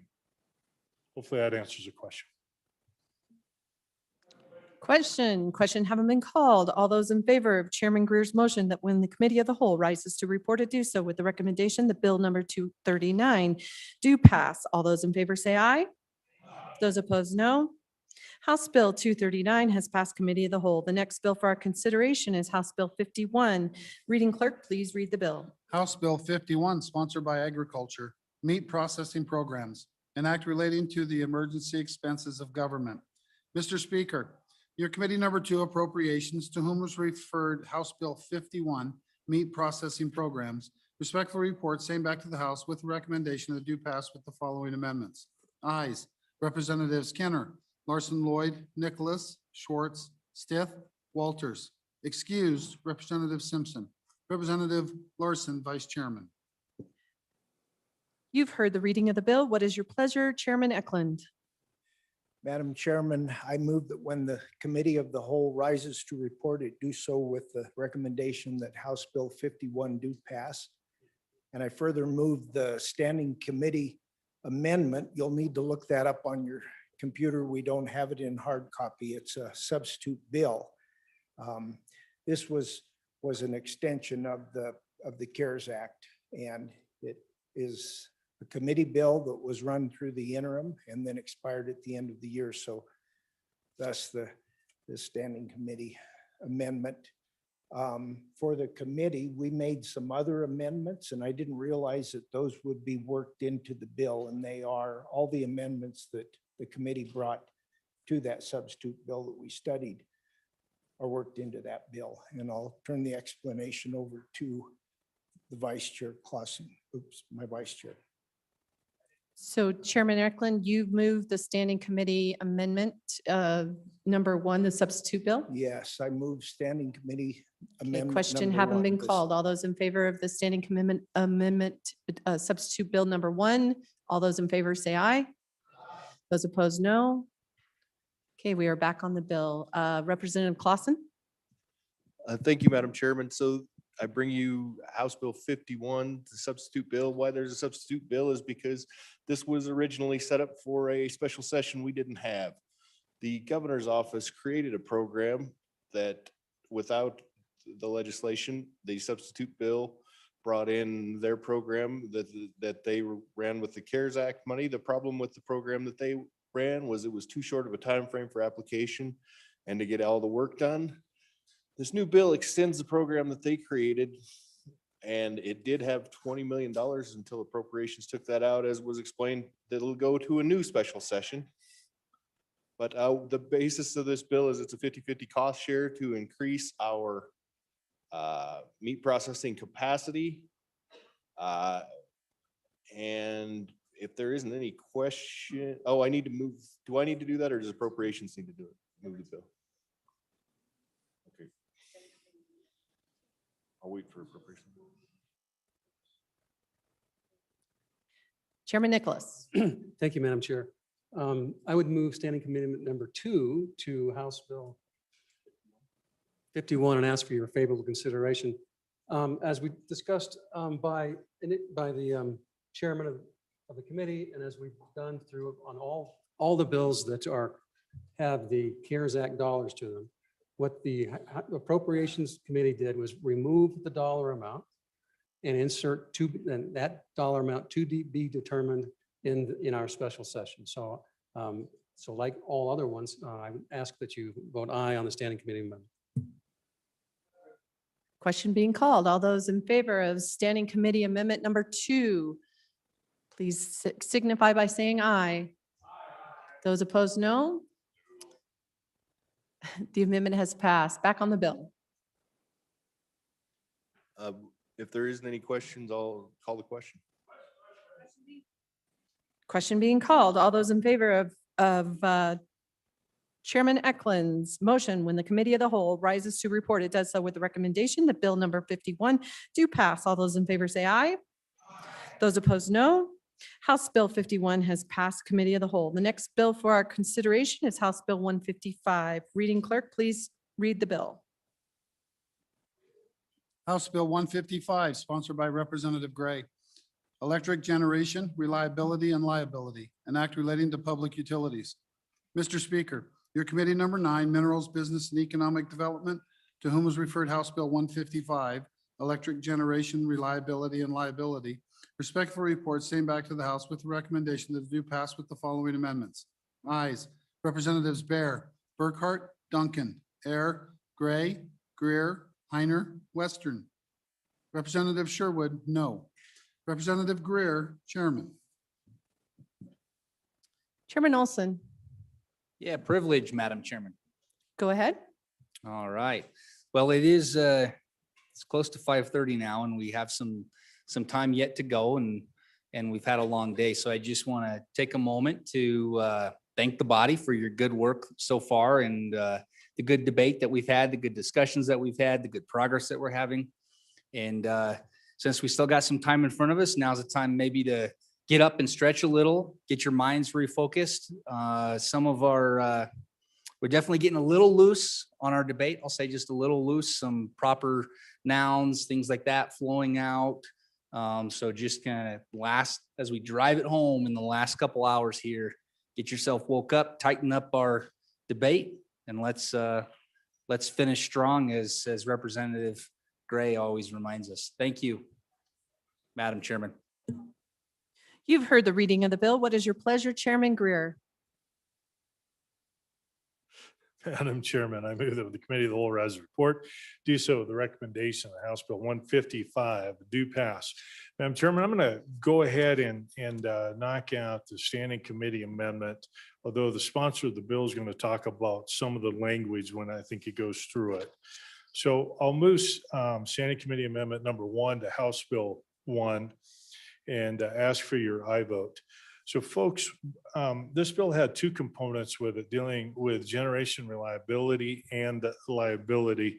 After our testimony and sort of deliberation with our committee, it was agreed that we would pull out the liability component of it and just go with the reliability component. So that's what this amendment does, is it really strips it down to reliability, and every aspect of the bill that was dealing with the liability has been pulled out. Okay, so that's the first thing it does. And then what I want to draw your attention to, and this will be discussed by the presenter of the bill, is if you look on the amendment, lines 24, 25, 26, on page 3, line 2, there's some language that we tweaked, which I feel is significant and crucial to the overall reliability analysis underneath the bill. So with that, Madam Chairman, I would stand for any questions on the standing committee amendment. Without any, I would call for the question. Question being called. All those in favor of Standing Committee Amendment number 1 signify by saying aye. Those opposed, no. We are back on the bill. Madam Chairman, I will then turn the explanation of the bill as amended over to the gentleman from House District 57. Representative Gray. Thank you, Madam Chairman. House Bill 155 as amended states that the PSC will consider the effects on reliability in Wyoming and the impact that any shortage of available energy nationwide may have on Wyoming customers before authorizing or approving the closure of an electric generation facility. This is a pretty simple, small bill. We've seen time and time again how important reliability is, and the Texas situation here last month was another reminder. Just walking through the bill after the amendment. On page 2, you have the definition of dispatchable, lines 6 through 10, then the definition of electric generation facility, lines 12 through 14, and the definition of reliability, lines 16 through 18. And then you get the kicker, this nice little paragraph: before authorizing or approving the closure of an electric generation facility as proposed in a rate case, integrated resource plan, or other submission to the commission shall consider the effect on available, reliable, dispatchable electricity to Wyoming customers and the impact that any shortage of available energy nationwide may have on Wyoming customers. That's the bill. It's pretty simple. And stand for any questions and call the question. Question being called. All those in favor of Chairman Greer's motion when the Committee of the Whole rises to report, it do so with a recommendation that Bill number 155 do pass. All those in favor say aye. Those opposed, no. House Bill 155 has passed the Committee of the Whole. The next bill for our consideration, House Bill, no, sorry. Yes. HJ 13. Reading clerk, please read the bill. House Joint Resolution 13, sponsored by Representative Nicholas, support of Taiwan. Mr. Speaker, your committee number 9, Minerals, Business and Economic Development, to whom was referred House Joint 13, support of Taiwan, respectful report, same back to the House with the recommendation that it do pass with the following amendments. Ayes, Representatives Bear, Burkhart, Duncan, Air, Gray, Greer, Heiner, Sherwood, Western. Representative Duncan, Vice Chairman. You've heard the reading of the bill. What is your pleasure, Chairman Greer? Madam Chairman, I move that when the Committee of the Whole rises to report, to do so with the recommendation that House Joint Resolution 13 do pass. Madam Chairman, I further move Standing Committee Amendment number 1 to House Joint Resolution 13. I'll explain that amendment and ask for a vote. Go ahead. Okay. Members, if you haven't figured out by now, the Minerals Committee likes to amend bills. And so these are good amendments too. I'll just walk through these really quick. Is on page 1, line 11, what we did is where we have basically a finding in the resolution. Say the state of Wyoming adopted the province of Taiwan as a Wyoming sister state. Our committee felt that it was stronger to just say Wyoming adopted Taiwan as Wyoming's sister state. We then further went on to, if we go to section 3, which is on page 4, we inserted some additional language, which was a little stronger than the original resolution, which says that Wyoming supports the previous United States presidential administration's historic diplomatic efforts to recognize Taiwan. So a little stronger statement than the original resolution. We then renumbered the sections as a result of that. And then we added the president of Taiwan and then the Seattle Trade Office as locations for this resolution to be sent. So I'll stand back for any questions on the amendment. Okay, no questions on the amendment. I'll call for the question. Question being called. All those in favor of the Standing Committee Amendment number 1, all those in favor say aye. Opposed, no. We're back on the bill. Madam Chairman, I will turn the explanation of the bill over to, I guess, the Vice Chair of Appropriations. Thank you. Representative Larson. Thank you. Thank you, Madam Chairman, and thanks to the good work of the the amendments from the Minerals Committee. They certainly were appropriate for this great country that we are drafting this resolution for. And members, those of you that have been here, each year we have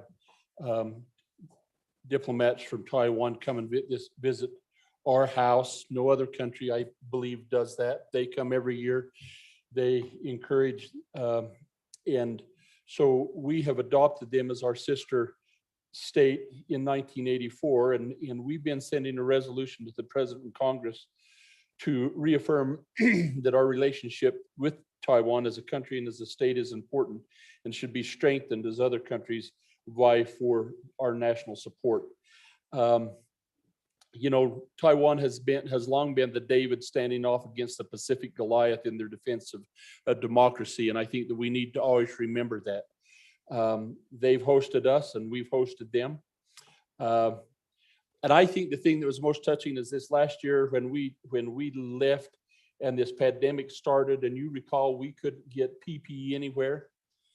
Where did it come from from Taiwan? Just like family, they're our sister state, and they recognized our need and sent a care package to us with their compliments. And I just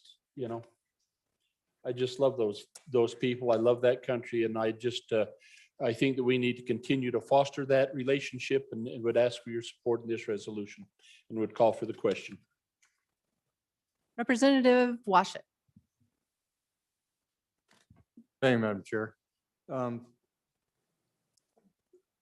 I think we've got a great relationship with this nation, but I'm just a little curious about what the consequences of the United States recognizing Taiwan might be in terms of global relations. And we've heard a lot of saber rattling from the great big nation right across the little strait from Taiwan.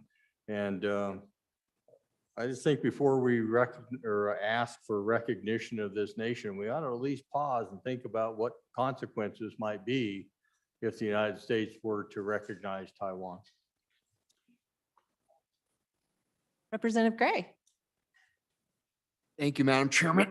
Thank you, Madam Chairman. So a little foreign policy here. When we were in the Minerals Committee, this really got me. I really liked this really interesting bill. And in answering that last question, I mean, I think what the previous administration did, and I was really happy about that amendment and recognizing Taiwan, is just tremendous work. And I think it's the right thing to do. So I urge an aye vote on this resolution. Thank you. Representative Larson. So I would just share with the body that I've been associated with this nation since 1976. And the same question has been asked since that time, since that island nation was formed during the revolution of the former dictator that we're all familiar with. Again, they have standed as the lone island nation supporting democracy against that Goliath that was just referenced. And frankly, I don't give about that ramification with their human rights, with their trade deficit, with everything else. And this little island nation has supported us. We supported them. And why would we want to flush them down the toilet? We need to support them. And this resolution just reaffirms that commitment to them as we move forward. And I'd encourage an aye on this resolution.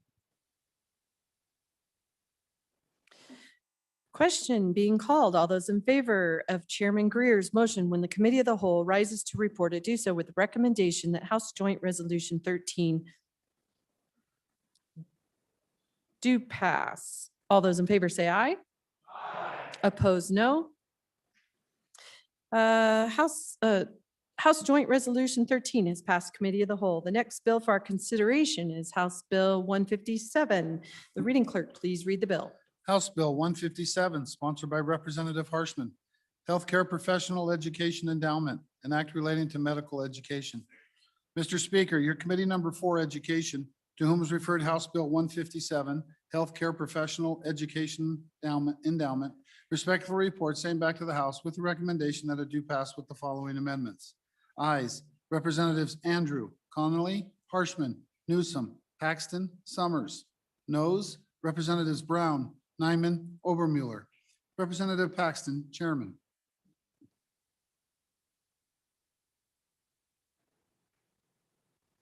You've heard the reading of the bill. What is your pleasure, Chairman Paxton? I move that when the committee of the whole rises to report, it do so with the recommendation that House Bill 157 do pass.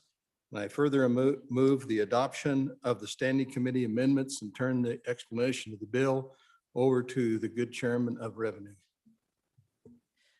Chairman Harshman. Thank you, Madam Chairwoman. On the standing committee amendment, basically takes some money out of the bill, so I'd call for the question on the standing committee amendment. Question being called. All those in favor of the standing committee amendment? Sorry, I just went blank just now. All those in favor of the standing committee amendment number 1, do so by saying aye. Aye. Those opposed, no. We are back on the bill. I was hoping the noes would win, but I knew it wouldn't, and it doesn't matter right now. But members, I bring you House Bill 157 and ask for your favorable consideration. I'm going to try to pretend this is a budget session. I got 2 minutes to introduce the bill. And so again, along with our many blessings in Wyoming, of course, challenges, and one of them is our healthcare system really in a rural, beautiful state like ours. We all want great care. We want it in our hometowns, and we want it at a reasonable price. And you'll remember in the COVID pandemic this last year, Wyoming was flying in providers from all across the country to take care of our people. And so currently we budget about 26 million a biennium to train our young people to come back to our state and be providers. That's in the form of WWAMI, WICHE, Y-Dent, and then some of the WIN program. But the vast majority of that money goes out of state to build capacity and expertise in other institutions. We send our kids there, they get a cut rate on their out-of-state tuition, and then we have a repayment provision for them to come back. But the money flows out of state. And so this House Bill 157 would set up a structure that we start to bring that back home and train our kids here to be our future providers here in Wyoming and to build up our capacity and our expertise. And we've made some great strides in that, and this would be the next step. So the bill sets up a board. The good chairwoman of Labor Health has a second reading amendment that'll kind of actually make the bill better and provide more flexibility in the future. It sets up an endowment, so it's not a drain on our general fund. Sets up repayment provisions, those kind of things for our students. And then I think a big deal, it sets up a geographic requirement. So these courses will be taught around our state through our community college system, the university. And then these kids, young adults, will also do their clinic and work and their residencies around the state. So as you flip through that bill, page 2 and 3 are definitions. Page 4 sets up this endowment. And then page 5 through 13 sets up the board. And then on pages 13, 14, and 15 are the student agreements. And then page 15, really to the end of the bill, minus the appropriation, sets up the administration of the program. So I'd stand for any questions. Thank you, Madam Chairwoman. Is that 2 minutes? Right there. Chairman Wilson. Madam Chairman, at your pleasure, anytime, I will move Committee of the Whole amendment. Go ahead. Thank you. So I move Committee of the Whole Amendment number 1 to House Bill 157 and ask for your favorable consideration. And I would consider this a friendly amendment just to tighten it up a little bit.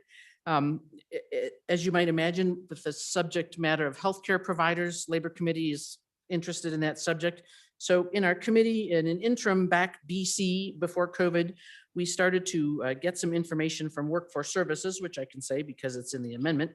And what we wanted to do was specifically identify categories of healthcare workers, find out how many people work in each of the fields, what the anticipated needed, how many we produce in state, and basically do sort of a gap analysis. Kind of a big call and bringing in the groups, but when this bill came forward, it seemed like a really great opportunity to tighten it up a little bit. As you look through the bill, there are some specific categories of worker identified, and it seemed to me that what we really ought to be doing is identifying the gaps in providers across the state and targeting maybe even on an annual or every other, I mean, you don't have to have it a certain category of worker always for 10 years. You might say, well, we have a shortage here. Let's set our scholarship money there.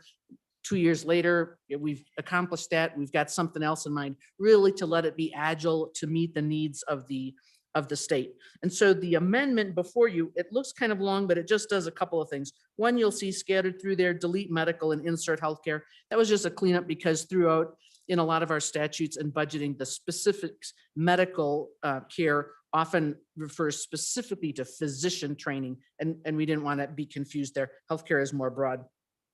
Let me just skip down to line 17 of the amendment, and then I'll come back up. But the specifics of what I talked about, there it says page 9, line 6, and it has a paragraph, and then same thing, page 11, 17. So rather than try to take out the work that the bringer of the bill brought as far as categories of healthcare worker, we just inserted in that then this board will eventually be relying upon analysis from workforce services to really focus their work on areas where there are gaps. So that's those. And then flowing back up to the amendment on C, so it says page 1, line 6, and also page 3, line 2. I did insert the professional student exchange program of WICHE. And the reason for that is just that much as we do want to set up programs within the state to produce those, there could be an area where you only need 3 or 5 of some number. It's not necessarily efficient to set up a whole program. So to continue our support of the already existing WICHE and PSEP program, we have a whole budget section for that in our state budget. And those kids then come back here, so we still gain return on the dollar. That's how I work that in. And I would be glad to answer questions, but otherwise I think it really sharpens our focus on specific areas of need as we find out what those areas are.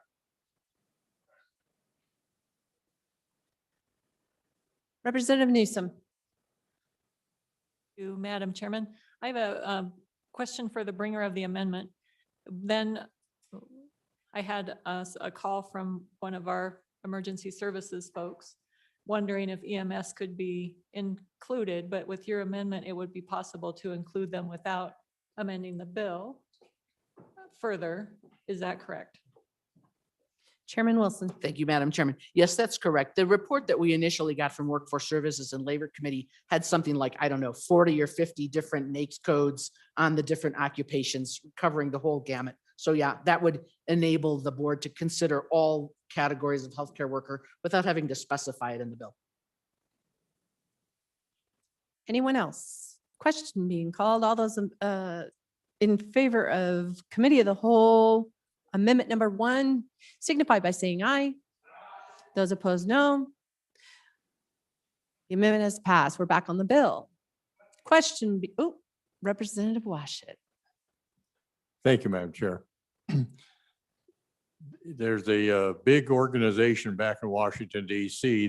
that keeps track of healthcare professional shortage areas around the country.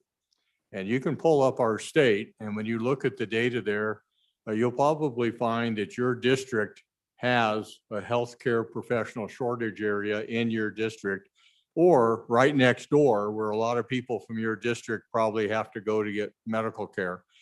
This is a real shortage, and it does a number of things. I think as we get this thing rolling, the prospects are very good. We can really diversify our economy. Providing healthcare for an aging population in Wyoming might become a significant part of our economy. And while we're in this difficult period right now, there's a temptation to get a little short-sighted. And this is one of those where you need to look down the road and think longer term. And I just urge you to support this bill. It's the right way to go. Thank you. Representative Simpson. Thank you, Madam Chairman. To the bringer of the bill, I was a little bit surprised that you relinquished the appropriation so quickly. Would you explain to us, we were setting up the program, but how will it be funded eventually? And talk to us about, is there plans for private industry helping to assist this, or what is the financial plan? Representative Stith. Madam Chairman, and also a question for the sponsor of the bill. just, could you give an example or two of what kinds of programs it would be? So for example, would this be a new program for certified medical assistants or medical technologists or that kind of thing? I'm just trying to get a sense for how this would actually play out on the ground if someday we actually fund this endowment. Chairman Harshman. Okay, thank you, Madam Chairwoman. To the first question, the good representative from Star Valley. Yeah, I think we can figure that out down the road. And I think to get the idea out there and get moving forward. And so I think we'll figure that out. And I'll work on that. And I'll work with the Appropriations Committee and that. So the idea is to get the idea out there and to get the program started and get it moving. To the good representative from Sweetwater, yes. To answer your question, yes. You know, to be a med tech, I think we do Summit in community college in Powell, one little thing, but most, and I think some of your children have had to leave the state to get that training. Physician assistants, those kind of things. But I think with the amendment we just adopted as well, looking at with workforce services, you really identify those key areas. And then I'd just say this, with the WWAMI program, the first couple of years are in Laramie. And so if it's a physician assistant program, we're already teaching those courses. Those kids sit right in with the WWAMI kids. And so I've been working on this concept with our university and community colleges here over the last year, trying to bring this thing forward because it's a real problem. And I think as a good representative from Natrona County said, you look at our demographics, it's unbelievable. And the challenges we have ahead of us in healthcare, and probably none of us will be sitting in these chairs, but we got to start kind of laying that foundation for those that are going to follow us. And so that's the thought behind it, to start bringing this in-house here a little bit.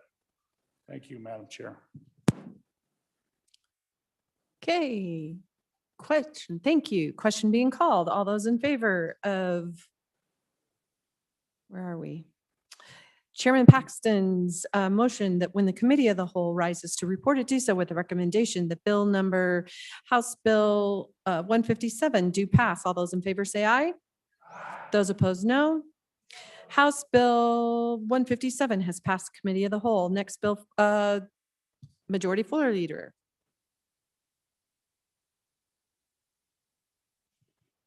Madam Chairman, thank you. So our next bill will be House Bill 189. And then following that will be House Bill 175, House Bill 162, House Bill 243, House Bill 143, and House Bill 153.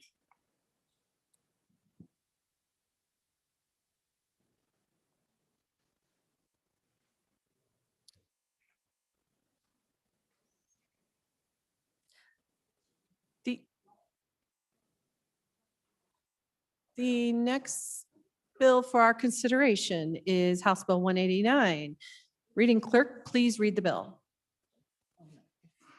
House Bill 189, sponsored by Representative Hunt. Mine product taxes for natural gas consumed on site. An act relating to mine product taxes. Mr. Speaker, your committee number 3 revenue, to whom was referred House Bill 189, mine product taxes for natural gas consumed on site. Respectful report sent back to the House with the recommendation that do pass with the following amendments. Ayes, Representatives Hallinan, Harshman, Henderson, Roscoe, Yin. Noes, Representatives Baker, Gray. Excused, Representative Jennings. Conflict, Representative Sweeney. Representative Harshman, Chairman. You've heard the reading of the bill. What is your pleasure, Chairman Harshman?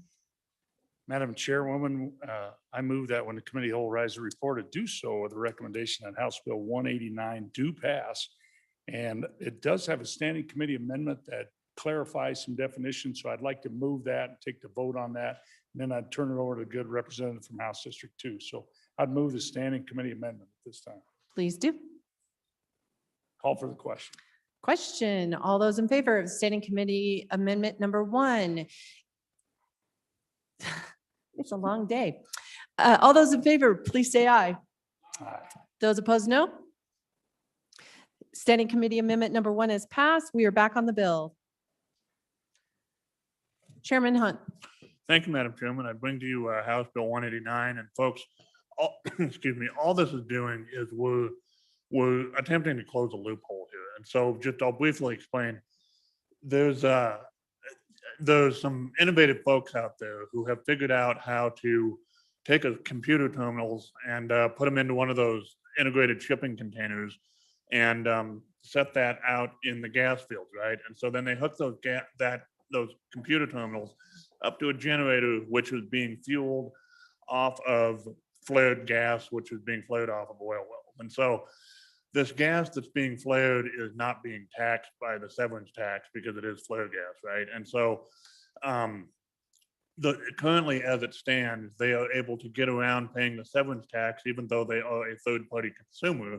And so all this bill is aiming to address is to close that tax loophole so they're paying their fair share just like anybody else would who's an end user of that natural gas. And so the amendment which was just adopted and added to the bill that is trying to specify very narrowly what we're talking about. So again, we're talking about the cryptocurrency miners, and that is all this is trying to address. So that is in essence the bill. And if there's no questions, I'd call for the question.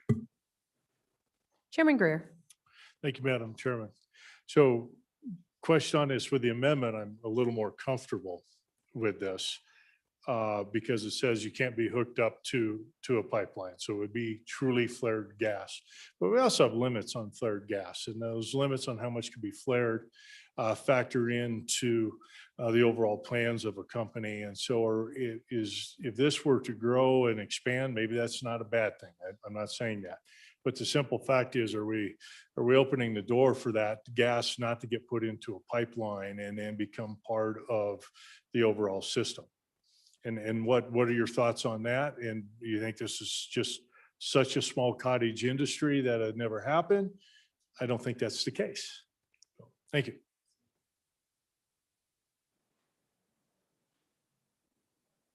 Anyone else? Question? Oh, Majority Floor Leader.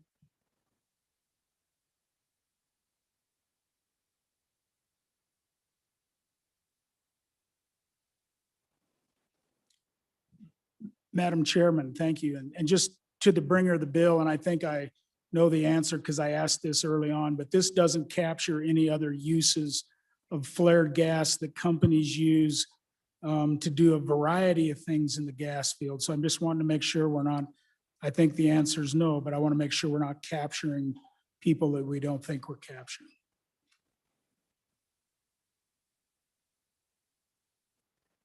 Representative Yen.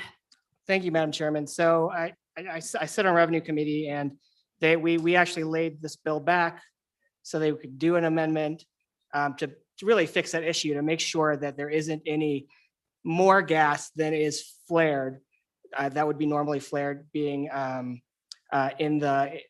being used without paying taxes. So it is very narrowly written to make sure that we do not use extra gas that we could have had capacity to pipe away somewhere else. And there's language in there where they actually have to testify to that effect to make sure that they aren't getting away with paying no taxes on gas that could have been shipped somewhere otherwise. Thank you, Madam Chairman. Representative Western. Thank you, Madam Chairwoman. So my question is, I'd like to walk through maybe a potential hypothetical situation. Let's say I'm a cryptocurrency miner. As we all know, these consume huge amounts of electricity to mine for these crypto coins. Let's say I was a company that in the crypto mining business. Natural gas can be used obviously to generate electricity. We all know that. Let's say I back up one of these big engines that converts natural gas, that burns it at the well, and convert that into electricity used for mining. Where would that fit into this entire scenario? Thank you, Madam Chairwoman.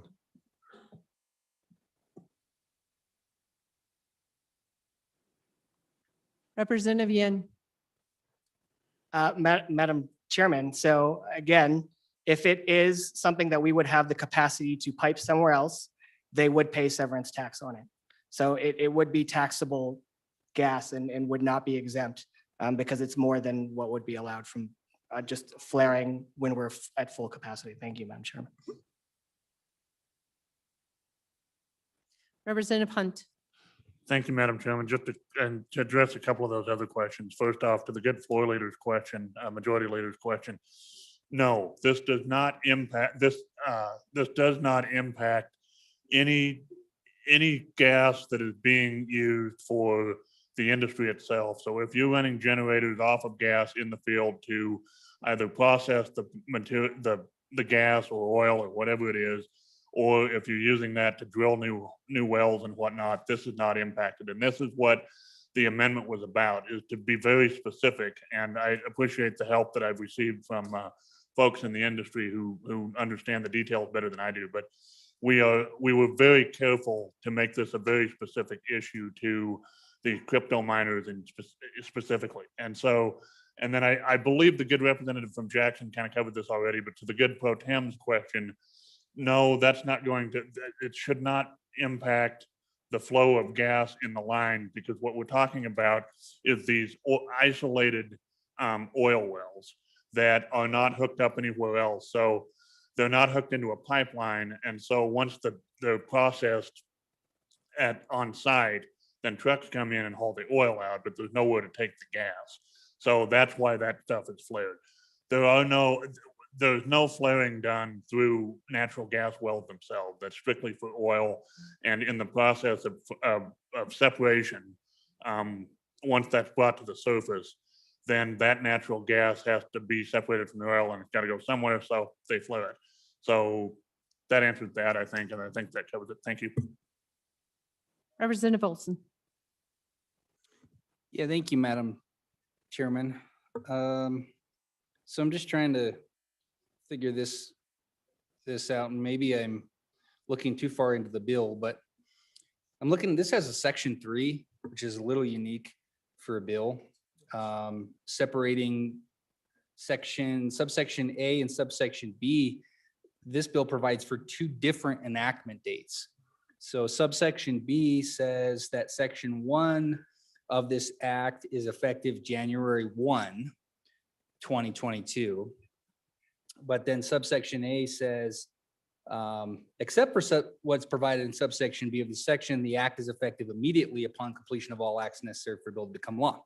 So my question for the good bringer of the bill is the separation of the enactment dates. I don't quite understand why does section 1 go into effect January 1, 2022? And then maybe I just missed it in the introduction, but why did we select the first of the year in 2022 versus the first of the budgeting year, which is July 1? Why did we choose the fiscal year? Maybe that'll help if I just understand, number 1, why that's set for January 1, but number 2, why are there 2 separate enactment dates in this bill?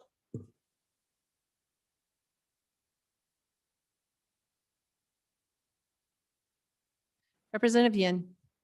I mean, maybe the good sponsor of the bill can do this, but I'm fairly sure it's because it's an imposition of a tax and it just is cleaner with the Department of Revenue to make it the first of the year.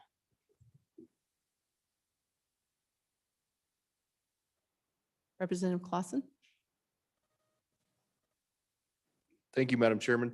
So I realize this deals with severance tax, but in this process was the thought of the royalties contemplated as this flare gas would go from being a non-productive use into a marketable product. Thank you. Anyone else? Representative Larson. Thank you, Madam Chairman. I just need a little help from the presenter of the bill. Is I'm thinking if the quantity, if it's associated gas with oil production, and if the quantities are not significant enough to sell and they're allowed to flare, are they really going to be significant enough to generate enough electricity long term?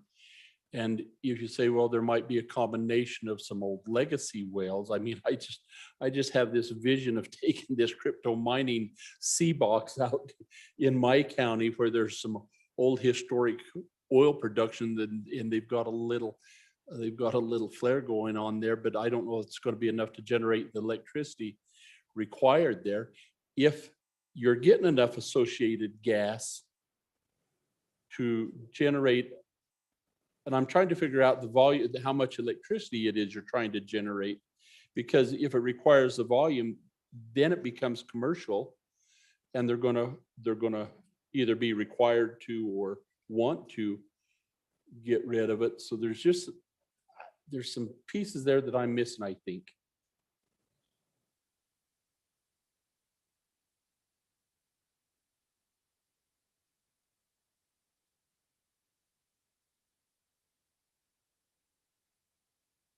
Representative Hunt. Thank you, Madam Chairman. To address the question of the member of appropriation, it's not so much about quantity, it's an issue of lack of storage. And so there is enough gas coming off of the oil when it is processed on site that it's very difficult to just build a tank out there and hold it and store it. And it's really no practical way other than a pipeline to come and pick that up and haul it out by truck. And so that's mainly what we're talking about. It's an issue of impracticality in transport. And so that's the primary reason that it's flared. I'm not sure, and I understand that beyond a certain point, beyond a certain volume, that flare gas is taxed, but I'm not, and I apologize, I'm not sure exactly where that limit is, but it's less an issue of quantity and it's more an issue of practicality in getting it transported because there's nothing else. What else are you going to do with it? And to the good member from Converse County, I think that's a very good question. And frankly, specifically royalties were not addressed. I think that is something that should probably be discussed and looked at, and would be happy to work with the good representative if that requires an amendment. But thank you for bringing that up. Representative Brown. Thank you, Madam Chairwoman. I guess this seems like a pretty good little bill. You know, we hear these all the time, good little bills, but major implications on this one. And I guess moreover, my bigger concern here at this point is you're talking only oil wells, or are we talking some of the stuff that may be grabbing some different gases out on the western side of our state, that similar situation where they're pumping one thing and they're grabbing two and they've got more gas than they expected. So they're not able to get it out of the, flared or whatever the case may be. Why are we going to exempt that? Or why are we not going to exempt that? What's the purpose of this? How many wells are we talking about that really need this? What's the overall consumption that we're talking about here that's being flared off that there just seems to be too much going on here with a lot of the questions that have come up. I'm not 100% certain that this is thought out. And I think the biggest point to me was out of Converse County with royalties. What's this going to do with royalties? And maybe a second reading amendment will help, but man, I'm wondering if maybe we ought to have studied this a little bit heavier before we brought it forward.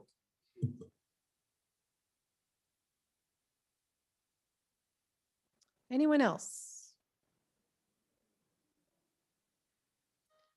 Chairman Harshman. Thank you, Madam Chairwoman. Once in a while in debate on the floor, it goes fast and it goes really slow. And then we start talking about, I think is a real simple bill. So currently flare gas doesn't pay severance tax. Okay. So now we've got this new industry coming into Wyoming and we've got new businesses that are growing. We had attorneys for them. We had everybody come to our meeting and it's like, this would be a big deal because it's big time electrical use. Then we have two companies, one in Casper actually invented the technology used around the world to take flare gas, which is not refined, and burn it right on site, generate electricity. So it's a win-win-win-win. It's all Wyoming jobs. Now we got these new corporations coming in and everything from attorney, professional accounting, now down to these crypto miners. And then we're selling the generators. that gas that would have been flared or vented is now going to be burned to generate electricity. And we just say, like every other use, pay severance tax. It's not a big deal. They're willing to do it. You put a little gauge on there, a little meter, and it's no problem. This is a simple little bill. Everybody wants to do it. The guys who are burning the gas, the guys who are supplying the generators, the oil companies, the crypto miners, it's an easy deal. Unless you're getting emails to the counter, I haven't seen them, but this is an easy bill, so vote aye, and we just keep the integrity of our tax system rolling. So thank you. Representative Clausen. So on and for the bill, and I didn't mean to be negative. There's just sometimes some questions, but this is a good solution to a problem that's out there, and on and for the bill. And I think some of these things will have to work up on the flies. Okay, question being called. Representative Stitt. Madam Chairman, just a question. Page 3, line 6, there's a statutory reference to 39-14-201A, Romanet 15, capital B. And that may have been fixed in the amendment, but that particular subsection doesn't exist. And so I just wanted to find out if that's been cleared up in the amendment or not.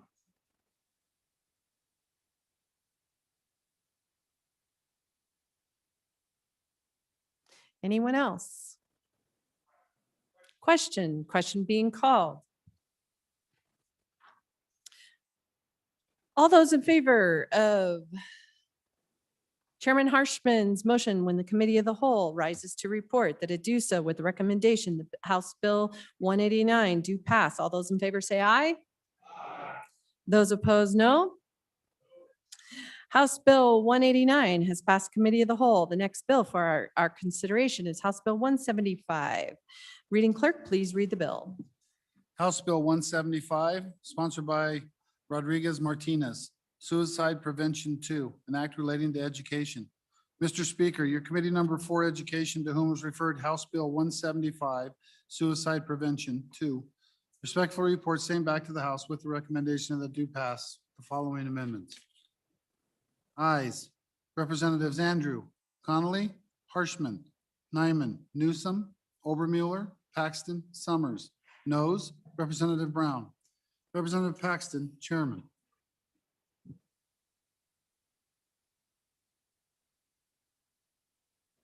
You've heard the reading of the bill. What is your pleasure, Representative Paxton?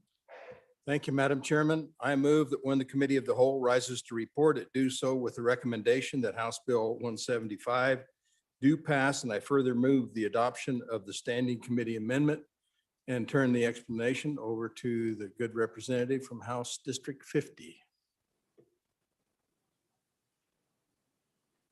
Representative Williams Rodriguez, please. Thank you, Madam Chairman. I introduce to you House Bill 175 and ask for your favorable consideration. Suicide Prevention 2. The purpose of this bill is to amend the Jason Flat Act to require suicide awareness and prevention training to all Wyoming students, grades 6 through 12. I'm bringing this bill back because since our last debate on the floor about this bill, another family has been affected by a death by suicide, particularly that of a young person. And the second part is to clear up misconceptions that were on the floor. So to be clear, the bill's not asking for any money in any way. There's no fiscal note. If required, most school districts will assess the suicide prevention experts in their respective counties, or they could pay for themselves using an evidence-based program of their choosing. According to the department that oversees education, this would not require any changes to health standards.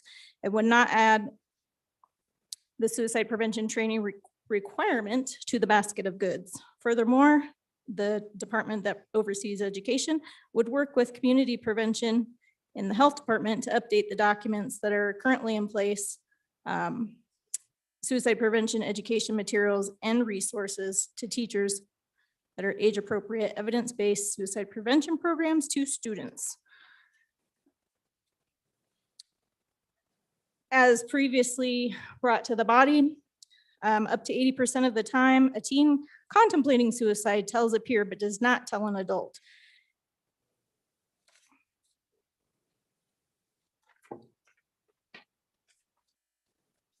There's no evidence of increased suicide ideation or behavior among program participants. Numerous research and intervention efforts have been completed without any reports of harm. In fact, evaluations of several school-based programs show participants will tell an adult about a suicidal peer or will report it. School-based programs focus on competencies involved in obtaining help, recognizing suicide signs, and where to find help and how to take action for a friend. We are not creating mini counselors out of our youth.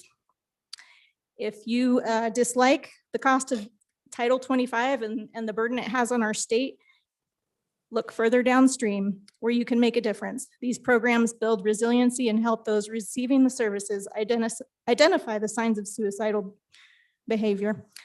There is a committee of the whole amendment or Standing committee amendment. amendment. Yep, which puts a sunset date, which I don't have with me. Excuse me. Chairman Paxton, did you move the standing committee amendment?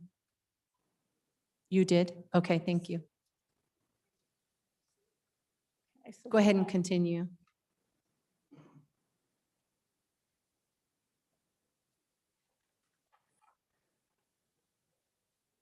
There went your thing. I apologize. On page 1, line 2, the amendment inserts after education inserts providing a sunset date. Page 2, line 2, after inserts this section is repealed effective July 1, 2026. Question being called. All those in favor of the standing committee amendment number 1, please signify by saying aye. Those opposed, no. The amendment has passed. Back on the bill.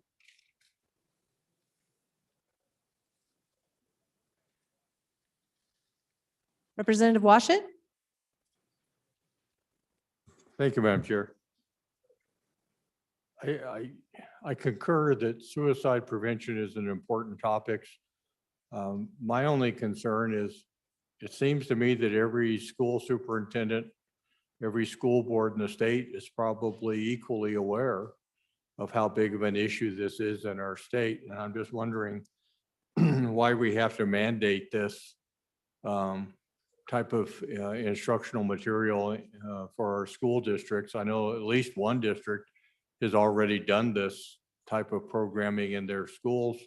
And I just wonder if the bringer can explain why we should mandate that with no funding and basically forcing school districts to do training that they already have the authority to do.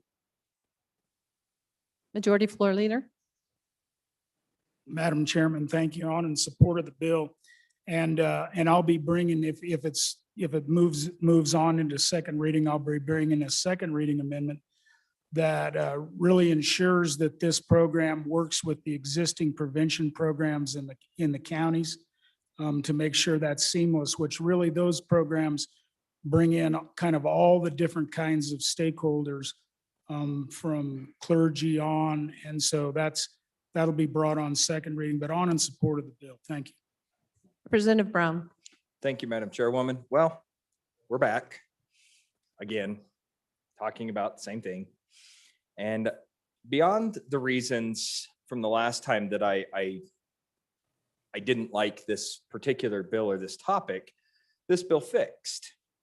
Until I started looking into the bill and you start doing a little bit of deep diving. And so if you go to the bill and you start looking at what the bill actually says, it says the training provided underneath Wyoming statute 21.3.110A, as well as 21.2.202A 35. And so you go look at those and you go, well, what's this training actually encompass? Well, you open up the green books, and as you open up the green books, it sits there and it gets very, very prescriptive. And this bill was originally intended to be not prescriptive and to give the school districts the opportunity to teach as they see fit. And maybe it's a drafting error. I brought this up during committee work here. drafting matters.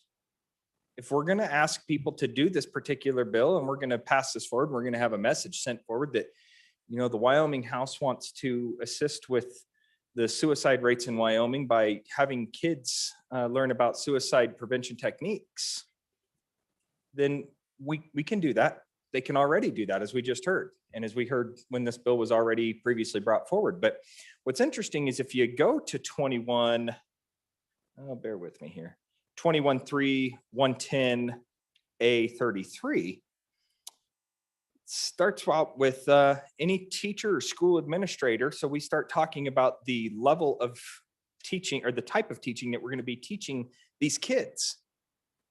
And what I find interesting is this language right beforehand says this type of information, this training should be closely related to what we're going to be doing here. It doesn't say anything about age appropriate, which our other one actually said, had age appropriateness. The way that this bill is drafted, it actually says we want to teach kids the same thing that the teachers are being taught. Don't think that's what we intended. But then we go on a little bit more and it says we want to receive at least 8 hours of suicide prevention education every 4 school years.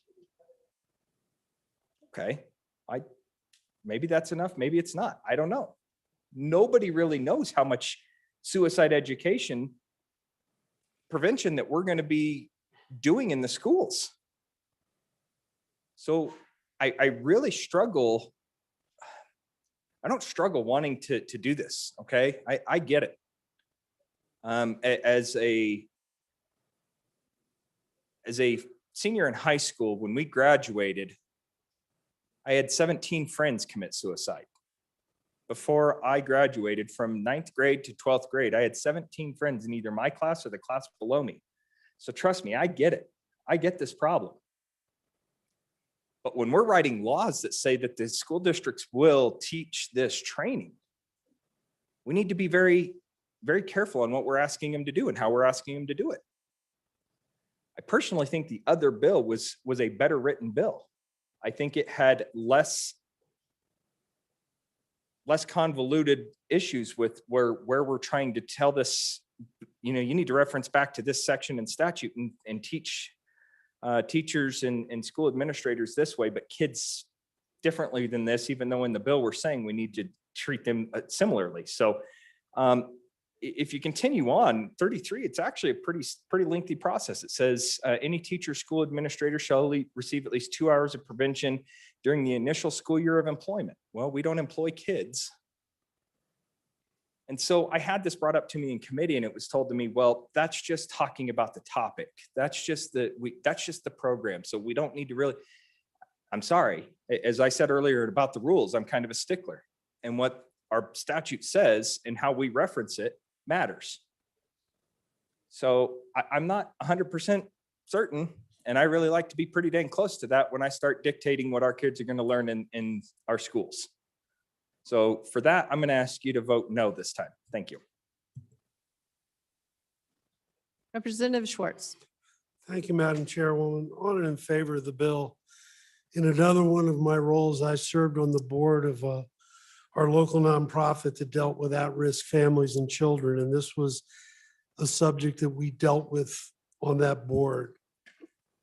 And one of the things I did was participate in one of the trainings that was done, similar to what the trainings will be in the schools. And I initially thought going into that training, I'm not going to learn anything new. I'm not going to learn how to deal with this issue any differently. I kind of have a grip on it. And I was shocked at how much I didn't know and how ill-prepared I was to deal with people with suicidal ideation, particularly when we're dealing with youth at risk. It was an eye-opening experience, and I strongly urge you to vote aye on the bill. Majority Floor Leader. Madam Chairman, thank you. And so let's discuss the materials and what was said by a previous speaker. So if you look on page 1, it says, if you go down to about line 13, or let's start on 12, which may include age-appropriate evidence-based programs on suicide prevention, provided that the program shall be consistent Doesn't say the same, it says consistent with the suicide prevention education materials provided under 21-202A35. And so what 202, what that statute says is review and make available suitable materials for suicide prevention education as required for school district teachers and school administrators. And so all it's saying is that the materials need to be consistent with each other.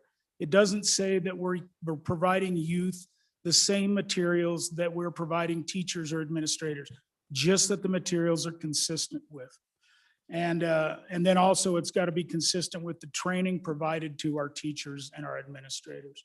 And so it's just being consistent in statute. It's not dictating specific, it's just saying consistent. On in support of the bill. Thank you. Representative Rodriguez Williams. Thank you, Madam Chairman. To address the question, the good representative from Natrona County, it has to do with the data. The time's come. I can't tell you how many parents that I've talked to over the past few years that come to me, that come to my colleagues that are involved in suicide prevention trainings. The kids do not know how to respond. If you've attended a funeral, the one thing that you'll hear from peers is, I wish I would have known. I'll leave you with just some final thoughts. The human brain's an organ, one of the most complex in the body. When things go wrong with the brain, it requires attention too. Teaching students how to recognize symptoms of mental health crises should be taught. Everybody can play a role. It's no different than teaching a student how to respond to a diabetic seizure or heart attack, how to recognize those signs, and ask an adult for help. I ask for your favorable consideration on House Bill 175. Representative Larson. Thank you, Madam Chairman. And I guess that I think it's an important matter, and I know that it exists, but my question is I believe that the school districts know it exists. And if local control is important, do we have school districts that aren't doing this now? That we have to make the requirement because we always hear from our educators that we're putting our thumb on them and requiring them to do extra stuff. But if they're recognizing this, it seems like that. So if you could help me out with this, or do we just have a lot of districts that aren't doing it that warrants us requiring it? That's what I'm not understanding. Representative Walters. Thank you, Madam Chairman. Just trying to further understand the writing of this particular bill. And it discusses 21-3-110A33, and in 130, in that section, it discusses 8 hours every 4 years or 2 hours in the first year. So if you combine the language on the first page with the language on the second page, is that going to mean that 2 hours is expected every year for every student at every age? Because it says a school district shall provide suicide prevention programs to students, and goes on to say they'll be age appropriate. So we don't know what age those are going to start in. And when you reference that 21-3-110A33, it discusses that 2 hours a year or 8 hours every 4 years. And so a little more information on how that's all going to play out and at what age these kind of programs are going to start. Because all it says is age appropriate. So does that mean we're starting in kindergarten, or does that mean we're starting in the 9th grade? And just trying to further understand this. Thank you. Chairman Olson. Thank you, Madam Chairman. And just to follow up on what I think the last speaker is just right on in terms of where my questions are, but I would, on that going to the age appropriate, I want to kind of back up on that, because if I'm reading this bill right, page 1, line 12, well, it starts with line 11. A school district shall provide programs. So we're going to mandate the school district shall provide it. I think we've all been talking about that, so we know that's what's happening. But in any appropriate manner, comma, which may include age appropriate. So I think the last speaker's spot on. What is that? What does age appropriate mean? But more importantly, it doesn't have to even include age appropriate content. And I think that's important. It may include age appropriate, comma, may include evidence-based programs. So if we were talking about, and I know this is a topic that is near and dear to a lot of people's hearts. It's not that it's not near and dear to mine, or that it's not an important issue, but if we were talking about any other issue in education, and would we have a debate in this chamber over whether we should use evidence-based programs or not? I think we would have a very little debate. I think that would be pretty settled. Of course, we should require that it be evidence-based programs. And if we're not going to do that, then what are we accomplishing? We're saying, hey, school districts, you're going to teach this, which you already can under existing law, but we're going to say you can teach it. And then you can teach it in any way you want to teach it, with any content you want to teach it. It can. So I just don't understand why we don't just delete may include age appropriate, delete evidence-based programs. What's the point of making that optional if the district already has the ability to do that? So I'm confused by that. And if we are going to include it, then back to the previous speaker's question, I think we need to define what that really means. What is age appropriate? Thank you. Majority Floor Leader. Madam Chairman, thank you. And so, yeah, I agree. I think we could have a second reading amendment and make that. In fact, I thought about that in committee when we were hearing the bill, but kind of time run out. But back a couple of spaces here, we're not requiring any set time, even though in statute it may say how much teachers or administrators need to be trained. It doesn't say that here. What this bill really does is just say that the legislature believes this issue is important, and that districts should directly educate in some manner or another. And I agree that I would put age appropriate. And I think you don't have to define that because that material's out there. But it at least requires districts to provide some kind of programming to children and not just teachers and administrators. So on in support of the bill. Representative Otten. Thank you, Madam Chairman. Just a point. In the school district where I worked, it was common knowledge that there's a lot of things that the school districts are aware of and things that would be good for the children.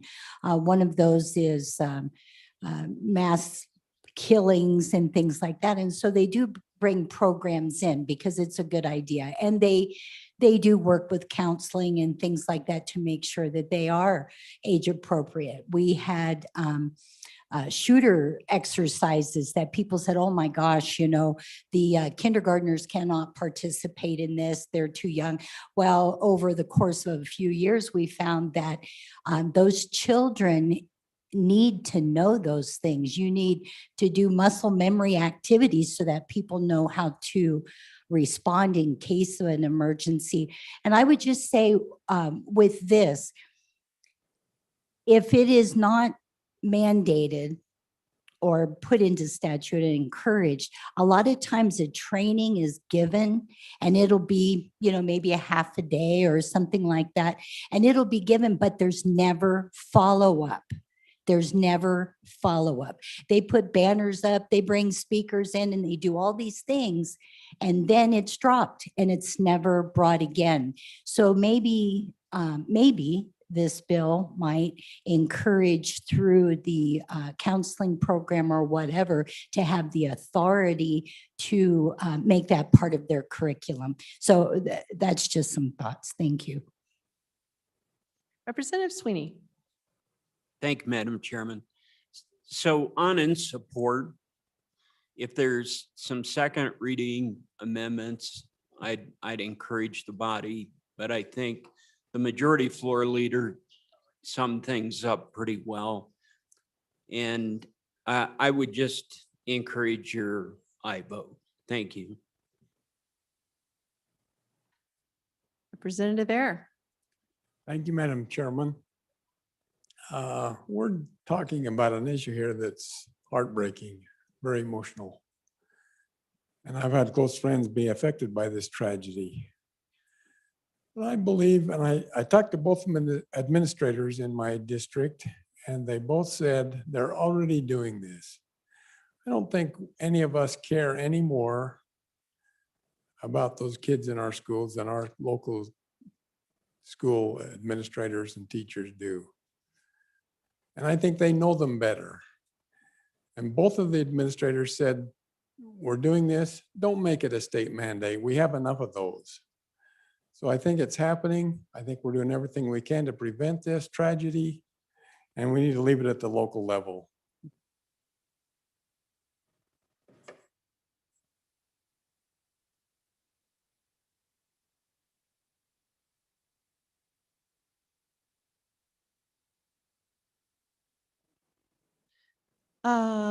Representative Romero Martinez. Thank you, Madam Chair.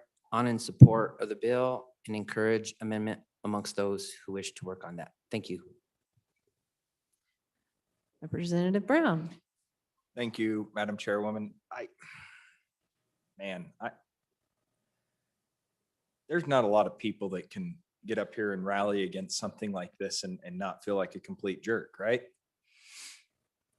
I guess I'll be that guy for the second time that this bill has come forward this session. They've got the authority. We have the authority in our schools to do this. This is now dictating more time out of the classroom, more time we rally against NAEP scores. We rally against anything and everything we can against education. And every single time I've been in this body, for the past 5 years, when we have an education bill, we're adding something else to what these teachers have got to do. And now these teachers have got to take time out of their day so these kids can do this training. Is it a valuable training? You bet. Absolutely it is. Is it a training that they can get? Yep. And I would venture to guess that most of the school districts are doing this as they see fit. But to dictate this in the green books, put this in statute and require this, I don't see this as being the right fit. I really think that the drafting of the bill is just, it's not done right either. I think, if this does pass into second reading, I remember a very good representative saying that I'm going to be bringing second and third reading amendments that the newer people won't recognize this because we don't get the yellow and pink pieces of paper, but I'm going to make it look like an Easter egg basket. I will amend this thing and I will do as best I can because that's what we do here, right? We try to make things better. And I will make this thing better if it passes out of this. But I think the body spoke loud and clear on the last time that this went through. And I'm going to ask for you to hold your ground on this again, on and against. Representative Bear. Thank you, Madam Chairman. I spoke on this the last time it came up, and I just want to reiterate one of the things that I said, and I hope it was one of the most important things that was heard about this particular subject. And I have shared this with the bringer of the bill. It's just a difference of opinion, and that's why we debate here. But I will refresh your memories that I said that in one classroom, our science classrooms, we're teaching evolution. The scientific support for that particular theory weakens every day, and yet we still teach it. And that particular theory puts an idea in the minds of everyone who hears it, that this life that we live is just by chance. There's no meaning. And then in another classroom, these administrators and teachers are trying to teach these kids that we care about them, that we love them, and that we don't want them to take their lives. That's a very important message. We all agree on that. But when a kid is in the pit of despair, which of those two truths do you believe that they will go with? I would submit to you that 42% increase in this particular problem, since we've been educating our teachers to deal with it, would say that we're part of the problem in that science classroom. And I don't believe this body is prepared to change what's going on in the science classroom. So I just would say that until we are prepared to address root causes and things that we're doing to actually trip these kids up, that holding the teachers and the administrators accountable for addressing this issue is the wrong way to go. And on and against the bill.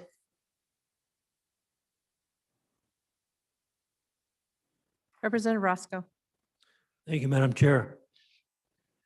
Wyoming has a problem. We're the worst in the nation. We're running out of time. This is the only suicide bill we have.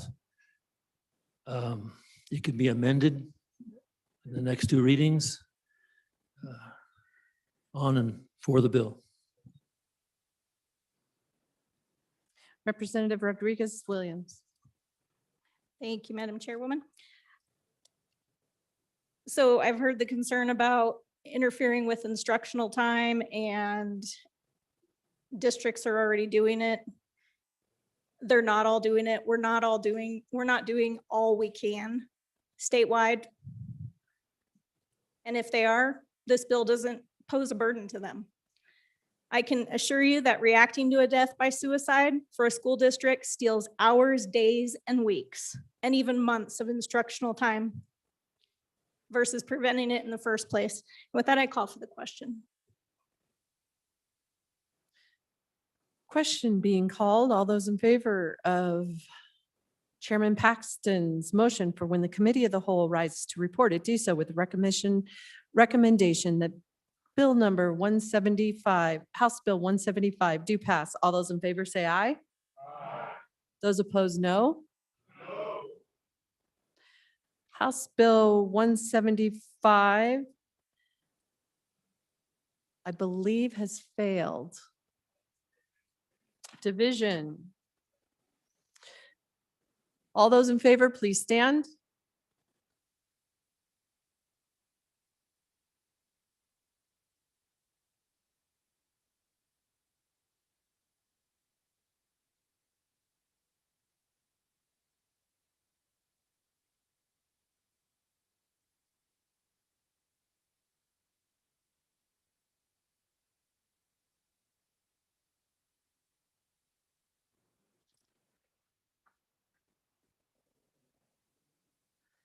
Division has failed. Or, huh? All opposed, please stand.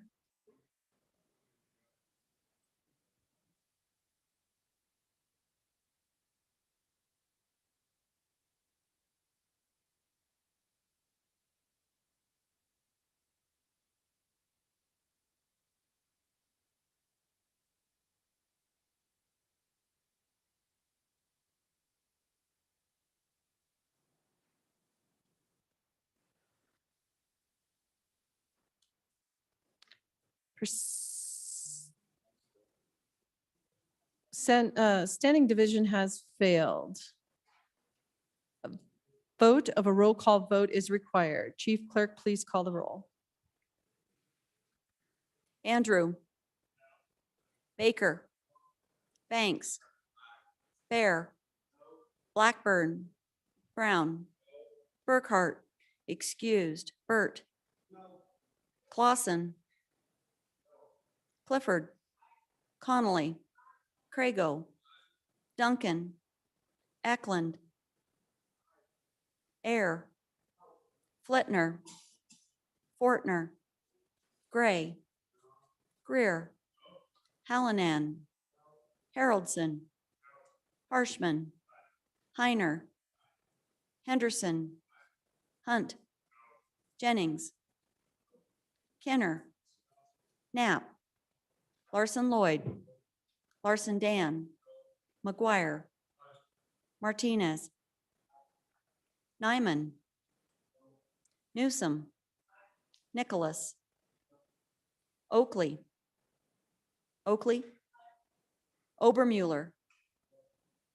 O'Hearn. Olson. Ottman. Paxton. Provenza. Roscoe, Schwartz, Sherwood, Simpson, Summers, Stith, Stivar,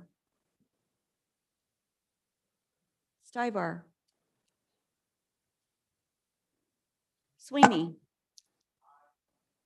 Walters, Washit, Western, Wharf, Williams, Wilson, Winter, Yin, Zawanitzer. Mr. Speaker. Stivar. Excused. Closing vote. Are there any changes? Closing vote. The vote is closed. 26 aye, 32 no, 2 excused. No, I need to finish. Pursuant to House Rule 6-6B, House Bill 175, having failed a roll call vote, it is indefinitely postponed. Majority House Floor Leader. Point of order.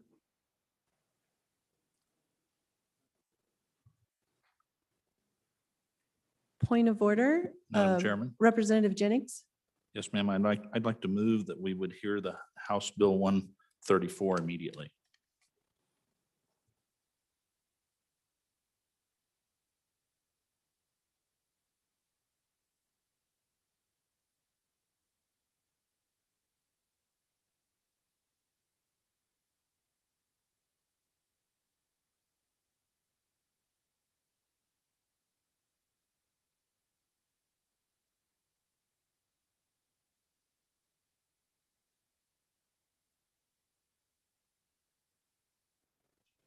Okay, we will stand at ease for a moment.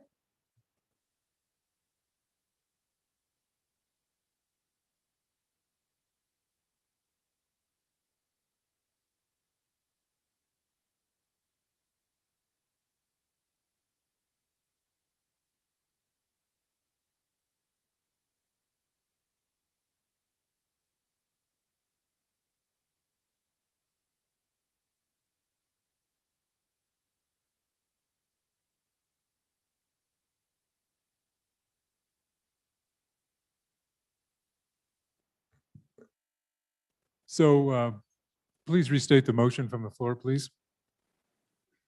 Mr. Speaker, I'd move that we would, that the House would immediately hear House Bill 134. Thank you. So members, in preparation for maybe not everything, but a lot of different things that might come before this House, this type of a motion was contemplated. And certainly I'll be glad to, if the mover would like to make a call for the Rules Committee, we can do that. But a memo has been provided by our legal staff. And because our rules outline that the majority floor leader sets the schedule for the committee of the whole, what we'd be doing with this is suspending the rules. This motion would be a suspension of the rules to allow a motion to allow this to proceed.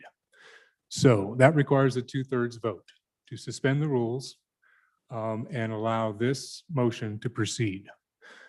So with that, is there, and we certainly have discussion on this. So if the maker of the motion would like to respond to anything that I've provided or anybody else, there certainly can be discussion on the procedure we're going to undertake.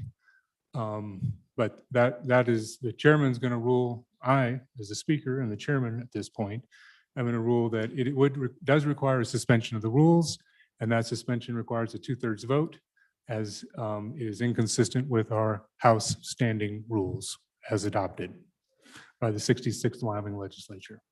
So any discussion on before we proceed with the vote? Mr. Chairman, could I appeal the decision of the chair? Please proceed. I'd like to appeal the decision of the chair. You don't have to appeal anything. We're going to vote on it. I guess, Mr. Chairman, if you want to appeal the way it's a 2/3 vote, is that the appeal?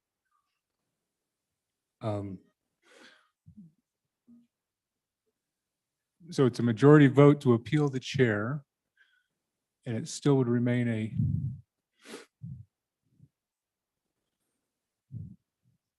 We'll just stand at ease for a moment. if you're appealing the ruling of the chair. The ruling of the chair is that it is out of order, therefore it requires a 2/3 vote to suspend the rules to proceed. So the question is before us, do you wish to sustain the objection to the ruling of the chair or to agree with the chairman? So if you vote yes on this vote, you are agreeing with the objector. If you vote no, you're agreeing with the ruling of the chair. Is there anybody who would like to call for a rules committee at this point? Representative Gray, did you have comment on anything? Point of order, I'd like to ask for the ayes and the noes on this vote.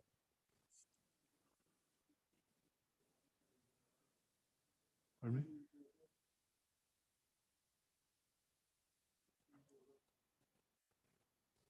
Well, there's no.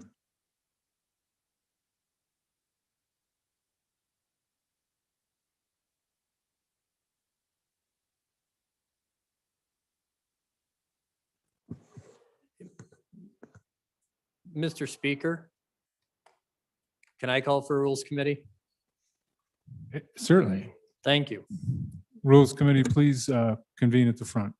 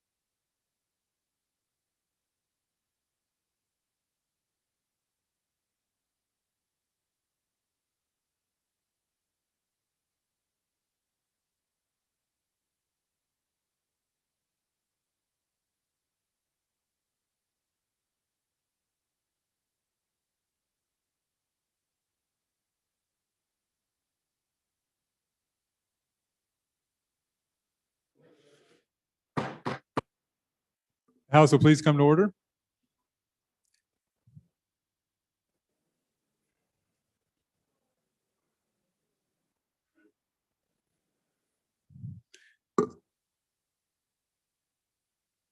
The entire House will please come to order. So members, the Rules Committee did meet, and members of the public, the Rules Committee did meet. We have I think, a broad understanding that the request does require a suspension of the rules to reorder what the majority floor leader has put forth as our order of the day, order of business. And while there was an objection, I think there's a general sense that we're going to end up at the same place with a 2/3. And so we'll just proceed with a 2/3 vote. So 2/3 vote, if you vote aye to suspend the rules, you're voting to hear the bill that was referenced, and the chief clerk will know which bill. I'm not even sure which one it is. No. House Bill 134. If you vote aye, you're moving to to have House Bill 134 be the next bill on committee of the whole. If you vote no, then the rules will not be suspended, and we will continue with the order as laid out by the majority floor leader. What do you got?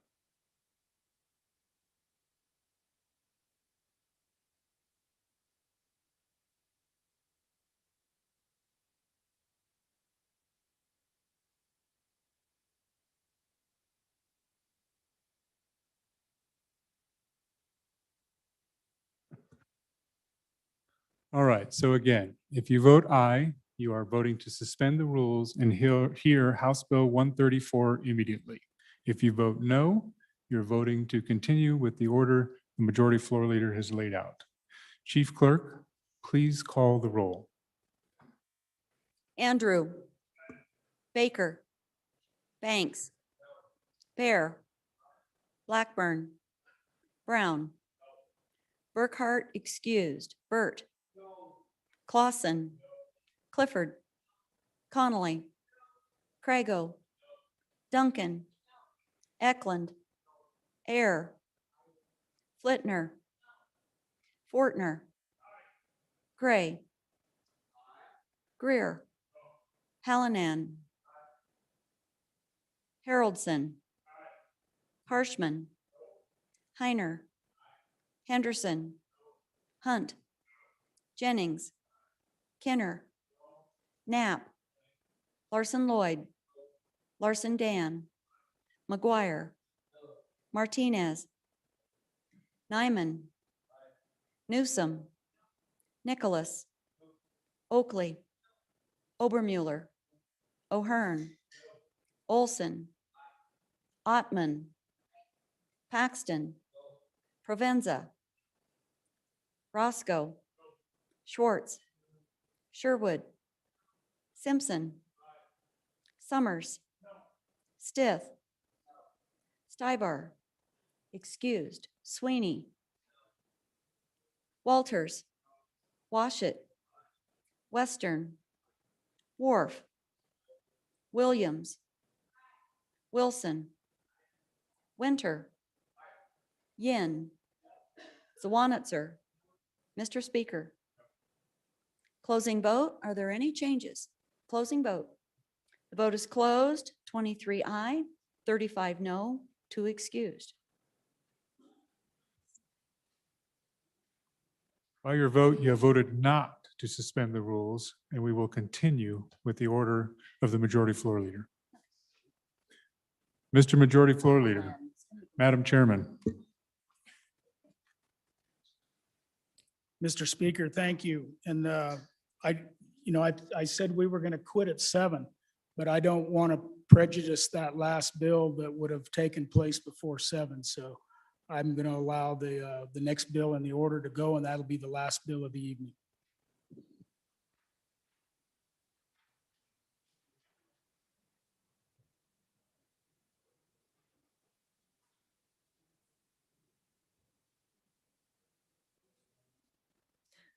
The next bill for our consideration is House Bill 162. The reading clerk will please read the bill?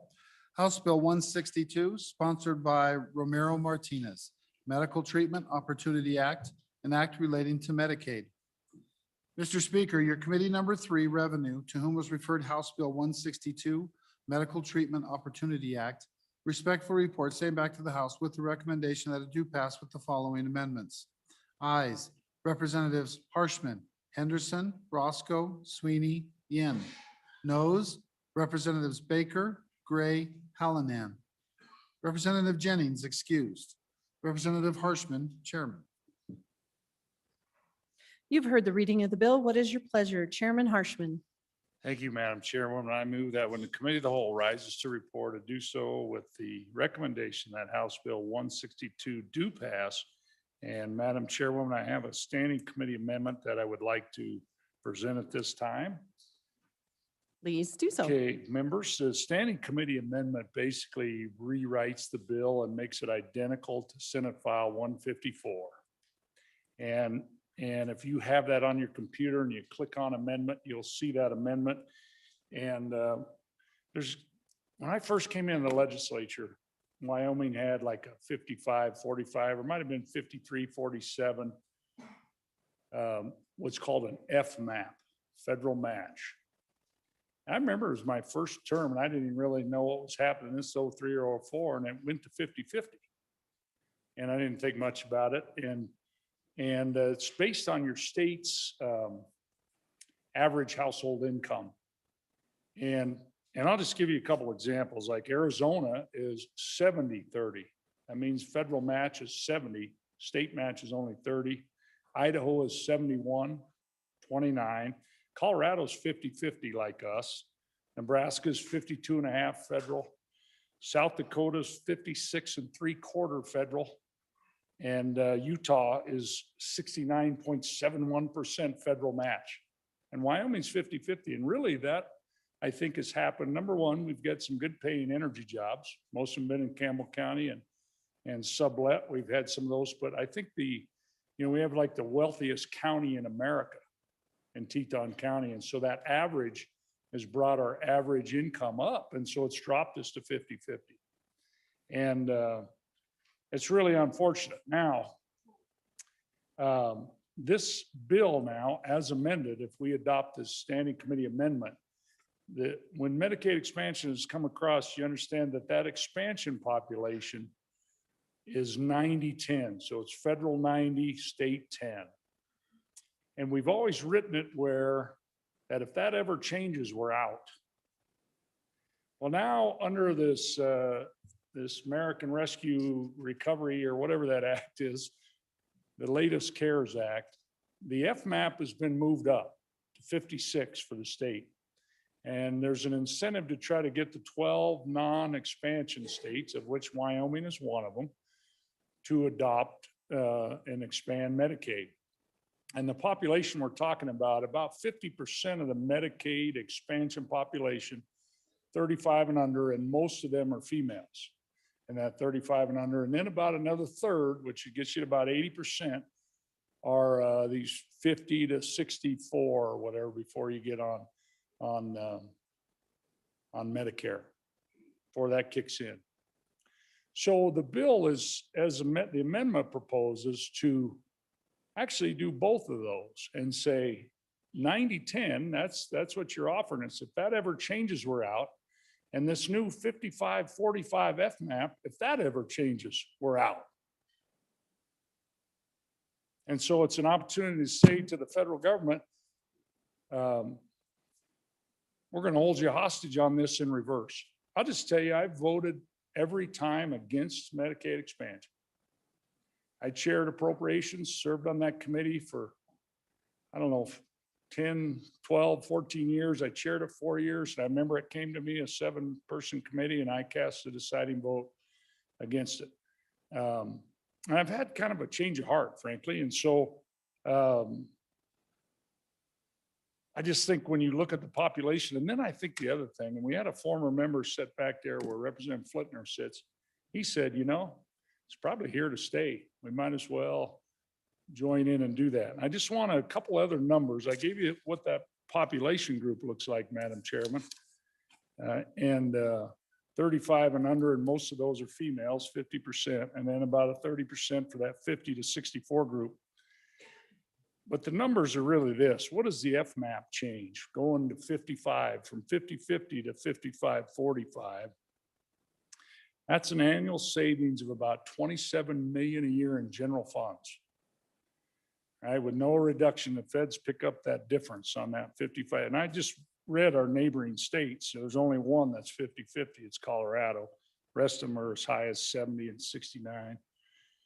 And so it's 27 million a year. And then the expansion cost is estimated to be 10 million a year, as high as 20.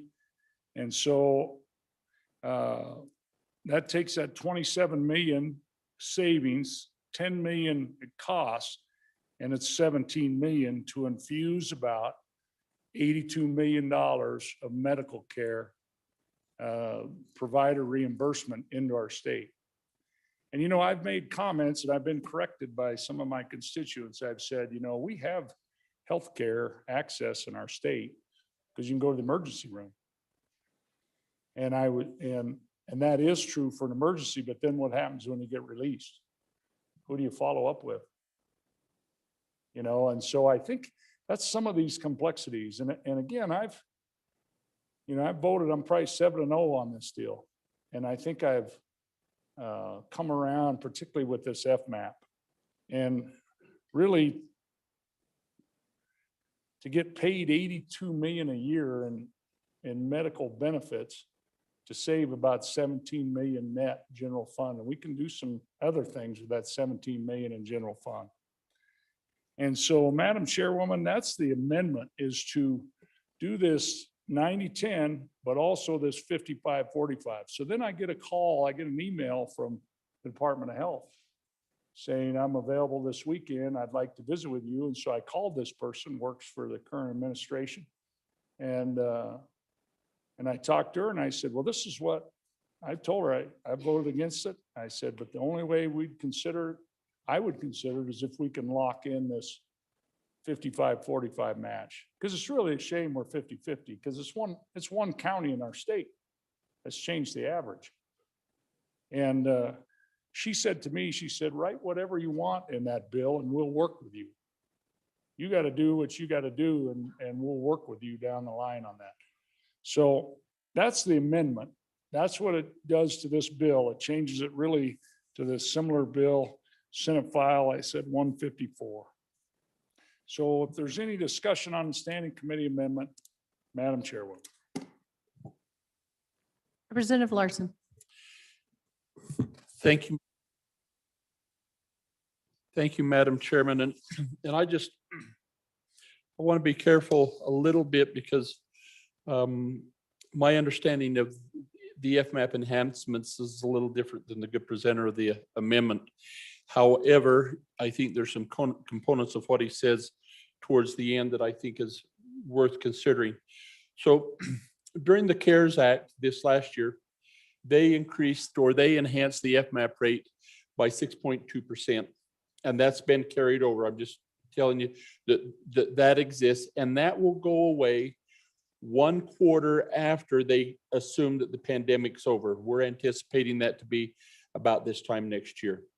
Now, there is an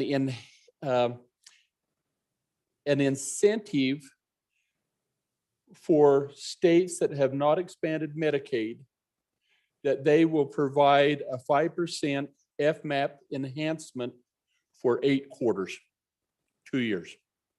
And then that will go away. And that's over all Medicaid reimbursable stuff. So it's not an enhancement. If we expand, it's not an enhancement that will go on in perpetuity. It's just for 8 quarters. Now, the point being with the conversation that he's had is we could take the position and say, we'll expand if you'll maintain that past the 8 quarters moving forward. And I see a nod ahead, and I think that's maybe what he's doing, but I just want to make sure that the existing structure or the incentive for the enhancement only lasts 8 quarters unless we put it in the bill and say we're out if it ever drops below that. Is that accurate? Is that fair? So thank you, Madam Chairman. Anyone else? Question being called on the standing committee amendment. All those in favor signify by saying aye. Those opposed, no. The amendment has passed. Back on the bill. Anyone?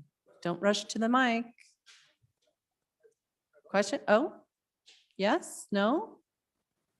Representative Sweeney. So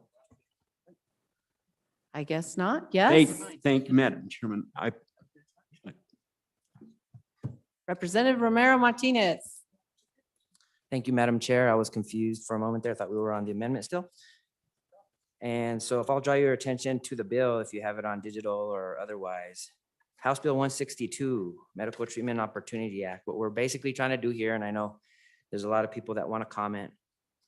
I just want to say that what I did with this bill, when I first came in and talked to our staff of services that help us make sure our T's are crossed and our I's are dotted, I asked for 3 important pieces of legislation, and this is one of them. The first time a Medical Treatment Opportunity Act in the form of Medicaid expansion has come up was 10 years ago. So if the market would bear itself out, it would have already done that, and the marbles would have already fallen into a beautiful healthcare package. So I asked to create our own in the model of that of which my party espouses. The problem was the fiscal note was looking like $2 billion, and it was going to take 43 legislative professionals to help draft this and take a while. So I did something that is maybe sometimes unpopular to do. I've seen it done in here before as I reached across the aisle. I don't think it's bad to reach across the aisle. We can't move our country forward if we don't have a form of togetherness. When you look at the bill, and I'll just do a quick walkthrough, is it basically just look at it. It gives healthcare to people who don't have it. There's a couple of handouts. And if you look at the one by the good representative from House District 58, in the 3rd column, in the bottom paragraph, a healthy workforce is key to success in Wyoming's economy, and women are the key of Wyoming's workforce. Improving health and well-being for Wyoming workers and those seeking work is good for our state. In the column right to the right of it, bottom paragraph, states that have expanded Medicaid have already shown that postnatal outcomes are improved for women and babies in these states. Wyoming would benefit from these investments. I'm going to go ahead and digress. I urge support of this bill. Thank you, Madam Chair. Representative Sweeney. Thank you, Madam Chairman. So, folks, things have changed with the pandemic, and I know I'm a member of the majority party, and I urge you to take a look at this and what has changed in the last several weeks with this last bill passing. And these incentives have been offered, and what changing the bill and amending the bill to the Senate file version, our hope is that if they drop below the 55%, which basically in the past we've heard, how are you going to pay for this? So we're going to pay for this, in my mind, going forward with that 5%. And If they drop below the 55%, we're out. The other thing that I was told this afternoon from the association that represents the hospitals is there's possibility that we can bump up to, on the other portion, on the Medicaid expansion, from 90-10 to possibly 95-5 and possibly 100%. And this bill provides those negotiations. If the feds want us in, we're going to need those to move forward and long-term possibilities. The bill provides that as amended. So I'd ask your favorable consideration on this. And again, I encourage you to think about it. These are things that the platform never considered in that vote. These are recent things that have happened in these incentives. So I urge your favorable vote on this. Thank you, Madam Chair. Representative Schwartz. Thank you, Madam Chairwoman. I'd like to speak on in support of this.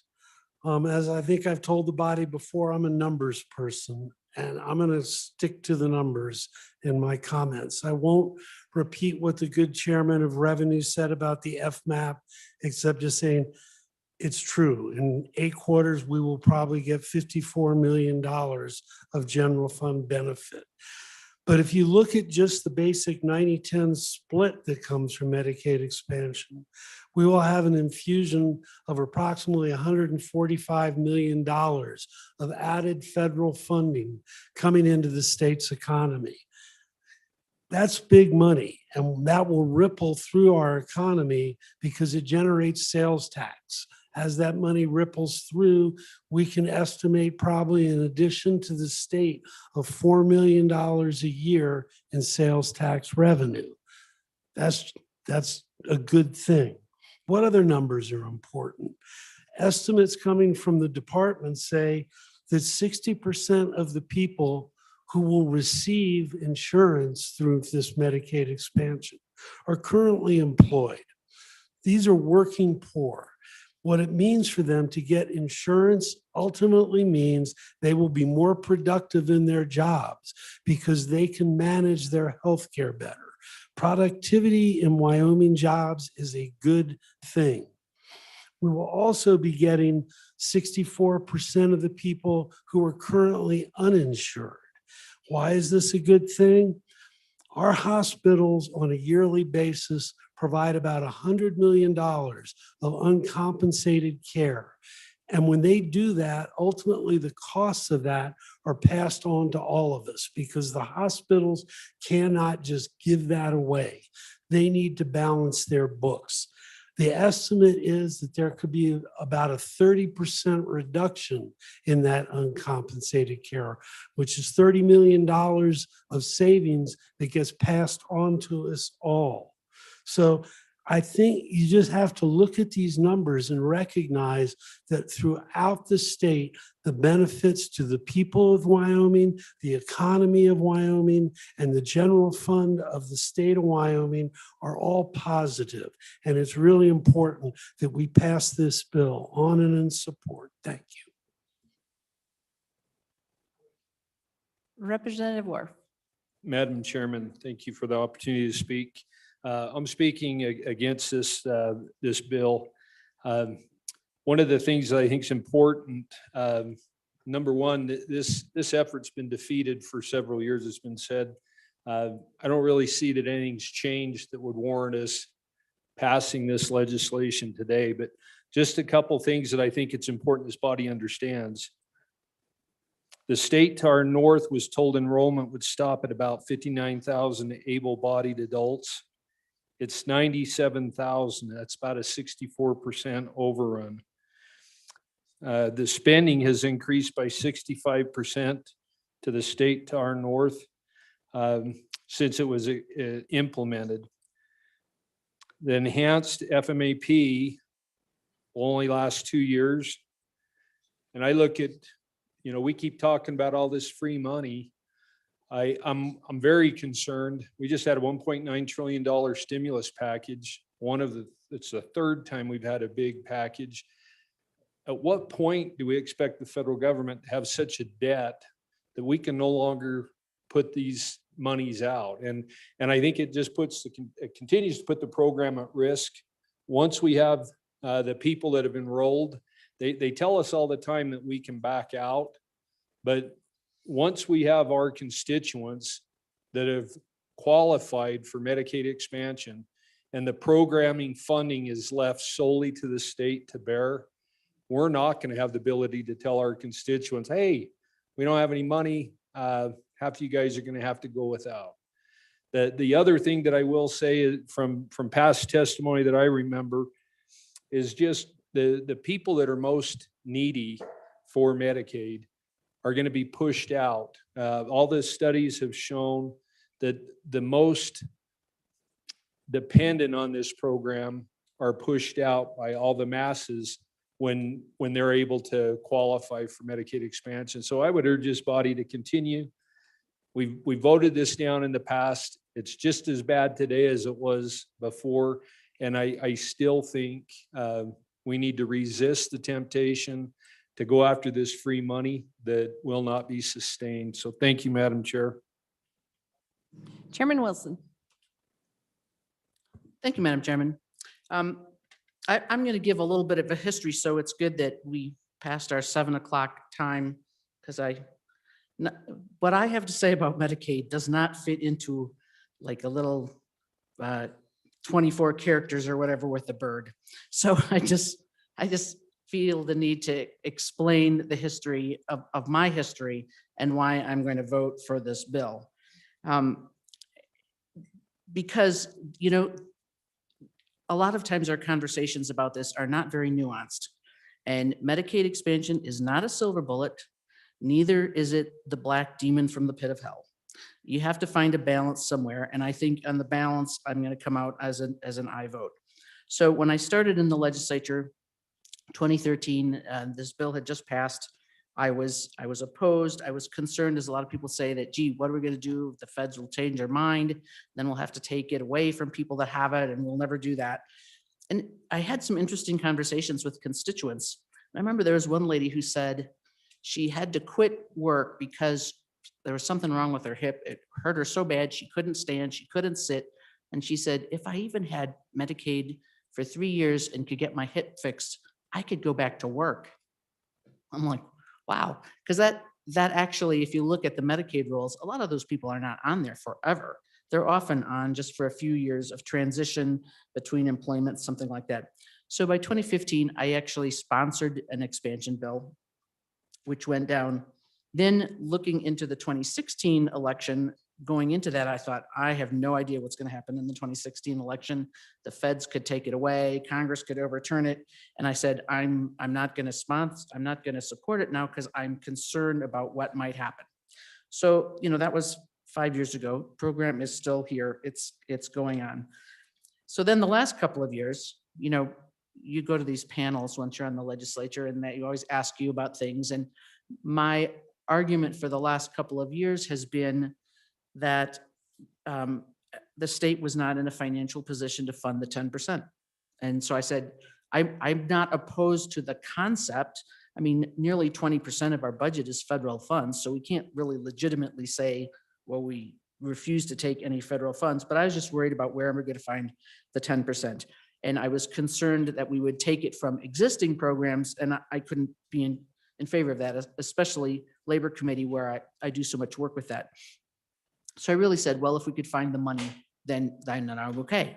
Well, lo and behold, we essentially have a federal program that covers that amount for some while. I mean, not forever, for a while, but we could do some good for some people for that time. And I'll tell you, as I look at the budget this year, when I look at the cuts, that we are making in mental health programs, in programs for seniors, in programs for foster children, in programs across the board, especially, I mean, we're turning our pants upside down, shaking it to get coins so that we can put that money toward general funds. And we are cutting desperately on needs for other places, family practice residency program, the clinics that serve like, I don't know, 50,000 people or something, low income people.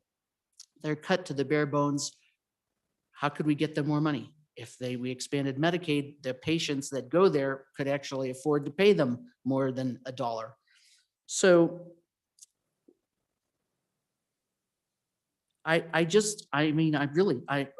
have I come to this point? I've come to this point because I'm desperate for money to meet our needs for seniors and mental health and substance abuse and foster care and infant care. And I mean, it's to just say we'll shuffle off our money to education and let the rest of the state live in rags and breadcrumbs. I just don't think, I can't accept that. We've already had numbers mentioned, $100 million uncompensated care, people going into bankruptcy. And again, I just want to circle back. It is a nuanced conversation. People who think it's all a silver bullet, that's not the case, okay? Hospitals will end up with more money. Some private providers, they will probably see some less and take fewer Medicaid patients. That is a true statement, okay? I'm going to be really honest with you. But I think on the balance, the healthcare system and the people across the state will be better off for it. And 2 years, 4 years, 6 years from now, if we have to do something, hey, we've got practice cutting education. We can surely cut their healthcare back in 4 years if we have to. Really. For now, I think the money is, I think we'd be foolish to turn it away. On and for it. Representative Kenner. Thank you, Madam Chairwoman. Ladies and gentlemen, like the good representative from the Southwest mentioned, we have turned this back, but I have to admit that although I have been one of the ones that have been resisting this, I have really given this some thought, and I think it's a time. I've recently visited some heart-to-heart conversations with several friends in my area that would certainly benefit from this. And looking at House Bill 162 with the substitute now, I think that we've got some precautions built into that we can take the FMAP increase, and that will cover the costs. And then, as mentioned on page 2, on item B, if that goes away, if they reduce the 90% or take that extra 5% away, this will go away, and we can write that into the plan. So, ladies and gentlemen, I'm going to suggest that you join me in supporting this bill. Thank you. Question? Thank you, Madam Representative Chairman. Larson. I'm giving my colleague the evil eye here, but I'm the Larson glare. So, folks, I want to tack on to the good chairman of Health's explanation of this, and just for some of you that may be new and haven't been familiar, I think it's important to understand the structure of the expansion process. So when the Affordable Care Act was created, you recall they created an insurance exchange, and if you were above 138% of poverty level, you could qualify for subsidies in your health insurance for your family, and then that kind of went on a sliding scale as your income was greater. But for those who are 138% of poverty and greater, or less, they says they won't qualify for subsidies because we're going to expand Medicaid, and that was going to be the law, remember? And so then everybody that was that 0 to 138% was going to be covered by Medicaid. Well, we went through a legal process, and it was deemed that the expansion they couldn't require states to expand. And so the result of that is you have a population that are from 0 to 138% can't afford insurance and can't qualify for any subsidies. So then the second part of that is some of you who've been getting emails and say, I know somebody that lost their job up in coal country and this would help them. Well, probably not. They're probably above that and would qualify for subsidy. So it probably won't help a lot of people who've recently lost their job and are still or unemployed unless they fall within that 0 to 138%. And that's really the population. And we have always heard around 25,000 people. The good representative from down along the Bear River there talks about how in other states that number has expanded. There he is. That's true. I don't think there's a state out there who made the initial estimates that the number didn't increase. But I just think it's important. I have voted against this every year. And from my first year to last year, I'll be voting for it this year. It's a huge change for me. But I think I followed the same kind of thing as my good. I follow her every place, so I'll vote like she does. And so I just want you guys to understand kind of the history and some of the stuff that goes on with it. Hard decisions, hard votes to make, but that's why we're here. Thank you, Madam Chairman. Representative Wharf. Yeah, Madam Chairman, I appreciate the opportunity once again to speak against this. One of the things I wanted to say, the state to our north now has fewer hospital beds per capita than its non-expansion neighbors. I think that's something that's important. We just came off a COVID crisis. In the state to our north, the percent of Medicaid payers went up, but commercial insurance payers went down.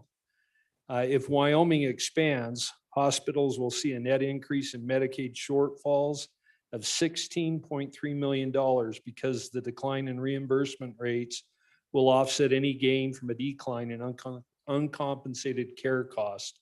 So with that information, I urge the body's defeat of this bill. Thank you. Speaker Barlow. Thank you, Madam Chairman. So I too, like my classmates who spoke this evening, have voted against this multiple times. But I've also been trying to find the answer, a solution to a challenge that a whole lot of folks in our community deal with. And that's lack of access to healthcare. Affordability is a little different issue. But so yesterday, just like I have for the last 20 years, one Sunday a month, I serve a meal at our local soup kitchen. And those are the folks that would benefit from this. And there's a group of them that I know, or several of them individually I know, that they can't eat hard vegetables because they don't have good enough teeth. And there's some I know that can't have potatoes with the skin on. So if I make mashed potatoes, I peel a few of those potatoes because it chafes inside of their mouth because they have some kind of a reaction to it, and they can't get what they may need if there's something for that. Those are the folks, and guess what? Every single one of them works. A couple of them work at the local hardware store, cleaning up. One of them that is no longer with us probably died, probably younger than I am. He was younger than I am, and he died several years ago. He was steam cleaning the inside of oil frac tanks at night. That's what he did for a living. You think there's any insurance? You think there's any benefits with that? Damn hard, excuse my language, Madam Chairman. Hazardous work, I'd say, and hard work, physically hard work. Every Sunday he was there, just thankful for a good meal, thankful, well, one Sunday a month I was there. He was just thankful to see us. We had a nice visit. There's folks out there, this really does help. It really does serve. And what I would suggest is if you haven't met some of them, maybe go a different route next time. Stop at a shelter, stop somewhere else. And I'm not saying anybody here doesn't do that. Don't get me wrong. I voted no multiple times on this same issue, just like my two classmates did. But I'm going to vote yes this time because I haven't seen any other solution. Nobody's brought anything forward, and I've looked myself. I've looked myself. And in fact, the good chairman of Labor Health and we thought we had that solution half a dozen years ago. We were, I guess, sophomores in our tenure and thought, we've got a plan. We think we can make this work. It just didn't pass the muster with our elder statespeople. How's that? They didn't think we were quite there yet. Well, we keep looking. I keep looking. I'm the second longest serving member on the Labor Health Committee in the Wyoming legislature. Now, granted, a senator that might be on there has served there for, half a statehood, well, a quarter of statehood. But we keep looking and we find little tweaks. We find little tweaks. Direct primary care. Some of you are here for that. Direct primary care. Oh, this is a little thing. This will help a little bit. Healthcare sharing ministries, another bill I brought. That helps a little bit. That helps us a population, gets folks closer to getting access to care and potential and affordable care. Folks, this opens up a much bigger door for folks that I don't know what their options are, except to go without or go to the free clinics. And free clinics, folks, those are the ones that you and I are supporting with our donations and stuff. At least I am. I hope others are too. I know they are. So let's open up this door. And look, there's going to be other people in these seats in a couple of years if things aren't working the way you think. And if you think that there's challenges, fair enough. But right now, you can open this door and we can continue this conversation. And if you've got a better idea for this bill, let's make it better on second reading and third reading. If we don't vote for this bill, what's your idea? What's our idea then? What's our idea then? Because these folks are real folks. Served 37 of them yesterday at the soup kitchen. The month before was 60 something. Same folks, same predicament, working hard and working, but don't make enough to get insurance, et cetera, et cetera. They're working. They just don't have all the access and opportunities that some of us do. Let's give them that opportunity, that access. I'd ask you to vote aye on the bill. Thank you, Madam Chairman.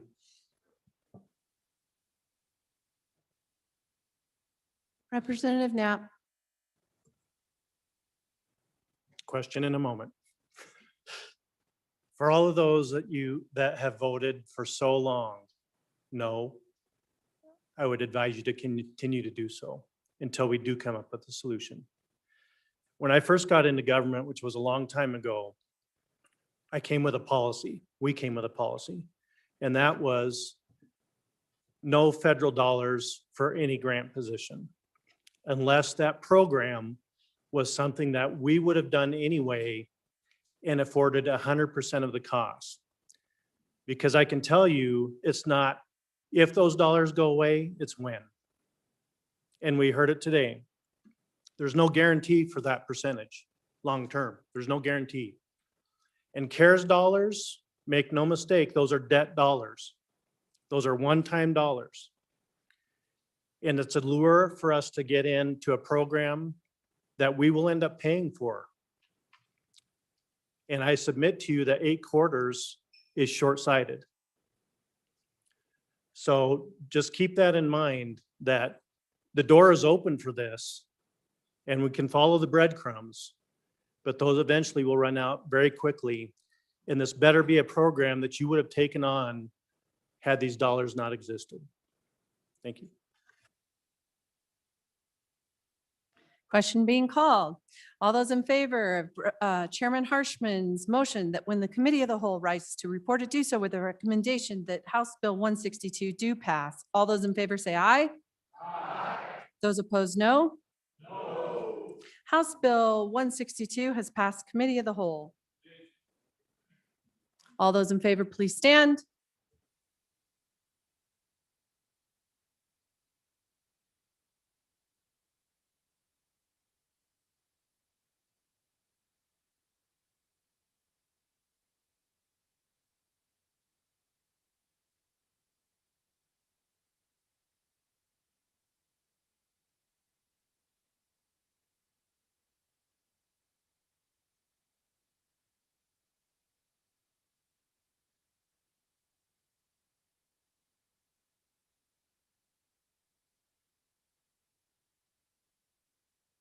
37.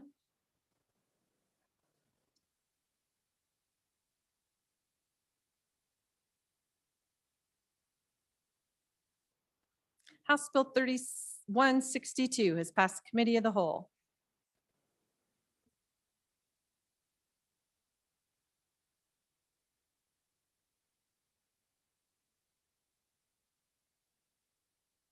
Majority Floor Leader.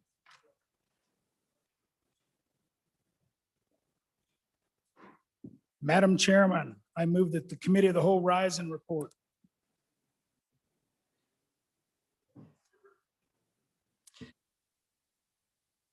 You've heard the motion. All those in favor? Say aye. Sorry. Opposed, no.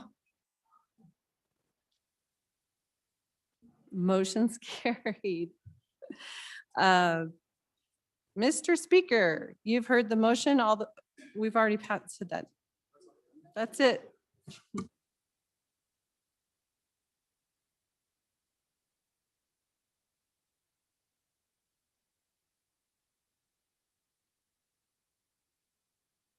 Reading clerk, please read the committee of the whole report. Mr. Speaker, your committee of the whole, having had under consideration bills on general file, begs leave to report as follows. House Bill 146 failed to pass committee of the whole and was indefinitely postponed. House Bill 210 do pass amended. House Bill 247 do pass. House Bill 127 do pass. House Bill 36 do pass amended. House Bill 253 do pass amended. House Bill 161 do pass amended. House Bill 159 do pass amended. House Bill 263 do pass amended. House Bill 195 do pass amended. House Bill 244 do pass amended. House Bill 219 do pass amended. House Bill 254 do pass amended. House Bill 231 do pass amended. House Bill 239 do pass amended. House Bill 51 do pass amended. House Bill 155 do pass amended. House Joint Resolution 13 do pass amended. House Bill 157 do pass amended.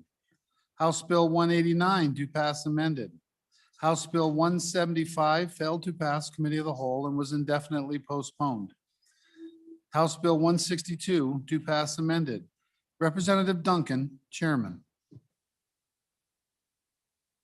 Wow, 23 bills. Representative Sherwood, would you come up here by the today's committee chairman?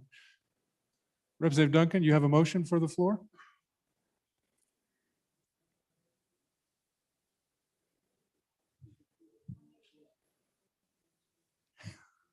We're going to do this in tandem, both of you.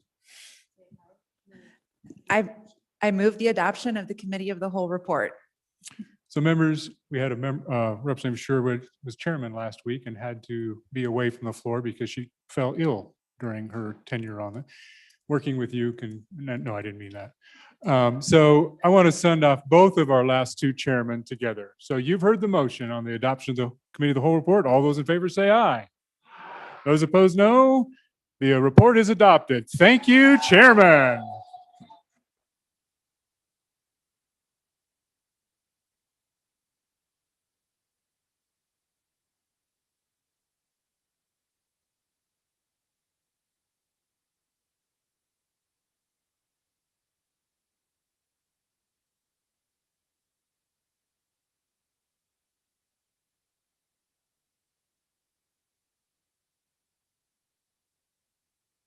I might add, they were both ably assisted by Representative Yin. So thank you, Representative Yin.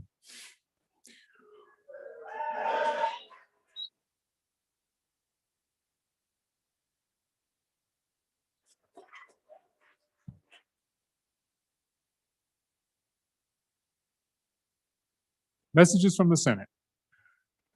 I don't really. Message 263. Mr. Speaker, the bill listed below passed the Senate on third reading in an amended form by the vote indicated. Senate File 78, Real Estate Appraisers, Continuing Education. Ayes 30. Sincerely, Ellen Thompson, Senate Chief Clerk. Message 264. Mr. Speaker, the bill listed below passed the Senate on third reading in an amended form by the vote indicated. Senate File 118, Federal Emergency COVID-19 Relief Funding, ayes 30. Sincerely, Ellen Thompson, Senate Chief Clerk. Message 265. Mr. Speaker, the bill listed below passed the Senate on third reading in an amended form by the vote indicated. Senate File 126, Real Estate Subdivisions Easement Requirements, ayes 30. Sincerely, Ellen Thompson, Senate Chief Clerk. Message 266. Mr. Speaker, the bill listed below passed the Senate on third reading in an amended form by the vote indicated.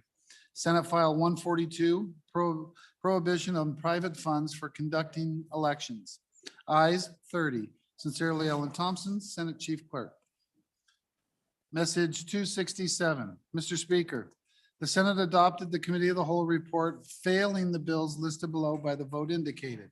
Senate File 149, Oil and Gas Royalty and Tax Rates, ayes 13, noes 17. This bill has been indefinitely postponed. Sincerely, Ellen Thompson, Senate Chief Clerk. Message 268. Mr. Speaker, the Senate adopted the Committee of the Whole report failing the bill listed below by the vote indicated. Senate File 98, Bail Source Hearings, ayes 2, noes 28. This bill has been indefinitely postponed. Sincerely, Ellen Thompson, Senate Chief Clerk.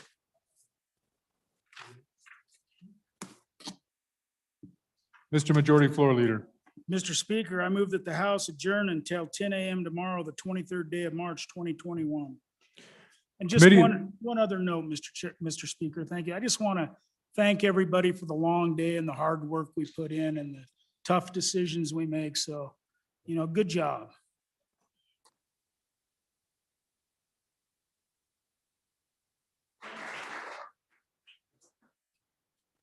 Committee announcements. Committee announcements.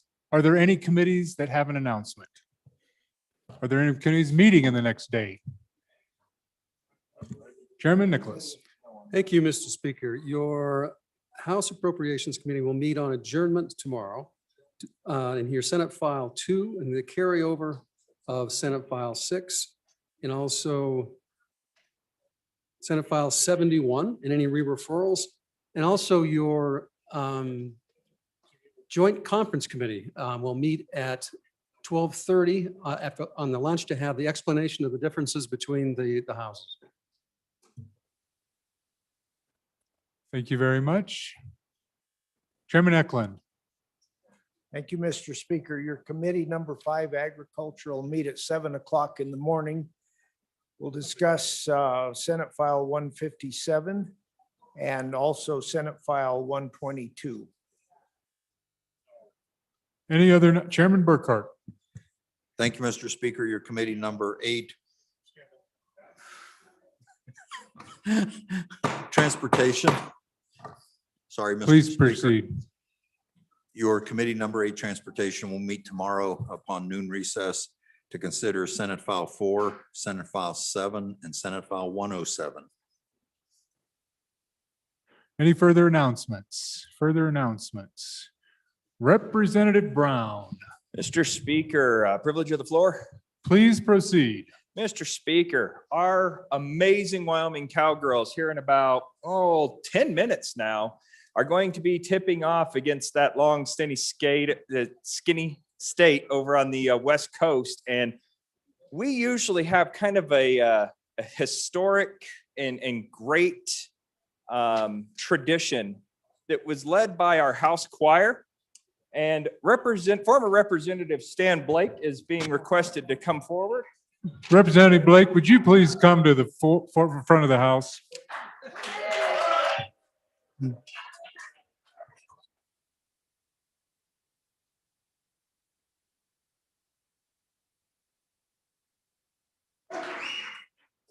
Now, members, we certainly we often allow former members of this body, they earn their place here, they often come. But this gentleman has a special heart because he is the choir master. The choir master. And so Representative Blake, would you lead us in that? What's that song? What's that song you like to sing? Ragtime Cowgirl Joe. And I think you should have the words. They were probably passed out if you don't know them. But take it away, Representative Blake.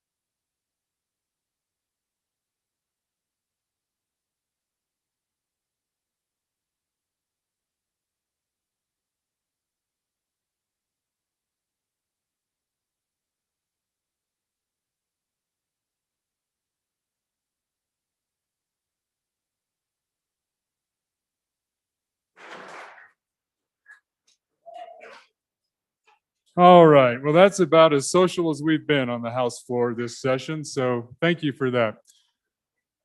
Any other business for the House? Any other business? Members? Thank you for completing your 23rd day of the 66th Wyoming General Session. We are adjourned until 10 a.m. Tuesday, March 23rd, 2021. All those in favor, please say aye. Those opposed, no. Go watch the game. Enjoy. Have a safe evening, and thank you for your good work. We are adjourned.